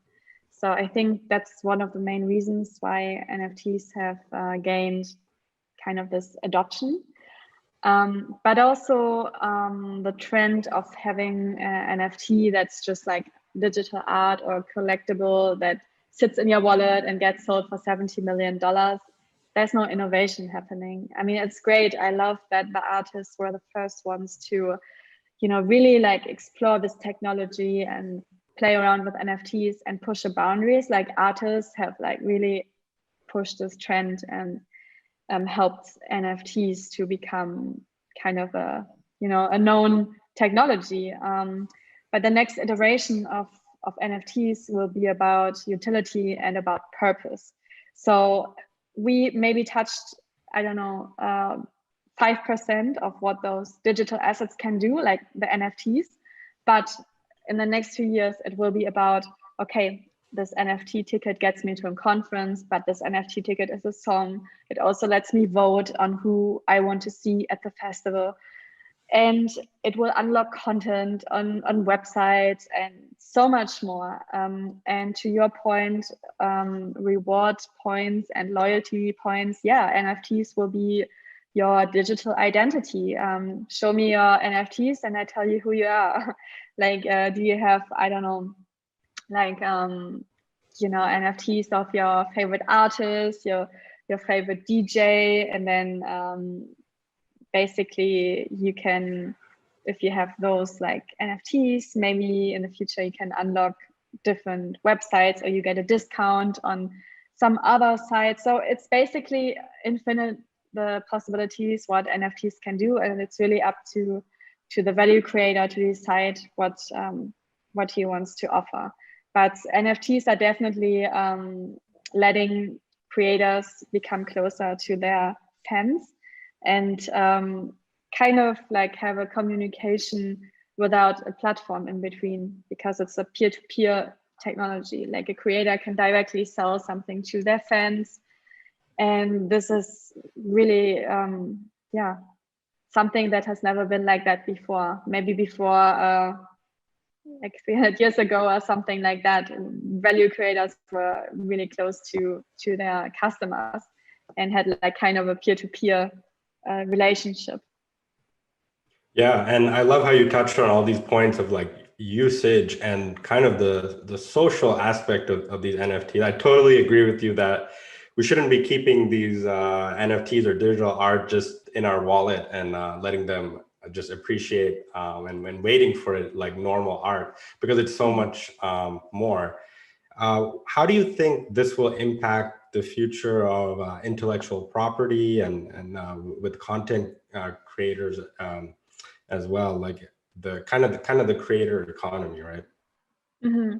Yeah, so right now the creator economy is kind of yeah, it's broken somehow. Yeah, if I look at Spotify, and I have many friends in Berlin who are DJs, and they have 300,000 streams a month, and like over a whole year they earn maybe 4,000 euros, which is nothing. I mean, they have so many fans, they have so many people that listen to their music, and in the end they don't get anything. So where does the value go? And also there are some IP issues with I mean, I didn't know all these things because I'm not a musician, but my DJ friends told me that when they upload a song on Spotify, they cannot upload it somewhere else, like, I don't know, on SoundCloud, or they kind of are stuck in the system and they sign a contract with Spotify that won't let them publish their works on other channels. But now with NFTs, there's no such thing. And there are no rules right now. There's like no regulation, and it's all gonna be defined in the next few years. And it's scary, but at the same time, it's an opportunity to make things better. So how I see this IP space and intellectual property developing is that there's kind of swapped like on its head, where creators gain back control and can really see and dictate how they want to distribute their art and their creation. And I really hope that the majority of the value will be with the creator and not with the platforms. And that is why Mintbase, we push people, own your own smart contract, because you don't want to be dependent on a platform. Like even like don't be dependent on us, on Mintbase, because you should like do your own thing. Like it's your business, it's your NFTs are you know, your creations. And that's what we find really important, to not be dependent on any platform. And people should use Mintbase because they want to use us, not because they have to. And that's the beautiful thing about NFTs, is if you're unhappy and if you find another service, is you can just take your smart contract and, you know, and sell your NFT somewhere else. It doesn't matter. And that's really interesting to see at the moment how artists and DJs, they're not loyal to one platform on Ethereum. Like people are, I don't know, minting on Mintbase, but also on Rarible, but also on OpenSea, but also on Super Rare and on Origin. They're not like sticking to one platform. It's somehow like no one is loyal. Like the creators take that platform or like mint and sell on the platform where they have the most connection with. And that's how I hope to see the future, that it's not going to be one platform dictating everything, but lots of different microeconomies. And at the heart of it all, or at like the core of it all, it should be the artist and the creator gaining back control, because that's what has been taken from them. Yeah, and I think you've just highlighted the most important point, which is just owning your own digital ownership. Yeah, owning your actual smart contract, which is quite different than some of the digital art that we have in the traditional world. It's digitized, but you don't have that concept of ownership. So I'm curious to know, you know, since the time you've been working on the project, is it mostly retail users that are new to crypto, that have been interested in your platform, or is this also the concept of like mainstream people maybe coming to Mintbase first, because a lot of these other protocols, that first user experience is it's not very good. Like they see very high fees and so on. So which one has it been more of, like retail users or even corporations? Yeah, so in the last year, so in 2020, mostly only crypto users, like artists who already were familiar with crypto and blockchain.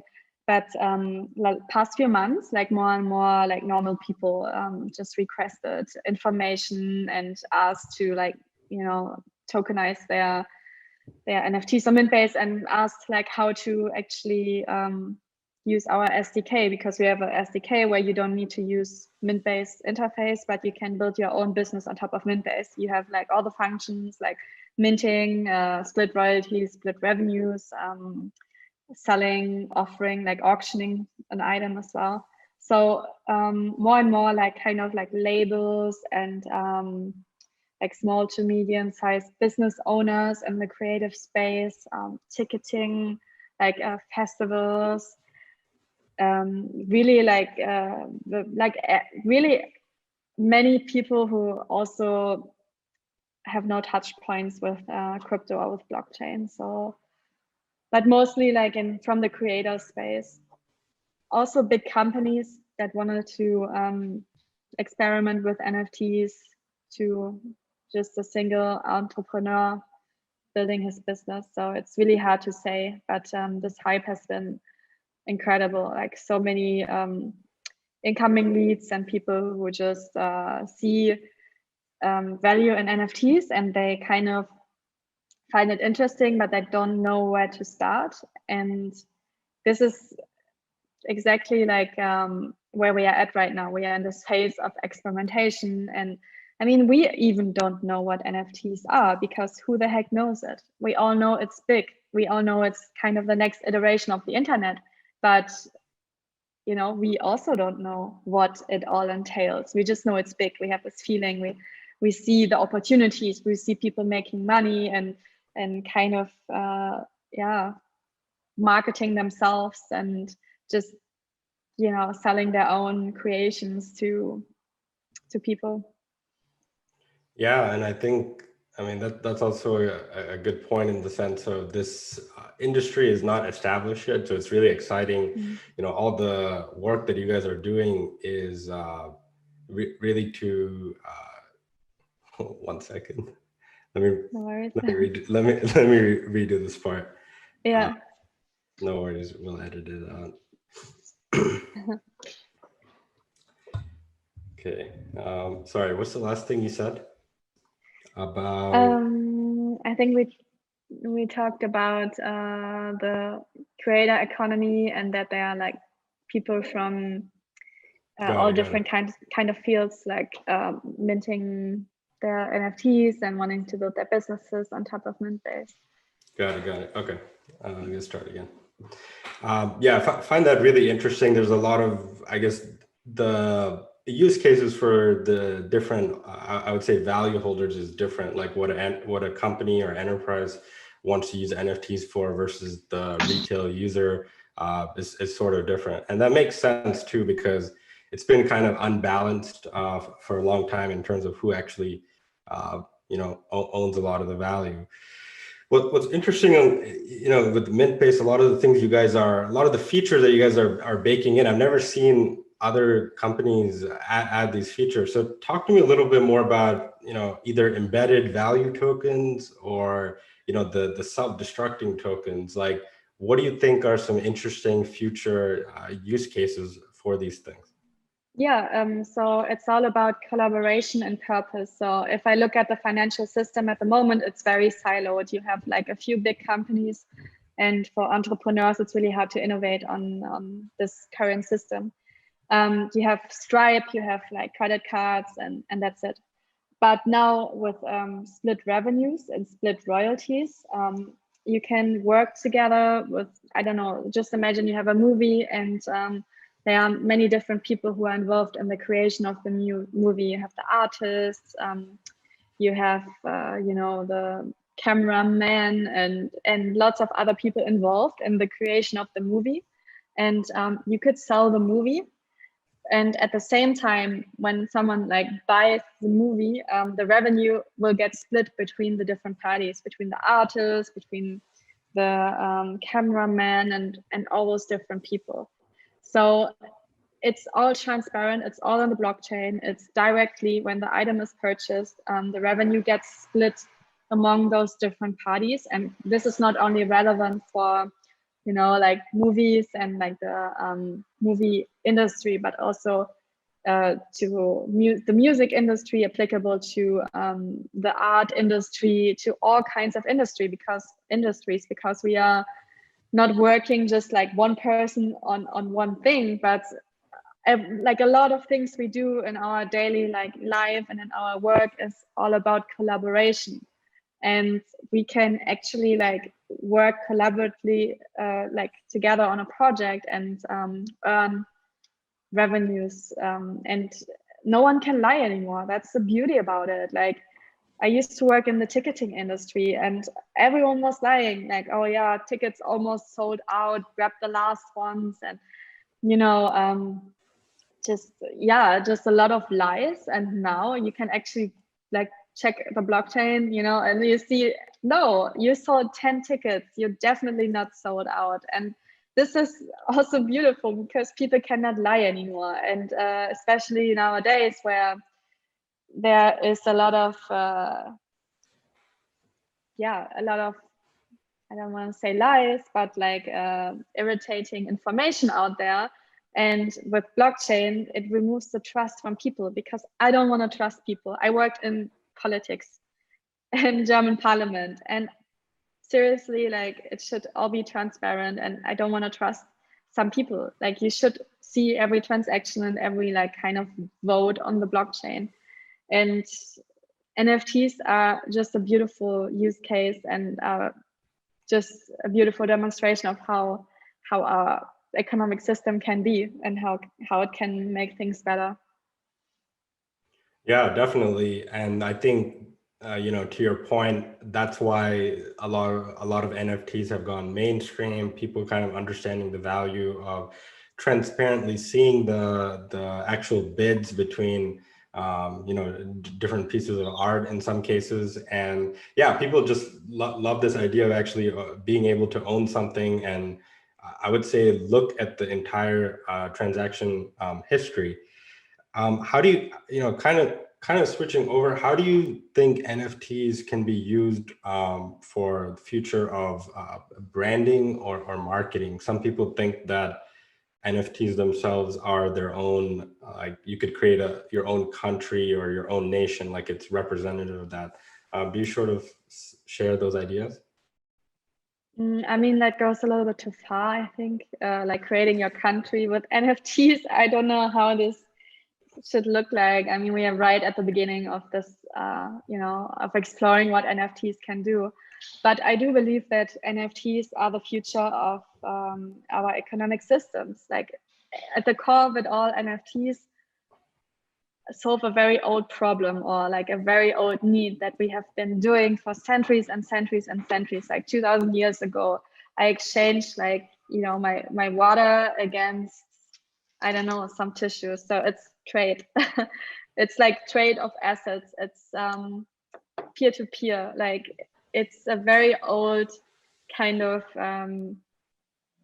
thought behind it. It's making trade easier and it's making trade very transparent, and it's making trade very easy to collaborate with other people on a certain project.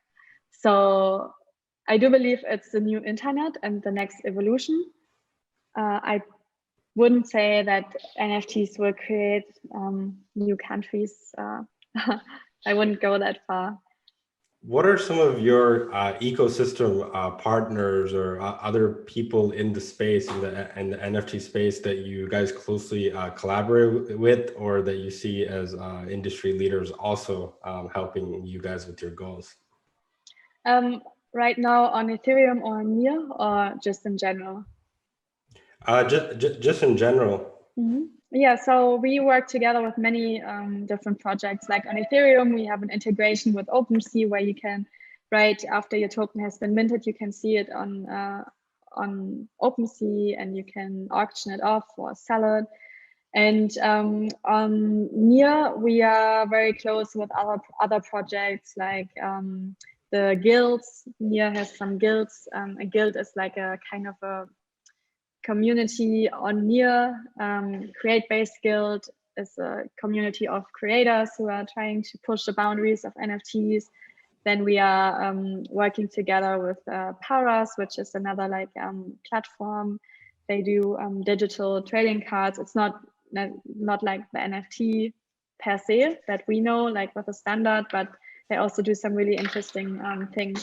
So there are lots of interesting projects on Ethereum and on NIR. And NFTs are special because they can be interoperable and be ported over to other platforms.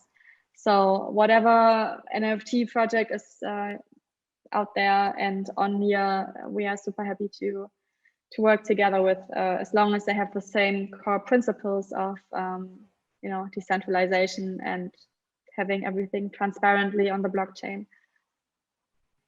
Yeah, and what do you think are some of the future developments of NFTs themselves? Because I know you were talking about some token standards that you have developed, like some new token standards. Do you think that will continue to evolve, maybe from like a development perspective? Yeah, I think NFT standards are never like a static thing, but they are always like being tweaked and enhanced over time. And so the future will definitely hold NFTs that can be redeemed. Like, for example, I have a NFT shoe, for example, and then I can redeem the actual NFT and then it triggers a purchase process that it will send me the actual physical shoe to my address. I will walk in crypto voxels or Decentraland, which are virtual worlds. I will walk around in a pizza shop and I see this delicious salami pizza, and then I just click it, and then in the background it will kind of trigger a delivery process, so that it would deliver pizza to my place. So that is like kind of how we see NFTs. Like they are gonna be used in VR, but also on websites where it's basically gonna be a check, like, are you connected to the blockchain? Yes. Are you the owner of this NFT? Yes. Do you want to redeem the NFT? Yes. So NFTs will replace our current password system. So we are not gonna need to log in to all these different platforms with our password, which is super annoying, by the way. But it's just like gonna check if you are connected to the blockchain, if you are the owner of the NFT, and if you are so, you will get access to a certain website or to specific content. Yeah, I mean, it would be certainly helpful if I could use the NFT to remember my seed phrase or something like that. So kind of looking forward in the future, what do you think will be the next wave of interest for NFTs? Like, will it be in sync, like you said, with another industry? Like, do we need another industry outside of blockchain and crypto to kind of enhance this whole space? And my question really is, at what point do you think like digital ownership will either meet or surpass the physical assets in the real world that people have? Yeah, so there are currently lots of different industries like trying to figure out how they can use NFTs. So we see more and more musicians and more labels trying to figure out and wrap their head around NFTs. So at the core of it all, NFTs can only find mass adoption if we can cheaply and efficiently send those things from A to B. So on Ethereum, unfortunately, it's just too expensive and the issue will never be solved. I mean, I don't know, maybe one day Ethereum 2.0 comes around the corner, maybe then, yes, it will be fine. But at the core of it all, it needs to be affordable and cheap for people to experiment with this technology. So that's why we chose NIA as well, because the transactions are very affordable. So it will only find adoption when it doesn't cost a lot. Yeah, I love you and your team's kind of value-driven decisions for the variety of different use cases and features that you really have on your platform. To kind of end things off, why don't you tell us, what can we expect at Mintbase in the coming months, and also give you opportunity to either shout out, how can people reach out to you and get involved in your project? Definitely. So in the next few months, you will definitely see the next evolution of NFTs. So it's not only going to be about just storing my digital art piece in my wallet and hoping it will gain value, but you will see NFTs being traded, being sold, and in a collaboration with lots of different artists, and kind of like finding the purpose of those digital assets. So you will see real world usage. So we are building a festival where you can trade and mint those NFTs at the actual festival, but also in the virtual world. Those two worlds are connected. You will also see lots of different new use cases that I don't even know what's going to happen in the next few months. It's changing like really, really fast, but for sure you will see some very interesting projects. And feel free to go to near.mintbase.io, which is Mintbase on the Near blockchain. And if you want to reach out, come to our Telegram channel, it's Mintbase, or reach out on Twitter, there we call Mintbase as well.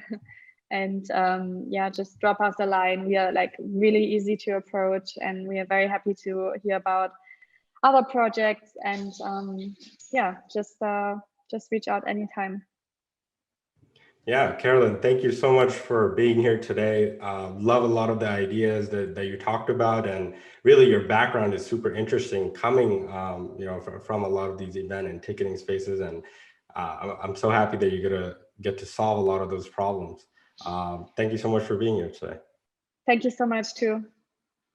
And for those of you, and for those of you that are still sticking around, we're bringing you more exclusive interviews and deep dives into the space as we're exploring the future of creator economies and really digital ownership. Thank you, everyone, and tune back in to Reimagine 2021 version 8.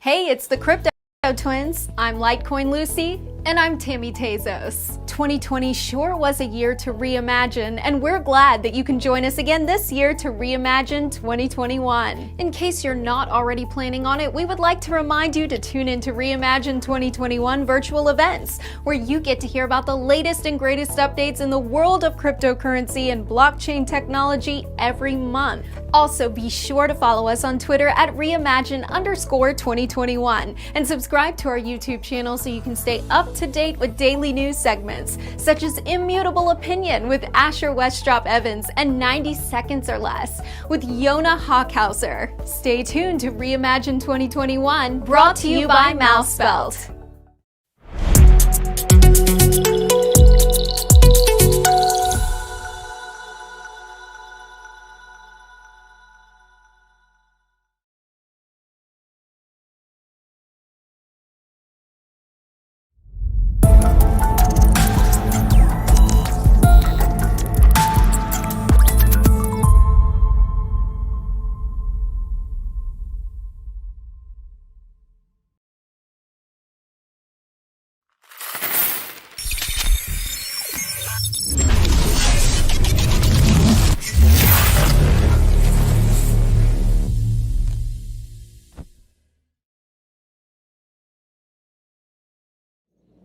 Here, matey.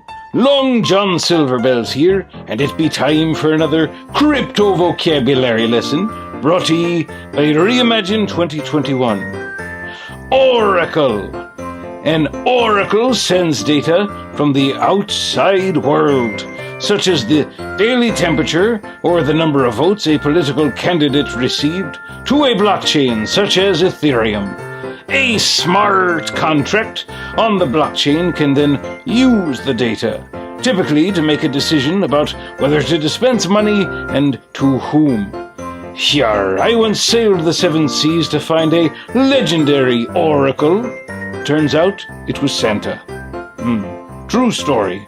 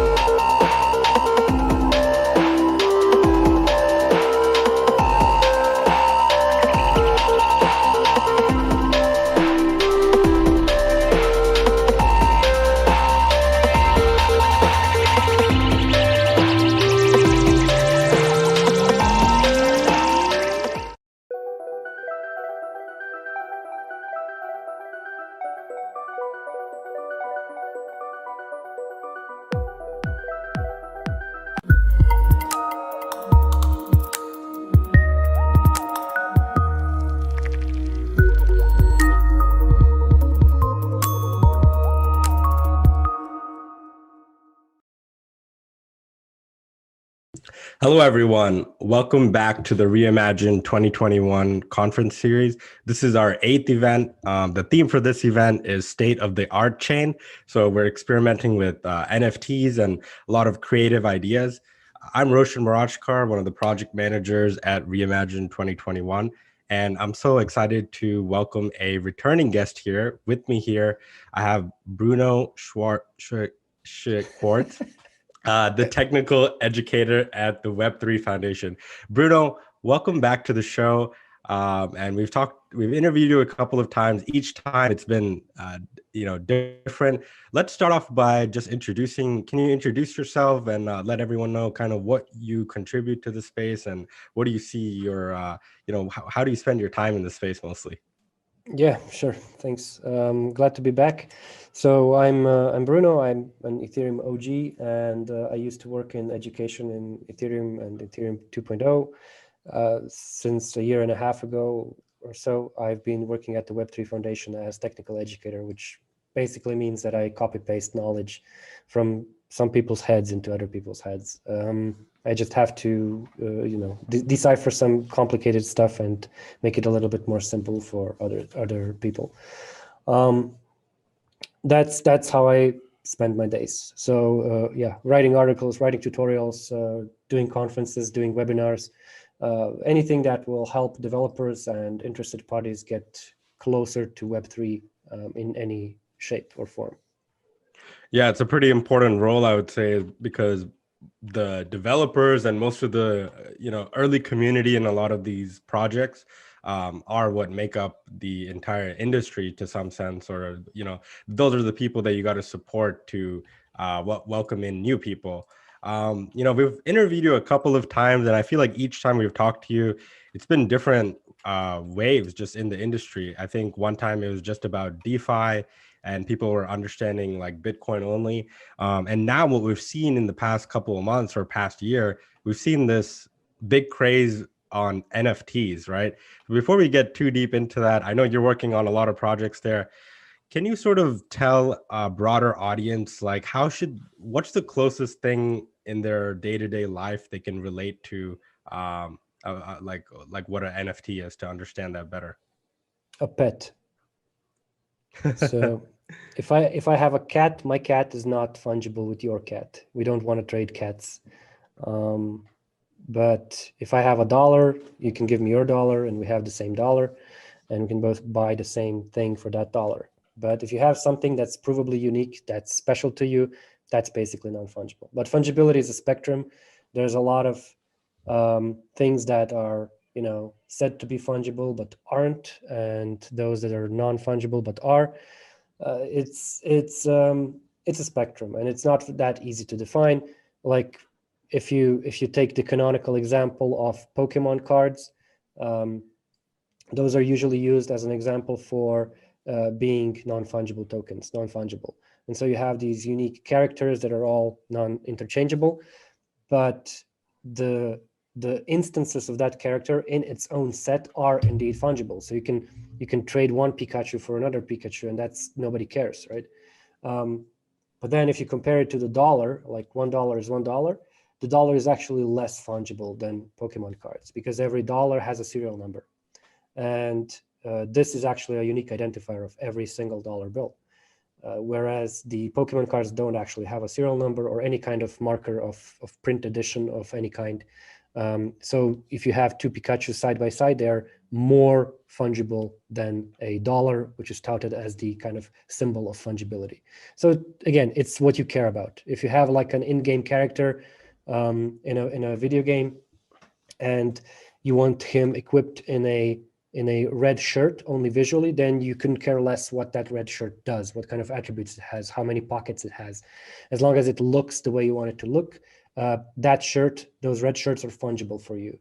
But if you are equipping your character for a battle, then you will absolutely care what that shirt does, right? If it gives you extra health, it's not going to be the same if it gives you an extra stomach size slot or something, right? So fungibility is a spectrum. It depends on what you value in a certain token that you own. Yeah, I think that's a pretty good explanation, especially with the Pokemon comparison, because a lot of people, growing up, they've been involved with games and trading cards. And I think a lot of the NFT industry has tried to capture that relatability. So I wanted to also ask you, what do you think is it about, like, do you have a perspective on, are there certain characteristics of an NFT as to why you think the celebrities, Hollywood, mainstream people are getting in and wanting to create these NFTs? Because in my view, it's like you have all of these other products in the crypto and blockchain space. I don't think people found them as interesting.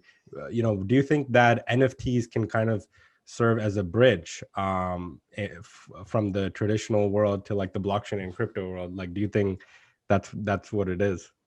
Yeah, they can absolutely be a bridge. They will be a bridge, and this is what's going to tokenize the world, not the NFT, not the fungible tokens of the past that we said would tokenize everything, but NFTs are going to be tokenizing the world. This is because they are completely redefining digital ownership. And by redefining digital ownership, they're also extending to real world ownership as we map real world assets to digital assets. And even celebrities, those who are not in it to make a quick buck, are realizing that they can actually do stuff without middlemen. And they are starting to realize how powerful this is, how powerful it is to just be able to whip up something creatively and expose it to the community in a verified and trusted way without actually having to go out and reach out to those that used to peddle your stuff up until then. So I think this is quite the interesting shift. Of course, there's a lot of money grabs. Of course, there's a lot of scams. Of course, there's a lot of it's a 2017 type of craze. But this time things are different because we have a much greater reach and we actually have products. So rather than just empty PDFs and white papers from 2017, we now have a lot more things to do on chain. And I think it's a much more interesting ecosystem. So I don't see this imploding as 2017 did. NFTs will bridge over into the mainstream in more ways than one. And I think we're not even close to the top until the largest of the large conglomerates start getting on board. So when you see Coca-Cola trying to buy a remark-based billboard in a metaverse, then you'll be able to tell, okay, maybe there's not much room to go from here. But until that happens, we've still got a lot of room to grow. Yeah, I think you're right. It is different this time around. It's interesting that a lot of the same levers still exist as far as kind of like this unpredictability that we have in the space. I think when I compare it to other space, like for example, these other metrics of success, so to speak, like of course we need more developers contributing code, more users, but you have this unpredictability in the space where the thing that has the least amount of users or it's hardest to use somehow captures new interest in the space, as NFTs have. So I wanted to kind of dive deeper into, what is your personal relation with all of this? Because obviously you do many different things in the space. So I wanted to ask you, can you tell us a little bit more about RMRK? And I also want to talk about the Canaria NFTs. I know it's fairly new, but maybe before we go as deep into that, can you sort of tell us, what is Canaria built on? Maybe if you want to talk about a little bit about the value of Polkadot for the people that don't even know it exists. It's all new stuff. Yeah. So it's kind of a longish story, but I'll try to kind of compress it. In August last year, I noticed that the NFT craze was starting to ramp up again. And so at Web3 Foundation, we're building two chains, Polkadot and Kusama. And Polkadot is a chain that connects other chains and that lets them communicate with each other in a way that any chain that connects to it actually gives its features to everything else that's already connected. And so you have this tide that rises all the boats all the time. As soon as another chain connects, everybody else gets all of those features. And so if you plug Bitcoin into Polkadot, and then you plug Monero into Polkadot, and then you plug Ethereum into Polkadot, you can just go and launder your Bitcoin through Monero, get your clean Bitcoin out, and then put it into DeFi on Ethereum and earn interest on it, all in the same system, all through the same UI, all through the same commands. And these bridges that connect these chains together, they are one to many, which means that one chain that connects to the entire system is immediately connected to all the other chains because they're also connected to this whole ecosystem. And this is really powerful for extending the entire multiverse of blockchains, where every blockchain is kind of application specific, right? It can be as application specific as you want it. It can be optimized for a certain use case, but then it just inherits the security of the entire Polkadot network and also gets all of the features of the entire connected, like chain space there. And Kusama as a blockchain is just like Polkadot, only faster. And so it started out as an experimental network with some value, its tokens had value, but it started out as an experimental network to test out early Polkadot features. And maybe some of those features would end up on Polkadot, others would not. Why it had value rather than being just a testnet? Well, because it's not worth it to attack a testnet. But if you attack a value-bearing network, you can actually extract value from that attack. And so you have to incentivize bad actors to break the system so that you know that it's breakable. Over time, Kusama evolved into its own chain. It kind of got this artsy and cypherpunky nature, experimentation-friendly branding and attitude. And so a lot of people, especially creators, adopted it as their kind of home in the digital ecosystem. But because these chains are meant to connect other chains, they have to be super, super lightweight. And because they have to be lightweight, they can't support smart contracts because that's heavy logic to go through. So they don't have smart contracts. They are banking on chains that will connect to them to have smart contract logic. So they don't have to have them. This is the whole part, this whole application-specific blockchain part of the story, where Kusama and Polkadot are actually chains that are specifically for connecting other chains. And then another chain that connects can have smart contracts, that's fine. And then another one can focus on just NFTs, that's also fine. Anyway, Kusama being what it is, it kind of evolved into this standalone separate network that still gets features sooner than Polkadot and tests them for Polkadot, but it has real use cases, real value, real users, and real products and projects launching on it. And it's evolved into something much more serious than originally intended. And what I saw was an art-friendly blockchain without art and without the ability to use this coming NFT wave. And so I figured, let's hack NFTs onto it. And I wrote RMRK, as a inspired by colored coins from Bitcoin from back in the day when that was still a thing. You basically graffiti the chain with some custom values. And then I wrote a bunch of tools and rules on how to interpret these custom values to actually see value that technically isn't there. So recognize NFTs and see them as tokens that you can then send around using these special graffiti. So you can compare that to something like if you walk around town and you see a graffiti of a blue turtle on a garage, then if you're a civilian, you're going to think that's a nice blue turtle, or you're going to think, I don't like that they spray paint in that garage, and then you're going to move on. But if you're in a gang called Red Turtles, then you're going to know that you should not go further because you'll get your ass kicked. And so this is because these gangs share a common language, they understand each other, and they have this specification where they understand these messages as they encounter them throughout the town. And Remark is just like that. It graffitis your transactions on the chain, and then these tools interpret these messages in a special way. Basically, we forced NFTs onto Kusama, even though it doesn't have smart contracts. And so there are certain downsides to running NFTs without smart contracts.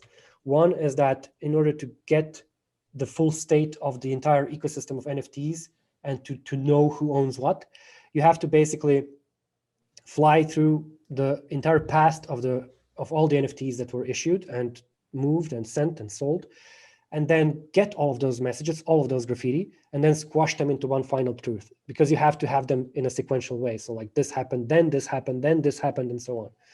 So you can't process the message that NFT 0125 was sold without actually first knowing that it even existed, or it was listed for sale. So you have to process all the messages from the beginning. And this means that you need an archive node, which is very resource intensive and slow to sync. This is still pretty fast because Kusama is a young blockchain, but it's not going to get any faster as Kusama grows. And the other problem is that in order to, there's a double buy problem where if two people buy the same NFT in the same block, we don't have smart contracts to refund the second invalid transaction. And so when I first released Remark, some teams picked it up and started building on top of it. But it kind of soon became apparent that the bar needs to be raised and that we don't have the UX and quality that we should have as a good NFT chain. And so I formed a full-time team around it. And this full-time team has been developing tools to avoid these downsides for the past few months. We are now done with these tools and we have released them as proof of concept and a test in production as the Canaria platform. And the Canaria platform is an NFT ICO launchpad. So this lets you launch your own NFT collection, something like CryptoPunks, similar to that, which immediately sets up your entire environment for selling these NFTs to the public from a certain address. And it uses Remark under the hood. And it comes with built-in protections against these double buys. And it comes with really quick syncing so that you don't have to wait for hours for it to synchronize the entire protocol and so on. And this is at the same time, this is a fundraiser for the team's independence so that if people claim these eggs, they need KSM for that. If they claim a lot of these eggs, then the team is going to be able to continue being full-time devoted to the Remark project. And so far, I'm happy to report that no bugs were found, no game-breaking bugs happened. Nobody lost money, so our protections seem to be working as intended. We are, of course, keeping it live until for another month or so, until May 17th, so that people can really, test it, break it and stuff. But we are quite confident that we've developed some really awesome things. And based on these findings, we will soon be releasing our official UI for Remark so that anybody can mint any token and put it up for sale and browse galleries and so on. So the ecosystem is coming, it's being built. And yeah, we're really excited to show people what we've got in store for Remark 2.0, because even without smart contracts, the Remark NFT system is the most advanced NFT system in existence right now. We added some features that no other NFT platform has, and this is super exciting, and we can't wait to show you everything. Yeah, that sounds really awesome, and that's something that I really admire about you, that you don't really wait for implementations. You sort of just hack them and build them in, even if something is not natively built for a use case. I think it's a great point that a lot of the existing blockchain infrastructure can be repurposed. So really excited to check that out. And I also think that, with the strides that you're making, it's going to just improve the industry and NFT experience, because, I still use Ethereum. I like Ethereum, not to go on any one specific chain, but chains like Ethereum, there's too many people using it. It gets quite expensive. It's not a good experience for new people coming in the space because they think that's how it always is. Maybe for the crypto natives, we know, right? But I think that's an important distinction that maybe can be changed as well. I want to kind of dive deeper into the utility and the future of NFTs, because I think you kind of have a unique viewpoint that not everyone shares. So what do you think will be the future utility of NFTs? And I wanted to ask you that, kind of touching on what you said a couple of minutes ago, will NFTs be interoperable, or will the value kind of originate from whatever network it's on? Because I thought the whole point of most of these NFTs is collectible and I don't know, keeping it in one blockchain. That's what it seems like right now. I don't see a lot of cross minting or being able to transmit your digital art or ownership into something else, right? Like these new chains that are coming along. Yeah, I mean, people are going to be building bridges, so that's going to happen regardless. Somebody's going to build those, but that's kind of, NFTs right now are items that collect digital dust. You have them in your wallet and they do nothing really. So if you move that dusty item to another chain, it's just a dusty item on another chain. It's nothing special. And in fact, while Kusama does offer cheaper interactions with NFTs right now, it does so because there are no users. So let's not get fooled by let's not feed the narrative that other chains are better than Ethereum just because they're cheaper. They're cheaper because they have no users. The real innovation will happen when things really scale. Like all of these different Ethereum killers, they are banking on that. Like, look how cheap we are. Yes, you're cheap because you've never given scaling a thought, because you didn't have to. And this is why nothing exists on Cardano and similar stuff. And also there's this recently popular gimmick of trying to accuse NFTs of being environmentally unfriendly. That's I mean, clinically insane. But it's popular to like bite down on, because it's a nice sound bite for the media, right? And it sounds interesting, but it's really, really dumb. And it has nothing to do with reality. And while Kusama is both cheap and eco-friendly because it's proof of stake and not proof of work, none of these are selling features for me. Selling features are features. And what we've actually built here for our NFTs is something that no other NFT system has, because I was sick of these digital dust gathering devices. Notably, we have like 4 distinct utility bringing features to NFTs. One is that NFTs can own other NFTs. And so you can imagine this as an in-game character having a backpack. And then you have other items in that backpack, and you can equip them at will. Why would you do that? Because they can have functional use. So our NFTs, the birds that are going to hatch from these Canaria eggs. So we're selling on Canaria, we're selling these digital egg NFTs. Remark has emoticons built into the protocol. And so you can send on-chain emotes to these eggs. When the eggs hatch, the birds are going to be, the look of the bird is going to be influenced by the emotes that you collected. And that's one use case there of how an NFT can evolve. But one more innovation that we've added into the mix is conditional rendering. And conditional rendering will change what an NFT shows you depending on some condition. And so if I have a painting of a digital moon and people send 50 rocket emojis to it, then a rocket can land on that moon. So now you have reactive art that can react to outside input and to other transactions. When you couple that with the ability to for NFTs to own other NFTs, then you can actually modify the look of the NFT depending on which NFT it has. And so these birds will have actually equipable props, where if you equip another NFT like a hairbrush, that bird will actually show the hairbrush in its hand. And so you will now have actually gamified NFTs that can evolve and that you can release other add-ons for. And anybody else in the world can release new items for these birds that you can then send to these birds and equip them. So we've actually built the world's first global gamified NFT system where anybody can participate in it with new mods and new add-ons. And then you add into that multi-resource NFTs, which we've done. Multi-resource NFTs let you define several resources for a single NFT. So if I have an NFT of a 3D object, then if I load it in OpenSea as the marketplace, it's just going to show the high-resolution photo. But if I load it into 3ds Max, it's just going to load the 3D file directly, and I can edit the file.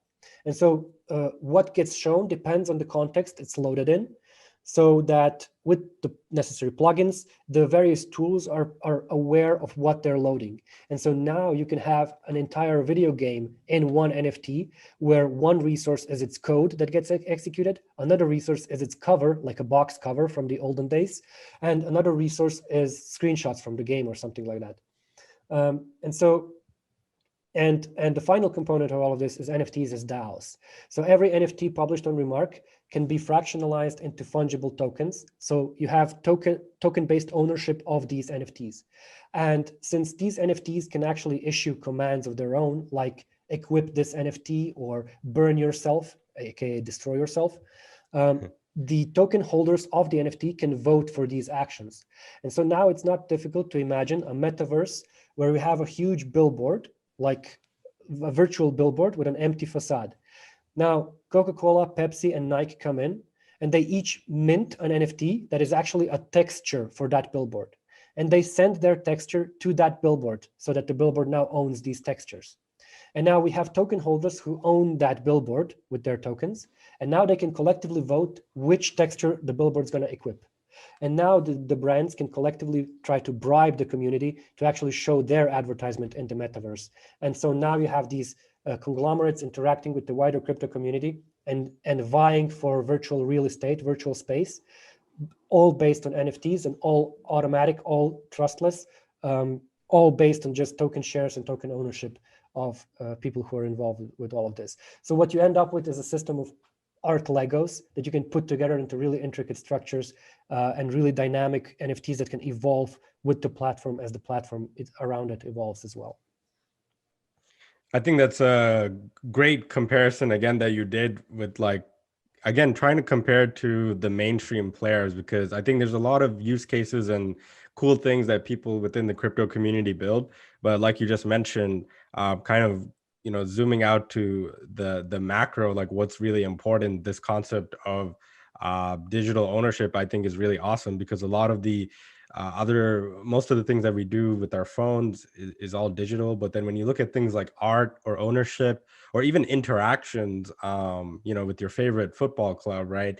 It's not really digital yet. And I would say that there's no real opportunity for people to also benefit from the things that they're interested in. And that's what I'm excited about in terms of a lot of this stuff, bridging that value and you actually owning it. So I want to go a little bit deeper into these use cases, because I think you mentioned some interesting thing. What are the most exciting use cases? It doesn't even have to be NFT specific, maybe even DeFi, because I've seen a lot of like use cases for things like football, being able to, I guess, collect kind of like a fantasy football, or with the NBA Top Shot, right? You had like this NBA fantasy type of game. I think that's what they're rolling out. So what are the most exciting use cases you think will come out in the next year or so, if it's not only just tied to ownership, I guess? Like how can people benefit the most? And also, if you want to answer, like, where can people kind of get started with learning or experimenting? Like, what would you recommend? Well, there are some interesting experiments in that area. The problem is that everything's happening on Ethereum, and Ethereum is prohibitively expensive to interact with. So it hinders innovation right now. We are all looking forward to the day when that's no longer a thing, but it kind of hinders innovation right now. And I do know that a lot of different NFT products are launching and NFT platforms, and you can if you want to get more interactive NFTs, you can join us at Remark on Kusama. You can check out Mintable, which is launching on Near very, very soon. You can go to Matic, which is basically EVM, so Ethereum. So any NFT experimentation will be cheaper and faster there. But not a lot of people are doing that in a very meaningful way. And basically what the entirety of Ethereum's NFT ecosystem amounts to is different whitelisting trading UIs popping up. So it's just a bunch of selling platforms for NFTs that whitelist different artists. Not a lot of action happening there, and the cost is a part of it, because they're banking on the fact that you buy the NFT once and then don't interact with it anymore. Therefore, it's not that expensive to buy it just once. But if you want functionality like our emotes for NFTs, where people are sending hundreds of emotes all the time, you can't really pay $150 of fee for one emote on an NFT. Nobody's going to do that. So to get started, you would have to try with these alternative platforms. I do actually recommend keeping an eye on our social platforms or whatever official channels we have for the announcement soon about the official UI, because that's going to be a very UX friendly place to start experimenting on. I honestly haven't looked at what Ethereum is offering in terms of UX for a while, so I can't say there. But I do know that Nate from Mintable is doing some very nice things. So if you get the chance to check out Mintable on Near, for sure. But also, yeah, we'll have our official UI for that so that you can easily get started. And in terms of these fantasy football things, these actually have a great potential, but are again hindered by the fees. And people are hesitant to use a centralized platform. Like, for example, So Rare just launched a fantasy football thing with Ubisoft. And this is great. This is like, name recognition and everything. And yet it's not picking up the way it should be because it's centralized, because it happens on behind So Rare's gate and on their server, basically. So, and the other alternative is going fully decentralized, but then you'll pay hundreds in fees for every interaction. So you can't win these days with these experiments there. They are very fun, they're very interesting, and they definitely have a future there. All sorts of stuff that relies on somebody picking an option and then persisting that option through any kind of tournament like infrastructure, and then adding value to that picked option that they now own will work. So fantasy football, fantasy basketball scores and stuff like that, absolutely. But I'm more bullish on the in-game use cases, metaverse game use cases, and so on. Like one of the most interesting areas that I'm like experimenting with is augmented reality ownership of real estate. And so now you have a world divided into plots. Each plot is an NFT. And again, you have ownership of that plot of land, and you can put anything you want on it. And so now when the time comes to have the augmented reality future that we've all been wishing for decades, where you just put a lens into your eye and see everything that's happening around you, now you own the virtual real estate around you. And now you can modify the world to your liking because you own the NFT piece of land in front of you. And this is something that I'm very excited about. So these types of experiments are coming, but very, very slowly. Yeah, gaming is a big use case. And I would say just to add on to that, like we already all have some form of our digital landscape or digital ownership. I would just say it's our personal like social media profiles. I think that's how a lot of people think about, their channels or their Twitter profile. It's something they own and interact with every day and provide value. But I think people just haven't crossed that bridge yet, which is slowly happening day by day. And that bridge is basically what you just said, like getting people comfortable with owning digital land, even though they can't physically interact with it. It's hard for some people, right? Because a lot of people are like, where's this value coming from, or what can I do with it, which are fair questions. And I think, to kind of bring this around full circle, it always goes back to the early experimenters and also builders. So I want to give you the chance to also talk a little bit about the Web3 Foundation grants that you have. I noticed that some of the projects in there were actually NFT projects. So the Web3 Foundation grants, is that like a quarterly thing? And how can people get involved in that as well? Like, is it for beginners, advanced people? I'll let you kind of explain that. So the foundation has two levels of grants. There's open grants, which go up to 30K USD, and those happen in the open. So you apply via GitHub and you get feedback via GitHub. Those are like almost always approved because they're usually smaller projects that the entire community can benefit from. If not long-term, then short-term through useful code that people can reverse engineer and apply to their own projects. And general grants are the more closed kind for the more expensive projects. These require a bit more due diligence and a bit more in terms of approval. And they're usually reserved for bigger projects that are more serious. Anybody can apply as long as they have a good idea. The whole process is documented on the grants web page. So it's just grants.web3.foundation or web3.foundation/grants. It's open to absolutely everybody. And as long as it brings any kind of benefit to the Polkadot and Kusama ecosystem, it's probably going to get accepted. Though these days, I would actually say it's better to apply to one of the on-chain treasuries of either Kusama or Polkadot. Both chains have millions in their treasuries and are giving them away for this exact thing. So if you have an idea on what to build for on Kusama or on Polkadot, apply to the respective treasury. Talk to the council first. So the council is an elected set of members on that chain who control the treasury. I'm on the council for Kusama. I'm not on the council for Polkadot. Councils are slightly different. And essentially, you would be asked to argue your case on the Polka Assembly Forum, which is the forum for discussing all governance around Kusama and Polkadot. And some councilors will ask you questions there. Once you answer them, your treasury proposal can be approved, and you will just get the money into your account as soon as it's approved.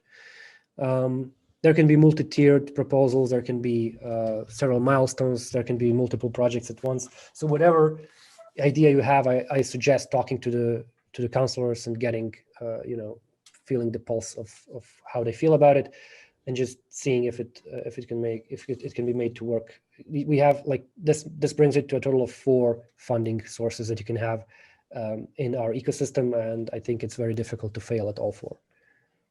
Yeah, that's a great way to at least propose new projects, new ideas. And I just want to put it out there that most of the cool things that people build in the space, they start off with some of these grants.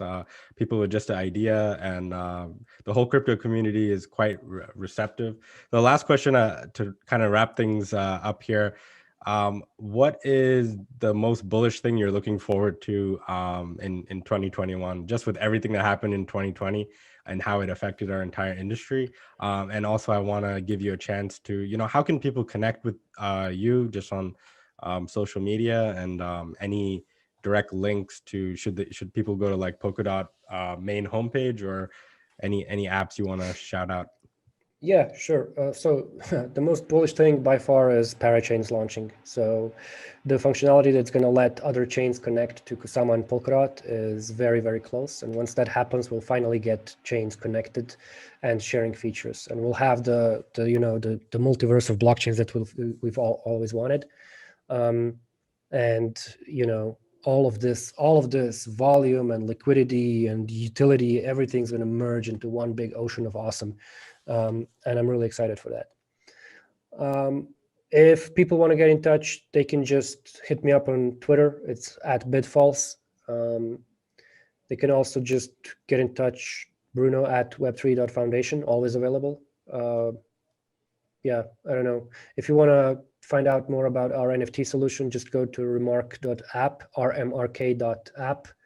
And there's some links there for the community and stuff. So feel free to join in.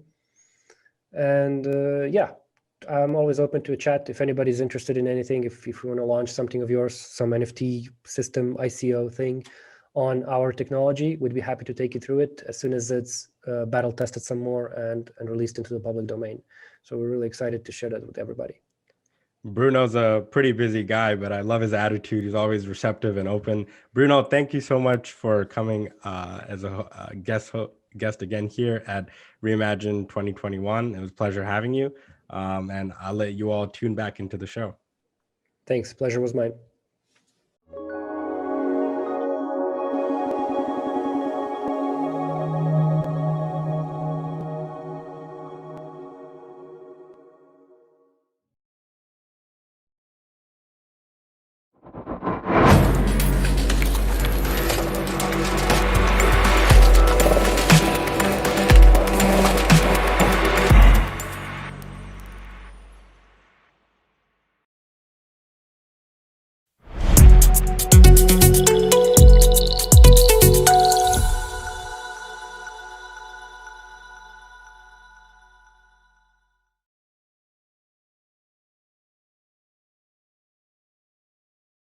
Hey, it's the Crypto Twins. I'm Litecoin Lucy. And I'm Tammy Tezos. 2020 sure was a year to reimagine, and we're glad that you can join us again this year to Reimagine 2021. In case you're not already planning on it, we would like to remind you to tune into Reimagine 2021 virtual events, where you get to hear about the latest and greatest updates in the world of cryptocurrency and blockchain technology every month. Also, be sure to follow us on Twitter at Reimagine_2021 and subscribe to our YouTube channel so you can stay up to date with daily news segments such as Immutable Opinion with Asher Westrop Evans and 90 Seconds or Less with Yona Hawkhauser. Stay tuned to Reimagine 2021, brought to you by Mousebelt.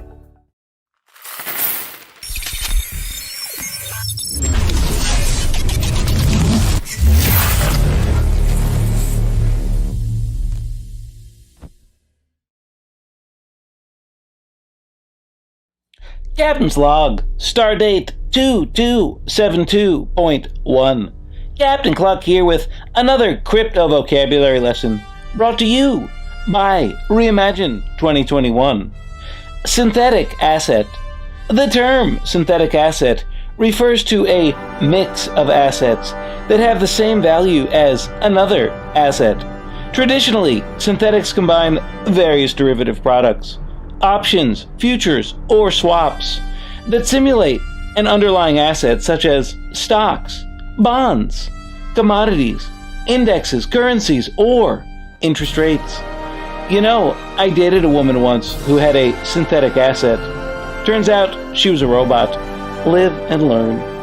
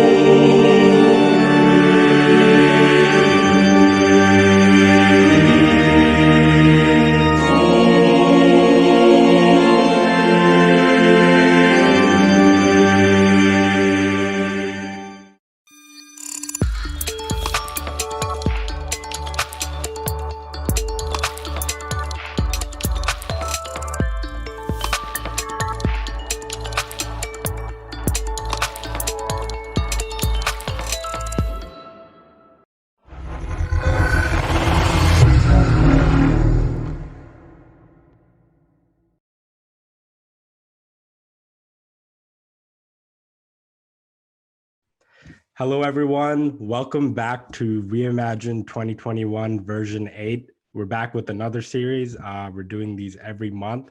And this time we're focused on NFTs. That's why our conference is called State of the Artchain, and really focused on the future of their utility and, really exploring a lot of use cases. And, the interest has certainly peaked, but I think a lot of people don't know about this space as much. So I'm Roshan Rashkar, one of your hosts, and very excited to be welcomed here by a returning guest. So with me here today, I have Luca Cosentino. He's the product lead at Oasis Labs.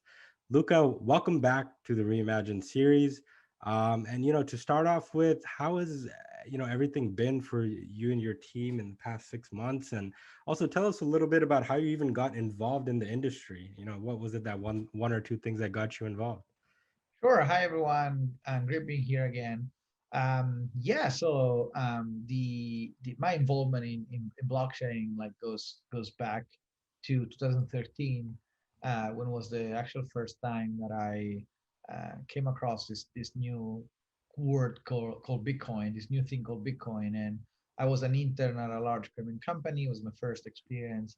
And I was like, oh, maybe that is my occasion to to impress my VPs or the people here. It was really like day probably 15 in my corporate career. And I remember going to my VP and say, hey, I came across this thing. It was worth like a few cents. Now it's worth $300. Anything you want me to do? Like, shall I spend some time researching, at least to update the team? And the answer was like, not at all. Don't do it. We saw so many innovations. Not our role to look for that. Say, okay, wow, if these people who have been in payments for this long write off an innovation this quickly, it means that I'm totally off. So I used that proxy as a signal. Maybe that was the biggest mistake I've done to date. So I ended up buying a couple of Bitcoin back at $300 because I wanted to see what that meant, right? What is this? And I remember feeling extremely excited when I first started moving these Bitcoins around back and forth between a couple of wallets, just because like it gave me this incredible sense of freedom, which I couldn't fully explain because I didn't know much about the tech or about how this thing would work or how the banking system worked. But at the same time, I felt very empowered when I could move around the money on a Sunday afternoon without having to wait like 3-4 days to actually see my balance show up on the other account. It has been quite a rally. Like I kept this Bitcoin for a little while, then I sold it at 2000 because like when you make 7x on an asset, people think that you're doing something illegal, and so I said, okay, maybe I made too much. I don't want to have to deal with that, and that was like an experience back and forth for following years. And then every morning when Bitcoin crashed from 2000 back to, I can't remember the number, but like 500, I was essentially that employee that walks into the floor and everyone makes fun of for having taken the best bet, which it's a fun position to be because you need to defend yourself. So anyway, that's just a fun story. But then I didn't really like spend too much time on the technical side of it, but like flash forward to 2016 and then 2017 when I moved to Berkeley for my MBA. I immediately got fascinated by how large the community was around blockchain. And I started spending way more time on reading and studying technical white papers with a few colleagues there. And that's the moment where I started understanding what blockchain could do and what were the misconceptions with the market. I then met Don Song, which is the founder of the company Oasis Labs, also a famous Berkeley professor, computer science and deep learning. And yeah, we decided to start this journey. I became part of her team because the value proposition was really aligned, and I've been there since. We did the fundraise. We raised some money in the beginning. We created this team. We expanded this team, and now it's around 35 people. We launched this decentralized network that is now again it's fully decentralized, so we don't have any control over it. And we also created this level of abstraction for enterprises to use the blockchain without having to deal with the blockchain aspects.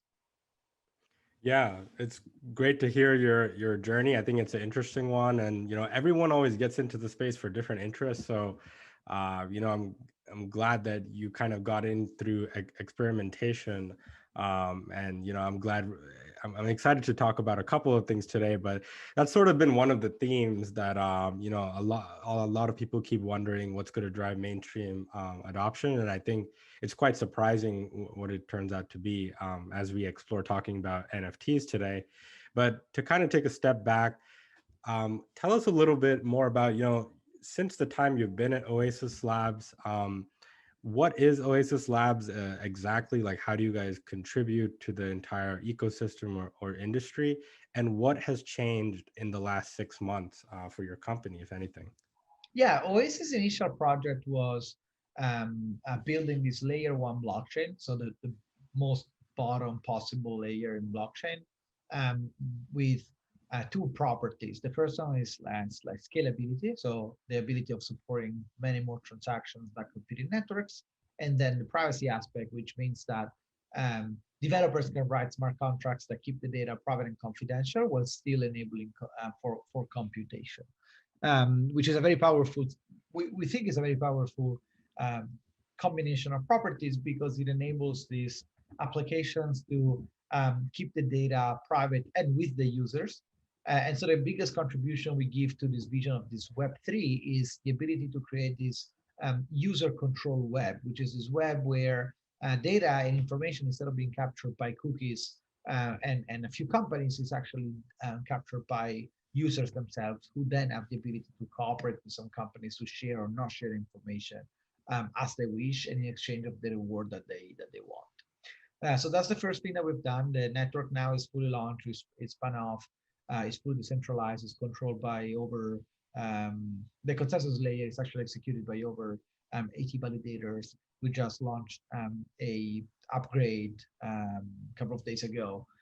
So that's our biggest contribution. There's a ton that needs to be done as per every other blockchain, but we think that we are seeing a very good results now from validators, exchanges, and people who have been interacting with the network. Now I focus on the Oasis Labs side, which is more sort of like company-focused type of business, and also the main contributor to the Oasis network. And so what we're doing now is taking the properties of the Oasis network and abstracting the complexity and all the blockchain code in a series of APIs that can be consumed by companies who essentially can deal with their users in a way that favors the users and the companies, which means they leave ownership of the data or ownership of whatever assets they need to interact with their counterparts in the company. Yeah, and I know last time we talked about a lot about DeFi and the responsible kind of data economy that's developing, especially with a lot of blockchain data that's just being created on a daily basis, even more than traditional finance. So how do you think the industry has evolved from that, kind of leading into where we stand currently today, which is NFT? So like, why do you think they're so popular? And also, yeah, tell us a little bit about what do you think is the future of the data economy? Yeah. So when we spoke last time, we essentially talked about DeFi, and we talked about the role of confidentiality in DeFi, which is a story that is still very applicable, and if anything, we're seeing like a growing need for protecting the interest, mainly because like institutions want to start dealing with blockchain, want to start dealing with DeFi, and they don't necessarily know how to do it because you can't put your information out there and hope that people don't take it to their own advantage, right? That's basically impossible. And that's why the role of confidentiality becomes extremely important because again, it has nothing to do with like privacy coins, but it has this ability, it offers this ability to separate what needs to stay private and what needs to stay public, right? So that's still very applicable. But I'd say what has become really obvious now compared to 6 months ago is, at least in the short term, even what are the benefits of blockchain to the broader ecosystem, especially in the financial system, but also in other areas where ownership really matters, right? Ownership and data really matter. So before we were talking about this DeFi as this open system, transparent, where everyone could participate with a little bit more than an internet connection and a smartphone. With this ability to move money 24/7, with this like ownership of your money, and that was very clear. What was like much less clear, and now I think has been like astonishing, is the power of programmability and portability of the assets within a certain ecosystem, right? This is what has been really clear with the second wave of DeFi, which was way more user-friendly and way more oriented towards like providing real benefits to the users, rather than to like few crypto traders who will be self-motivated to try any product in exchange of any return. And I think that has been like a fundamental property that has become clear now of blockchain, and is going to be even more clear going forward. Think of these large institutions that are not only adopting Bitcoin or as a store of value, but think of all the other players that are now starting playing with DeFi and abstracting some of the complexity around like keys, user key management, and so on to make this DeFi more accessible. Think of the many wallets that have become now the primary interface for users with DeFi, and you think it's not going to take as long to imagine the situation where actually user would be able to store all their money with them, and these wallets that are now so just maybe like interfaces with the world will actually become everyone's bank, right? So you essentially flip the model. Instead of being the user who goes to the bank and leaves the money there, now you can think of the money that stays in the user's wallet and the application that will ask for the money to the user directly in order to consume. So this has been like sort of bridging the two pieces from where we last spoke and today. Now, these new ideas of ownership and portability and the fact that the users become the owners of whatever they create, right? In conjunction with this bigger trend that is happening in the market, which is started maybe with the sharing economy and then evolved into other areas, right? So you can think of maybe secondary market for stocks or for stock options. You can think of cooperatives. You can think of this creators economy. You can think of like Clubhouse, you can think of newsletters, you can think of all these platforms that are constantly and increasingly evolving towards putting the individual like at the center. You sort of start combining these new trends of DeFi for the money and the individual at the center of these products and the blockchain to start imagining what comes next, right? And now I think you start imagining this world where we don't talk anymore about just money or about just creation or about like sharing economy in broader context, but we talk about this broader ownership economy that is the essence and the resulting element of the combination of these three, like the ability to own the asset, the ability to represent the asset, and the ability to port these assets and exchange these assets freely, right? Yeah, so that has been maybe the biggest change in this last 6 months. Yeah, and those are all still true today. A lot of the ideas you just said in terms of people are still wanting to participate in decentralized finance. The numbers have only go up. A lot of the metrics people keep track of as far as like how much money is being locked into the space, and the rate of innovation has been pretty interesting. But I think what I also find interesting is kind of some things that you touched on, but this new wave of NFTs, right, that are everywhere right now. And that's kind of what's driving some of the mass adoption for crypto, I would say. I wanted to kind of ask you from your perspective, what do you think is the current state of NFTs right now? Like, do you think people are using them as utilities per se? And like, what are some of your ideas there of what people should be using them as? Yeah.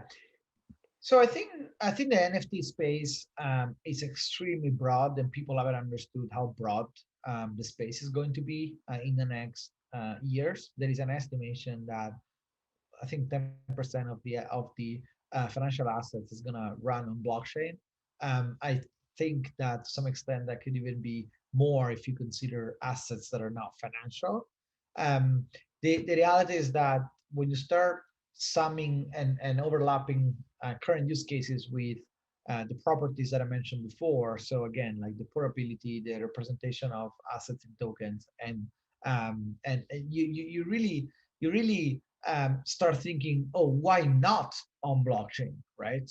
Like if you remember 2 years ago, the question is like, oh, why would you want to do this on blockchain? You can do it with a database. And now the question is flipping to like, oh, you need a blockchain for that. Like you cannot do this without a blockchain, right? Which is pretty exciting.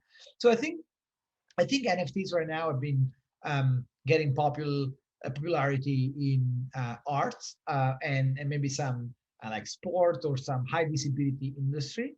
But I do think that the NFTs can be much more than that and can actually represent a lot of the real world assets, whether they're physical or digital, in a way that is tracked by this like broad public ledger in a way that allows for the portability and the exchange. And again, the coolest thing of this is that you can flip the model. So before, let's start from the most basic example, which could be like a loyalty program of a retail store that issues like this loyalty card, right? Think of this situation before, or even now, the retail store, let's say in the US, it could be Walmart, and they issue this loyalty card to me, right? And every time I go there, I spend some money and they give me some points. Now the company will have another problem, which is they will have to engage someone else to give me a reward or put together this program that allows me to change these points for some rewards. In essence, they need to create that liquidity for my tokens, right? They need to create some value for my points. Sorry, not tokens, but points. Now imagine this new situation. Imagine that Walmart actually issues tokens that are compatible with a certain blockchain standard, and now I'm a token holder. And now what they can do with this token is as broad as you want it to be, because they can give me a portion of the revenues for being a very loyal customer. They can give me more tokens for referring friends. They can give me more tokens for visiting the store 3 times a month, or maybe they can give me tokens for answering feedback, answering questions to provide feedback to them. Like, the range of use cases is massive. But what's even more interesting is that me being a token holder, I can be identified because everyone can go and scan the blockchain and see which one are the wallets that contain these tokens, which means that now every developer in the world, no matter who they are, where they are, what relationship they have with Walmart, they can create experiences for me as a token holder. So they can come and say, oh, you know what? We see you are a token holder at Walmart. You can actually come here and swap your tokens for a bike ride this Sunday, right? And that requires like no relationship with Walmart whatsoever, but it only requires this incentive for developers to build experiences around that, which is the same thing that is happening in the crypto world. First, people acquire tokens, and then the DeFi movement is creating experiences for them. In the DeFi world, they're very tailored around like money. In the NFT world, they could be tailored around like, again, experiences or benefits. But the range of possibilities is massive, and I only tackle like the loyalty. I'm happy to explore more if that's interesting. Yeah, I actually love how you separated the two things, right? Like DeFi, literally in the name, it's all about finance, and that there's a whole bunch of products there that are disrupting traditional finance, obviously.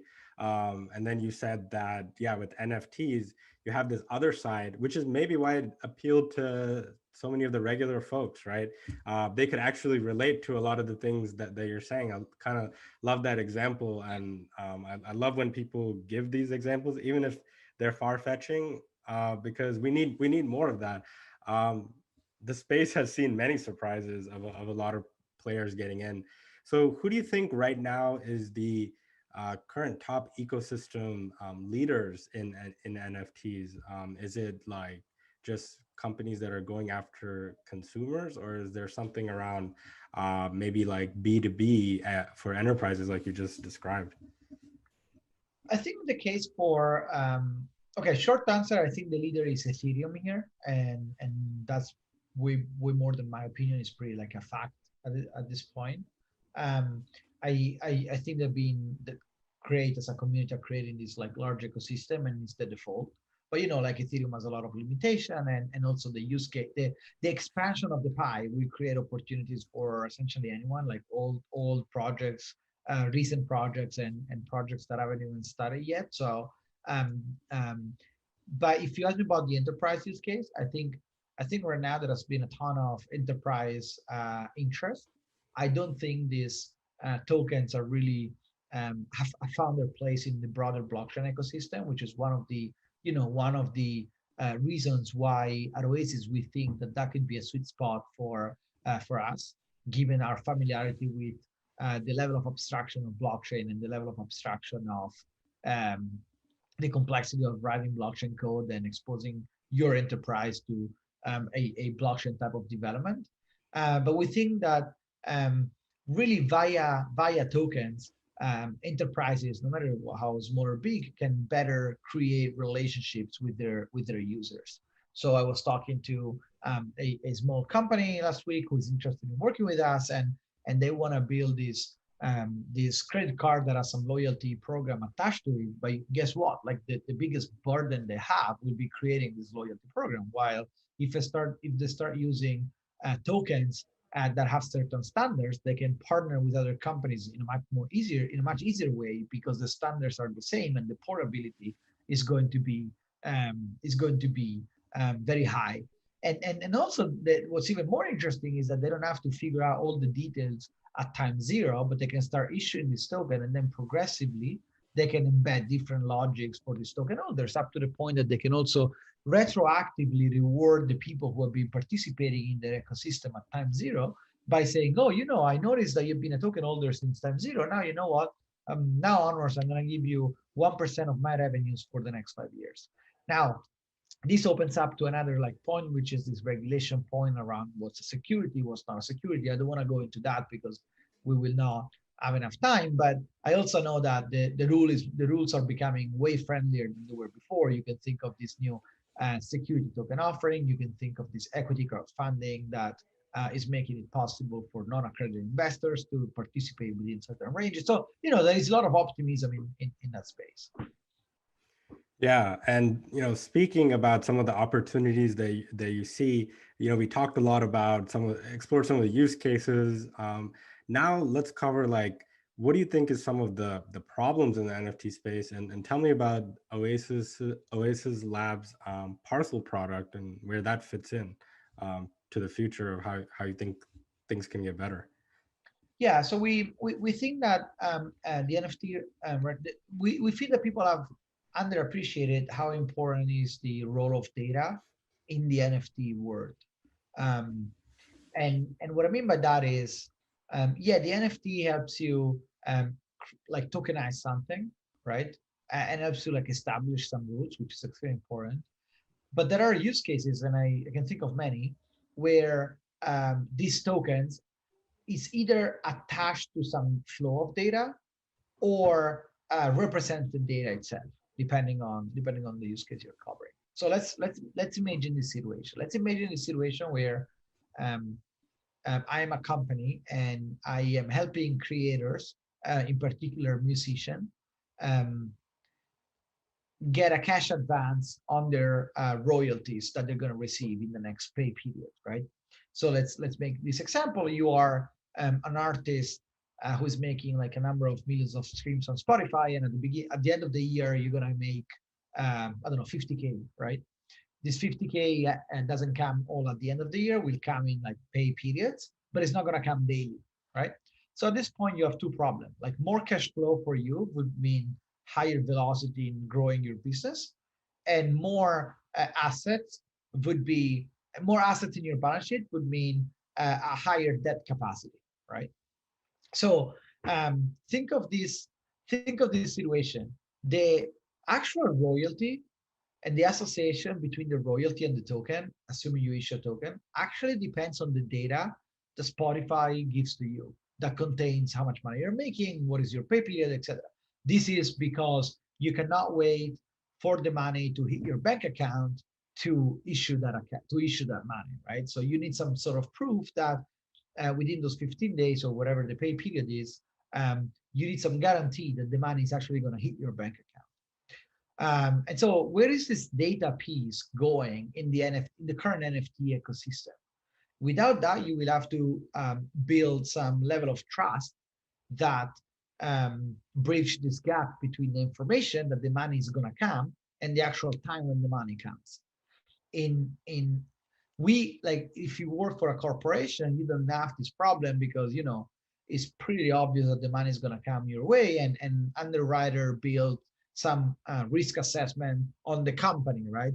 But Google is not famous for not paying salaries, of course. I think they hit, they don't have the metric, but they hit their pay rate like 100% of the time, right? So there's not really much you want to improve there. But Spotify, there is uncertainty because you don't know how many people are going to stream the music like tomorrow, or how much money you're going to make for the last 10 days. So I'm digging a little bit from your question because I wanted to emphasize the importance of having clarity on the data that is attached to that NFT. The NFT itself may not mean anything if it's not connected to a reliable data source. Now, it turns out that data source, where do you put it? Do you put it on the blockchain? Do you put it off chain, but then you put a key to decrypt it on the blockchain? Like, how does that work? This part hasn't been really figured out yet. And I think we can play in that space because this data needs to stay private, cannot be streamed to the blockchain, like people would not be happy about it. And it's of immense value because it also adds a level of trust to what the NFT represents. If you bridge this gap between the data and the token, the NFT, now the token is very valuable. And what you can do is that you can solve the two problems that I mentioned at the beginning, which is accessing your money early on and expanding your debt capacity. Because now you can sell your token, for instance, for the second problem, you can sell your token to your fan who would buy your token that represents maybe like future streams of revenue. By doing that, they would also pay a premium because they are your fan, your supporters, they want to be part of your community early on. If you make it big, they're going to make it big, but they're also going to help you get there. And now all of a sudden you have sold these tokens. These tokens are sold in exchange for some money. The artist can expand its debt capacity by adding assets to the balance sheet. And now the artist can go to a bank with a broader balance sheet and say, with a bigger balance sheet and say, hey, I want more credit than I asked for before, that I could get before. And now the opportunity to make the business bigger has expanded, and so on and so forth. So I'm going to pause it here because it was a long explanation. So apologies for that. But I hope it emphasizes the role of data that is not currently captured in the current NFT ecosystem.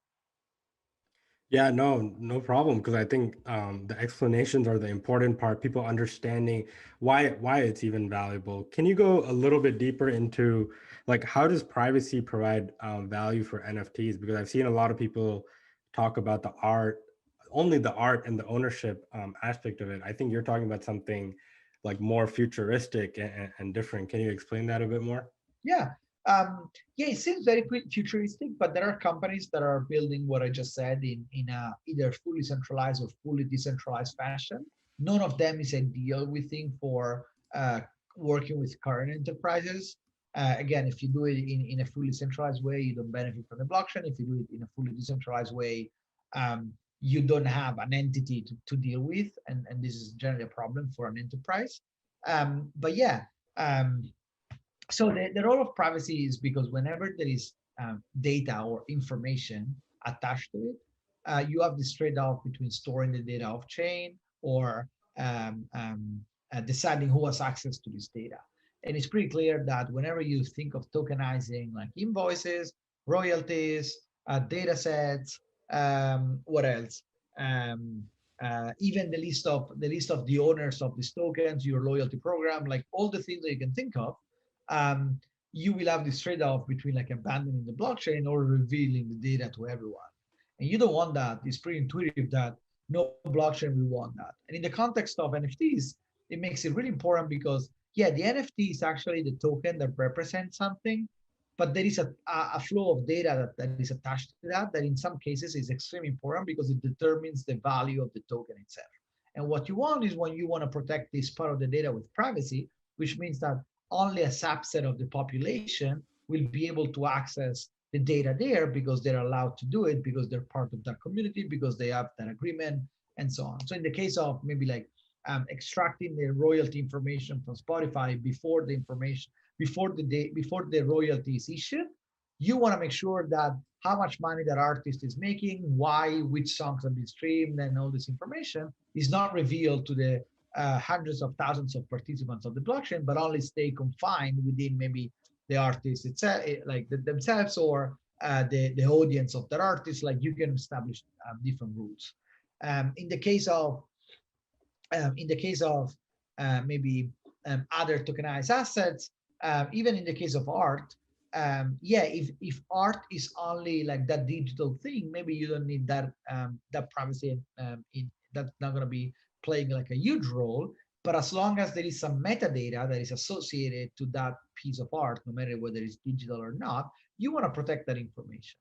And also don't forget that even in the real world, not every person who collects portraits or art is happy to have their name revealed or their name public. There's no public registry for who bought like a certain asset. Why? Because people don't necessarily want to be visible. You can argue that the pseudonymous part of the blockchain serves the purpose, but we all know that it's only going to be a matter of time before transforming a wallet address into an identity with a degree of confidence is going to be possible. Yeah, you're right. You're totally right. NFTs are a great way to preserve your privacy and still do a lot of those, market functions that people want to do, whether it's ownership in things without being known. And I think in traditional finance, that's certainly tough. You have a lot of KYC, a lot of barriers. Not that they're bad, it's just more difficult. So, to kind of get near the end here, I have a few more questions for you. You're a heavily product focused person. So what can you tell us, or what's your advice to the builders out there? What are like two considerations, your ethos when you're building that are very important to you? Yeah, I think my advice for other people would be understand what kind of product person you are, whether it's like a software engineer, or a product manager, doesn't really matter in this context. It both applies. I think one of the challenges in blockchain is that you need to overlap different layers, right? There is the technology layer, there is the use case and the adoption, there is the incentive layer. Like when you start thinking of all these layers all together, it's very easy to lose track of where you're going and to lose track of which problem you're solving. And so what you want is being extremely clear about what problem you're solving, for whom, with which logic, etc. You're gonna stumble upon a lot of cases where you have to balance a desperate trade-off between velocity and quality, velocity of what you ship and quality of what you ship.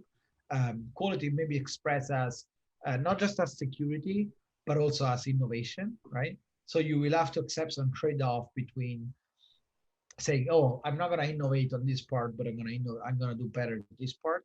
Maybe it's the same in the traditional world, but at the speed at which blockchain moves, it makes it even more evident in the blockchain context.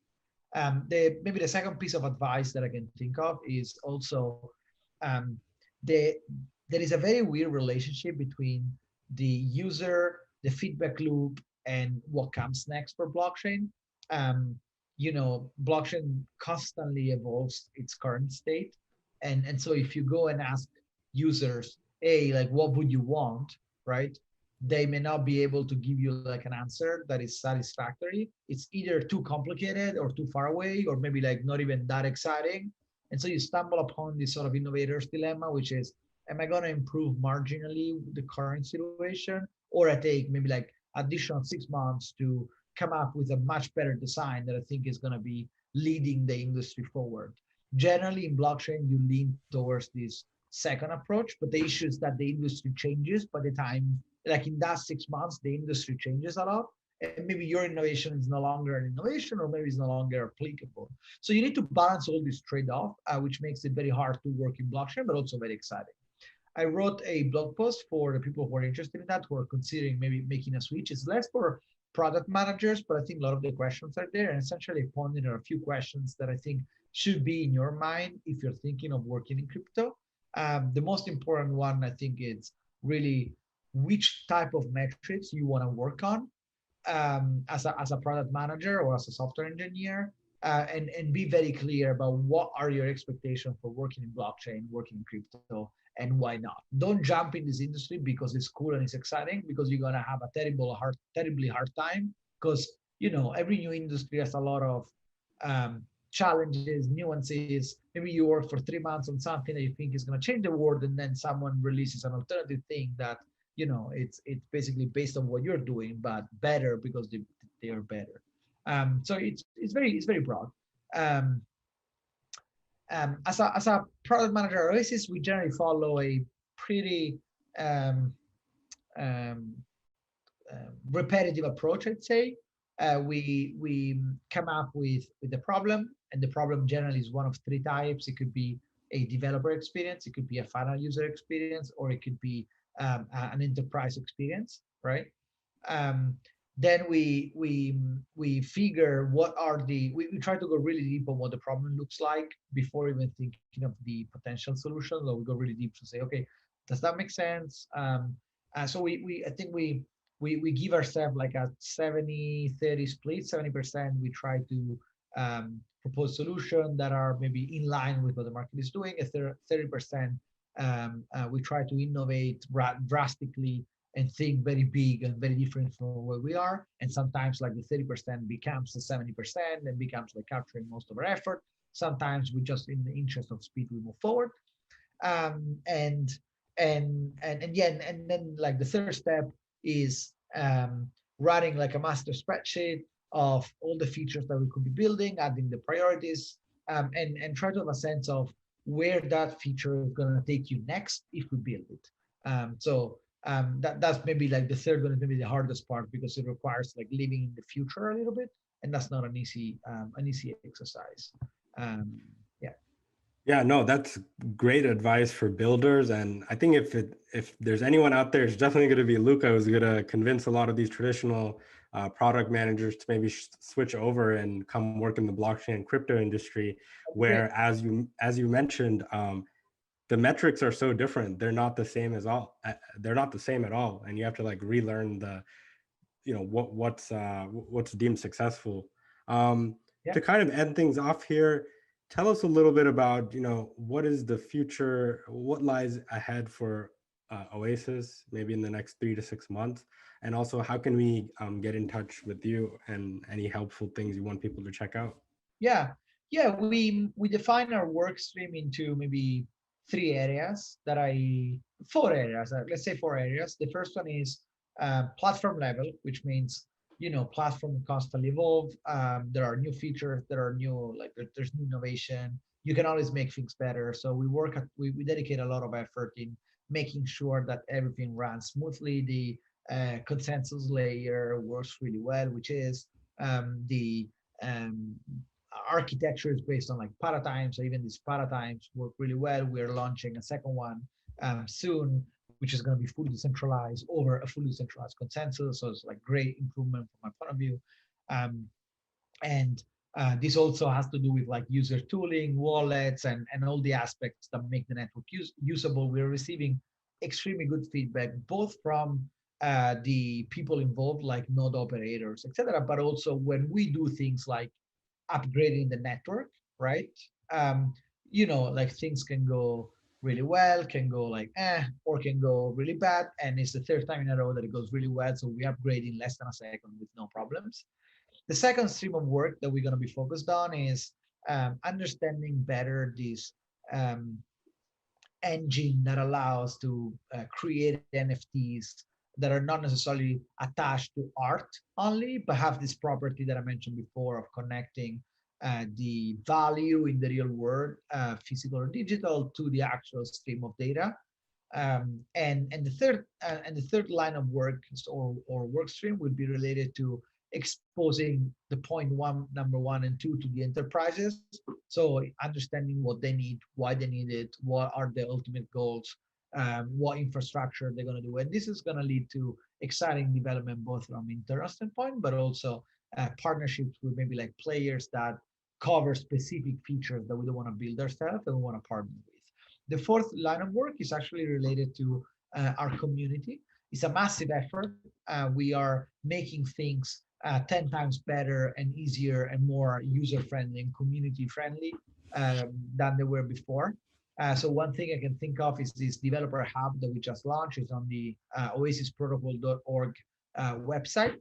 And there is a massive step forward in defining, in making it clear for developers, essentially in linking what developers are looking for to where to find this information. So you go there and it's do you want to run a node? Do you want to run an application? Do you want to run an application that's compatible with Ethereum? Do you want to run an application that's compatible with another language? Here's how to do it, right? We notice that developers always need to do this massive guesswork and learning how these networks work. We want to make it easier. So I think that's the comprehensive view of what we're doing. Our channels haven't changed since we spoke, so we always have this Twitter account, Telegram account, and we have many communities. And then we have a fully redesigned website for Oasis Labs. So I'd say the call to action here would be get in touch with us at community level or at product level. Anything is really fine. So I think this is probably the best way to describe how to get in touch with us. Twitter is also a fantastic way to do it. My handle is lcosent, COSENT. And yeah, I'm very active there, and I love getting inspiration and feedback from there. Yeah, thank you so much for that. That's really awesome. I hope a lot of builders get in touch with you to build the future of the ecosystem. Luca, it was great talking to you here today. Thank you so much for joining us again at Reimagine 2020 V8. Thank you. It was great being here. Look forward to the next one. For sure. And for those of you that are watching this right now, stick around. We're bringing you more exclusive interviews, sneak peeks, and more builders building the future of the blockchain industry. Thank you.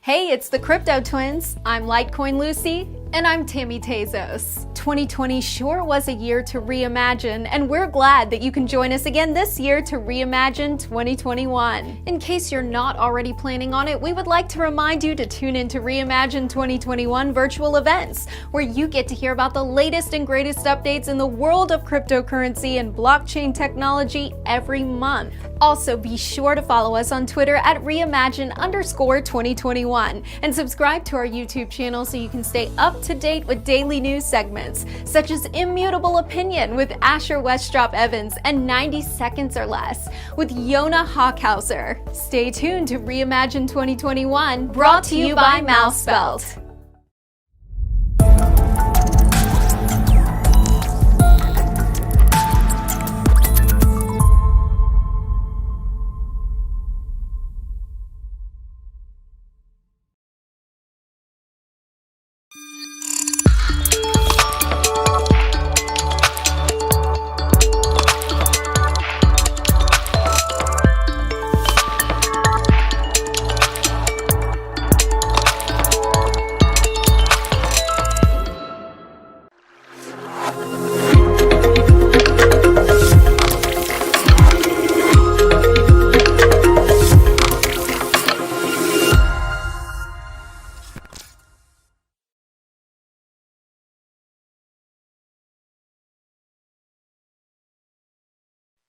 Welcome back to Reimagine. Here we are at yet another iteration of this conference where the field that we're working in here, the blockchain crypto world at large, just continues to get more and more interesting, more and more engaging, more and more diverse, and more and more developed and mature as an ecosystem. And I speak today with a man who I think really helps to personify that development and maturity of an ecosystem. We're not just talking about some 2017 ICO where someone's trying to make a quick buck here. We're talking about people who are really invested in innovating, changing, developing, and using this technology to achieve new highs. I'm welcome now Hatem Hashana, COO of Utopia Genesis Foundation. Hatem, firstly, thanks so much for being with us. Thank you very much for having me here. All right, so Hatem, I want to start this. I want to give that personal touch, that human touch, so that our audience can understand a little bit. Tell us a little bit about who you are, why you're significant, why we're talking to you today, and then we'll get into the Utopia Genesis Foundation. So who I am? I'm a I start guy easy. from- I start easy. Yeah. No, I'm a 29-year-old guy from Sweden. Started with crypto early to now it sounds early, but it's not. 2017. I actually started to mine Ethereum from nowhere. I don't even remember why I did it. And after that, I got hooked. I got really, really hooked in this space. And I started to work as a consultant for a music tech company, and well, from there everything started to where I'm at today. A classic story, and I love, as you say there, when it comes to feeling like you're early or not, now we're in this wave. Everyone who came in back in that 2017, 18 wave, now suddenly we feel like the OGs, and then before that, everyone from 2015, I was talking to guys the other day who were in 2012 and were like, when I got in 2012, I was convinced I was too late. I'd missed the boat. Everything was gone. So, everything's relative. Yeah. All right. So let's get into this here. The Utopia Genesis Foundation, it's a pretty, expansive project. What I understand of it, you guys have some pretty wicked ambitions. Break it down for our audience here. What are you guys about? What are your goals? Give us some of the basic outlines. Yeah, so we started the foundation. Our main goal was to deliver to the music industry, the transparency and the communication and the fairness in the whole industry. Because that is what the music industry is lacking. And we said, well, why don't we do a Swiss foundation, a non-profit foundation, and really show the music industry we are here. And we are actually here to try to help and not disrupt. I don't like the word disrupt because we want to have everybody in the music industry still there, what they are doing, but try to help everyone earn more money. But they need to change a little bit to become more digital. So yeah, that's the main point, I would say.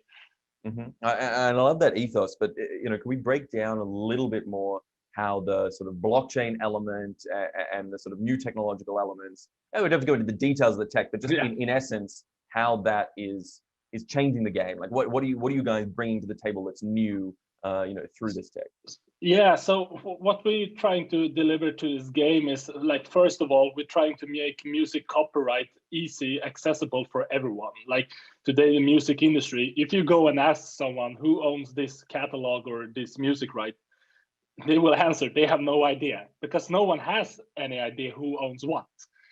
So just with the blockchain, you can just put it up, make the information accessible for everyone. To see who actually is the owner and the revenue splits, etc. Because this brings into another stage. The PROs, they don't know who they are going to pay sometimes, because no one has actually reported. So we're trying to like fulfill the whole industry and like put in the dots where they are missing. So that is one of the key things we're doing. Another thing that we are trying to do is we are trying to make it easy for everyone to invest in music, not in just you buy music song, because that we can already do, but to invest in like a music catalog, in a music project, and get revenue from that project. And if you look at today, like the really big music catalog that is owned by some people, it's only institutional investors. But with blockchain, we can bring in people who can invest maybe only $10. Like this will open up a whole new era. And like if you can invest in your fan, or in, like, say for instance, you love Metallica and you can invest maybe 0.1% in them, what will you do? Well, you will play their song even more, and you will recommend people to buy their share of their music catalog. And what will that bring for Metallica? Well, they will increase their revenue, hopefully. And it's win-win, like free marketing, I would say. Right. Yeah. I mean, I guess it's like that idea that went through the startup world, about a decade ago now. If you start giving employees, a stake in the company, suddenly they're that much more invested in participating and growing and developing the marketing side. You're taking that even further and saying the general public, you want to participate in this? You want to be part of this project? You want to be part of this music? You can invest. Am I understanding that right? Like fractional ownership. That is more or less what it is. And the cool part is like you can expand this even further. Say for instance, you are a medium-sized artist, and like you have a pretty good fan base, but your record label doesn't want to invest in you, or like in your live tour. And you say to people, listen, I'm gonna pay for this live tour by myself, and I let you people invest 50% in it, and you get 50% of the net shares. Like, and if they are really successful, well, everyone is a winner in it. Yeah, everyone's certainly a winner. And I want to, before we sort of delve more into that and what the sort of future holds, I want to pull back for a moment, because I feel like some people, and you hinted on it, like with what the current system is, but I feel like a lot of people don't necessarily understand it. Like, you said that today it's not clear, who necessarily has the rights and who should be receiving the royalties and whatever. What can you explain sort of fairly basically how that system works and why it's so flawed and not clear? So to keep it very, very short and basic, the big labels like Universal, Sony, etc., it was not until 2012 they went with all of their like copyrights and like the ownership, they changed from paper to computer. Wow. Like this is 2012. Oh my God. Some artists actually got lost in this, and their catalogs and songs got sold, but no one knows by whom. This is like, it's insane. Like if you start to ask music artists, I think 90% will tell you like a really fucked up story. Sorry for that. Oh wow. Oh, please. You can swear all you want. This isn't pride time. You can do as you like. No, so like it's insane. And like you think about it, then we come to the PROs. Okay, when they get reports from, for instance, radio stations that they have played a specific song, because they are obliged to report each song they are playing. But many radio stations, they are not doing that. They just take, okay, how many hours have we played this month? Okay, this many hours. Which are the top songs we have played? Okay, this is like the top 1,000. We take these hours, these top 1,000 artists, and we just split it and send them to the PRO. Wow. And this is actually very, very common. Usually, like from the smaller countries, they are much better to report to the PROs than the bigger countries. So what happens? Well, if you're a small artist, it's not uncommon that you're not even getting paid. Or even for a big artist, you're getting paid, but because the income statement are so low quality, it's just stating music artist, song, which country, and the total amount. Nothing else. If you ask them which radio station, the PROs will be like, I have no idea. And this is like huge, huge, huge mess. So even if you're a big artist, say for instance, you get 10K per month from a country. Well, when you start digging underneath, you will notice you're probably missing like 10 more Ks. Wow. So, okay, I mean, this industry, music, film, these sort of industries have always been ones that have been like rife with, stakeholders whose, interests and positions are so varied, whether we talk about the labels themselves, the artists, the musicians when they're touring live, versus, the writers of the songs, you always hear complaints, where the classic thing, that sort of made it through the public consciousness, I remember was, Taylor Swift refused to be on Spotify for several years because she felt that it wasn't giving artists their fair shake. And now some people say it's an opportunity for up and coming artists, but others say no, they're getting ripped off. I mean, talk a little bit about that industry. Let's talk about like how it works now and the stakeholders and who's winning, who's losing, and why we need this. So to start off with, like Spotify, like a lot of people have misconception about them that they are making a lot of money. Spotify is not making money at all. If you look at their revenue, I don't think they have ever been plus in their revenue, never. Like, because they are supposed, they are paying like how you say, like a licensing fee to have specific music there, and they are they're paying a little amount for each play. But I would say, well, they're actually reporting the right amount that is played, not compared to radio stations. And if we take up someone that has been very, very bad that is getting better, is actually YouTube, because it's owned by Google. No one actually have like the funds to go and attack them. But if you think about it, like most of the music is actually played on YouTube, and they are paying out the least. But it's actually getting better. I saw some report not that long ago. But yeah, but like the DSPs, the digital service providers, they are paying, I would say. Like I would say television and sync deals and radio music is far the worst. Also, like live concerts and like festivals, sometimes they are not even reporting which song has been played.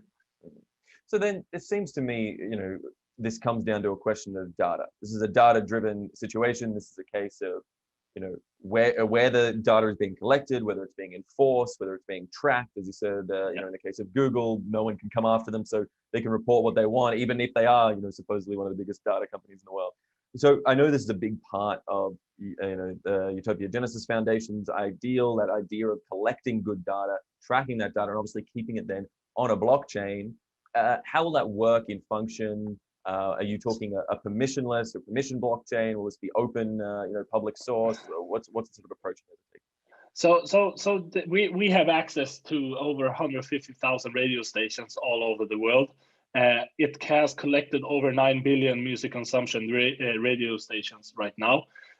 It's not, it's not our data 100%. We are getting this data from our founders to play around with it and like make a data visualization for music artists and labels. So they can search for the song and they see, okay, they track their specific song or artist, and they say, okay, in the last month, I have been played on this radio station in this country, and this song is mostly played maybe at 7 p.m. on Friday. So we want to give this back to musicians, like, so they can make better PR marketing and stuff like that, and plan their next tour.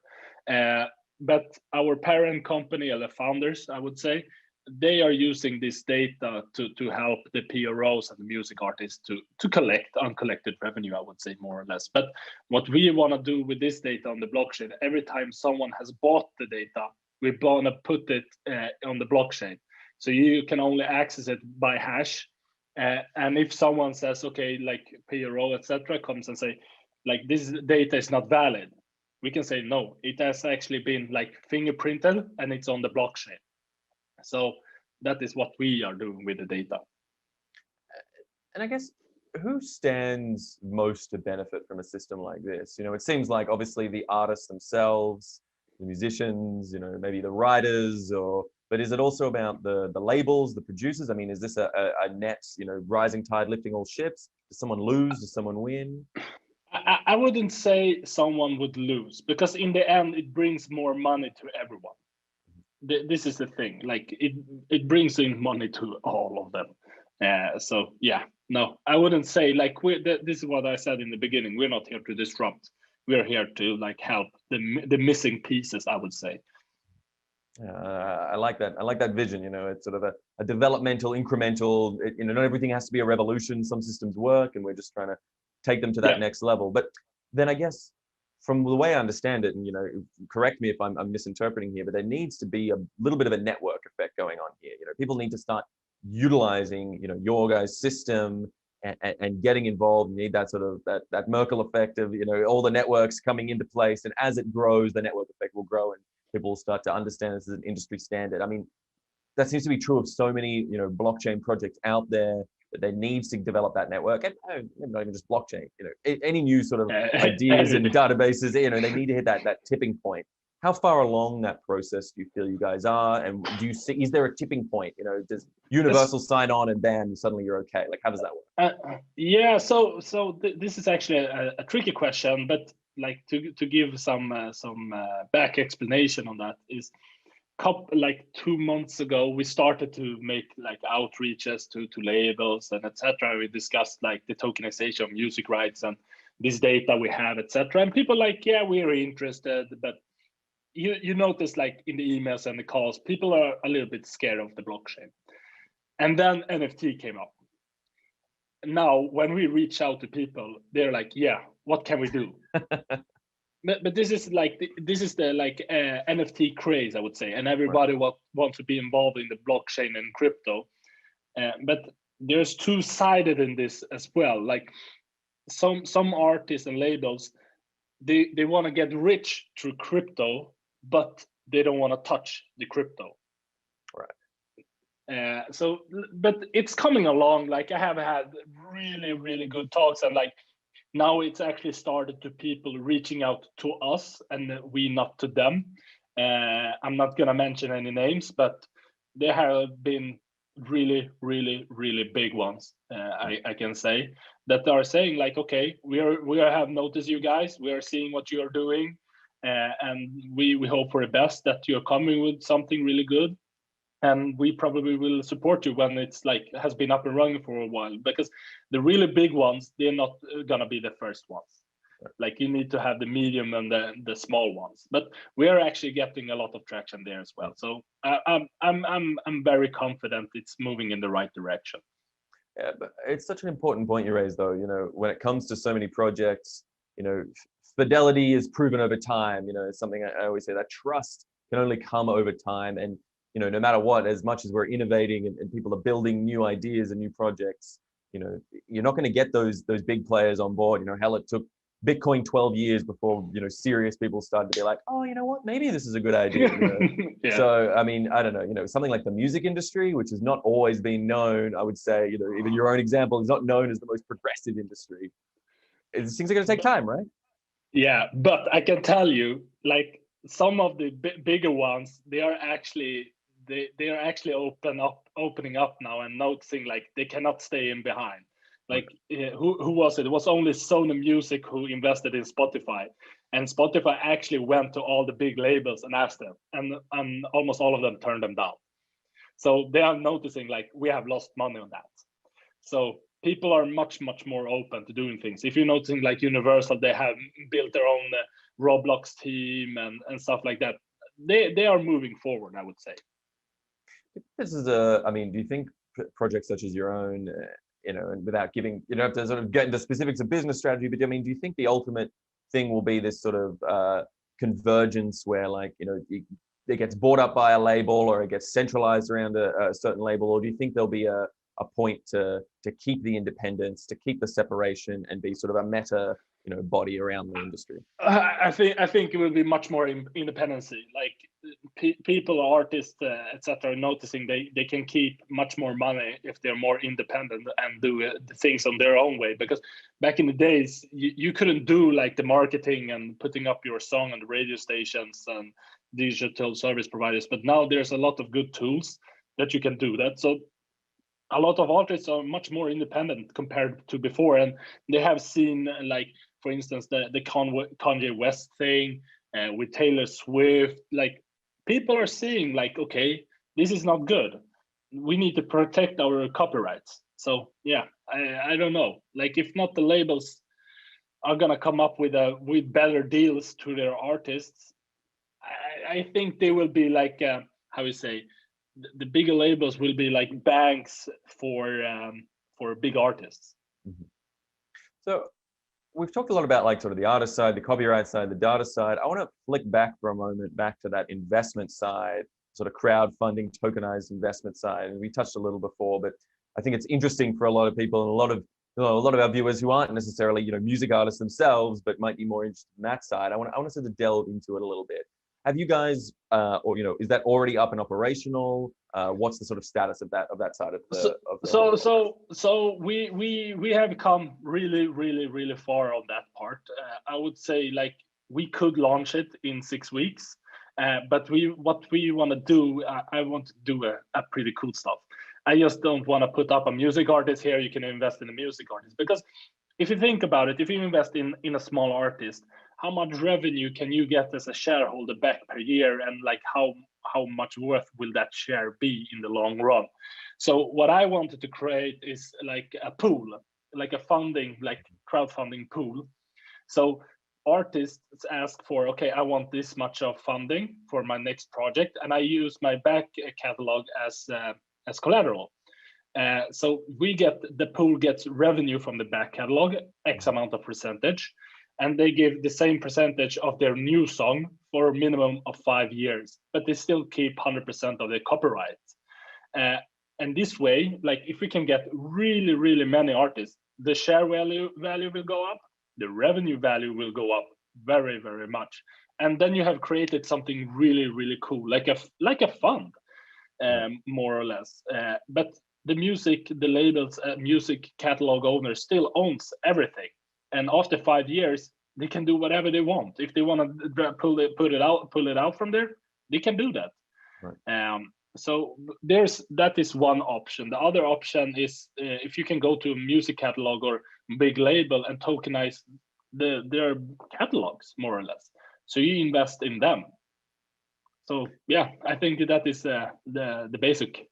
Yeah, it's an amazing idea. We've seen this sort of tokenization coming through. There was a big push in the last few years, but with sports stars tokenizing their contracts. But I think there's been that much buzz yet about the music industry doing. I mean, yes, NFTs, as you mentioned, but that's a little quite different to what you guys are talking about here.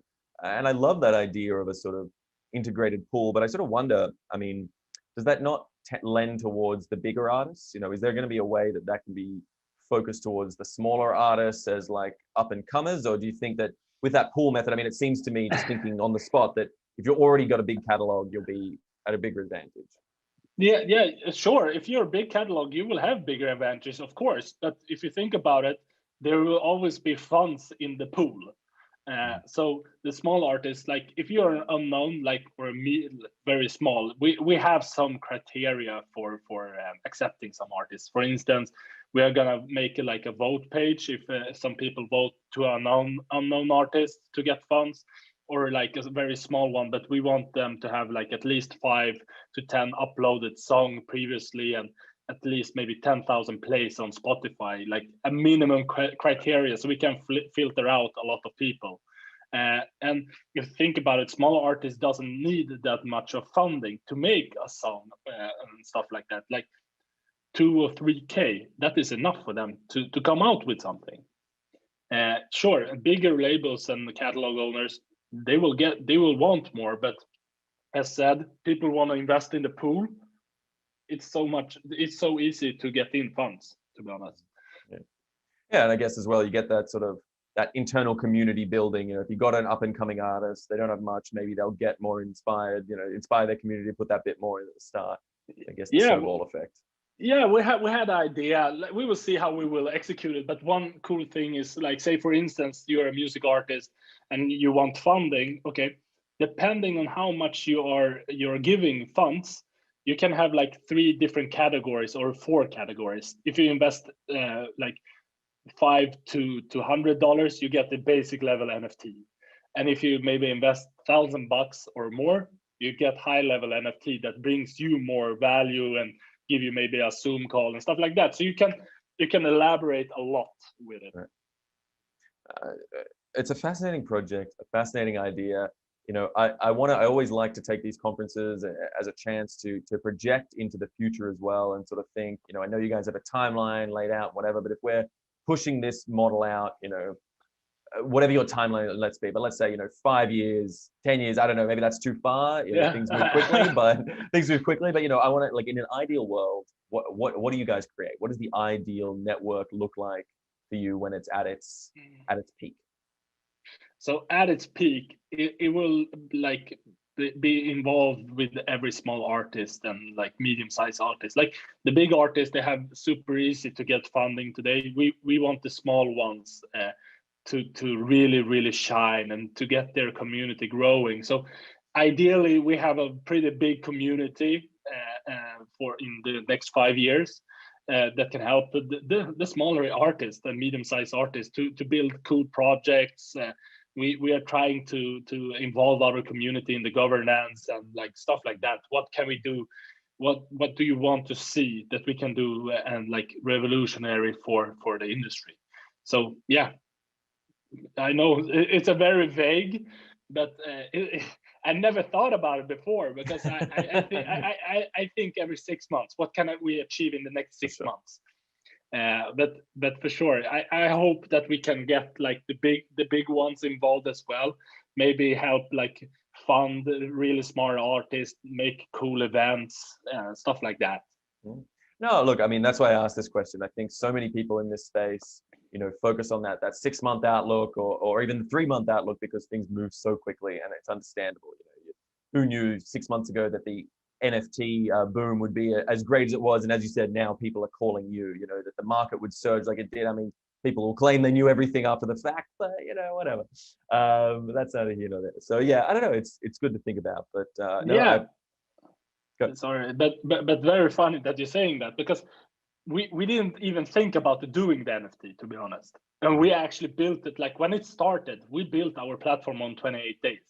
So we actually finish it now and like have it solely music centric NFT platform. We give 90% to the music artist and 10% we keep. We have gotten questions. Well, you're a non-profit foundation, why are you taking 10%? Well, it costs to develop and upload things. Got to pay the bills, man. You got to keep the lights on. You know, I understand that. You know, people get confused. They think non-profit means there's no money involved. There's still money involved. You know. So I get baffled when I get that question. I was like, what? So I understand you got to keep the lights on. But yeah, as you say, yeah, so much movement, so much going on. You know, it's really a rapidly changing space, and exciting now that, as I said at the beginning, you know, there's this maturity coming in. I think people are starting to understand this isn't just about like some speculative token I can buy and that's it and sit on. It makes more money and I sell it to the next sucker, and that's the end of the industry. You know, there's real innovation coming in, real stakeholders who can develop value through these networks, and I think that's a pretty powerful idea. Yeah, no, like, what was I gonna say? I lost myself. Sorry. That's okay. It was something, but now I lost it. Well, it'll come back through the annals of time. I'm sure we'll get to it at some point. All right, but I think without further ado, you know, you've given us such a good wrap and an idea of what you guys are building on, what the industry is looking like, what the stakeholders are going to be. I think this is a fascinating project. We're all going to keep watching. But yeah, I think, Hatem, I want to thank you so much for speaking with us. So valuable to have these developments here. I love these ecosystem stories. I love seeing how they're growing and spacing. Love the shirt. Love the shirt. Everybody got to take a look at that. Make sure you're seeing this. If you're listening to this and not viewing, you need to go back and see what the shirt is. Yeah, any last words you want to leave with before we wrap? No, I wouldn't say. I would thank you very much for having me, and I would say check in the music industry and see how bad and analog it is, and try to help us to rebuild the future for the industry. I would say more or less. Yeah, a valuable message to end on. Reimagine viewers, make sure you stay watching. So much more good stuff to come.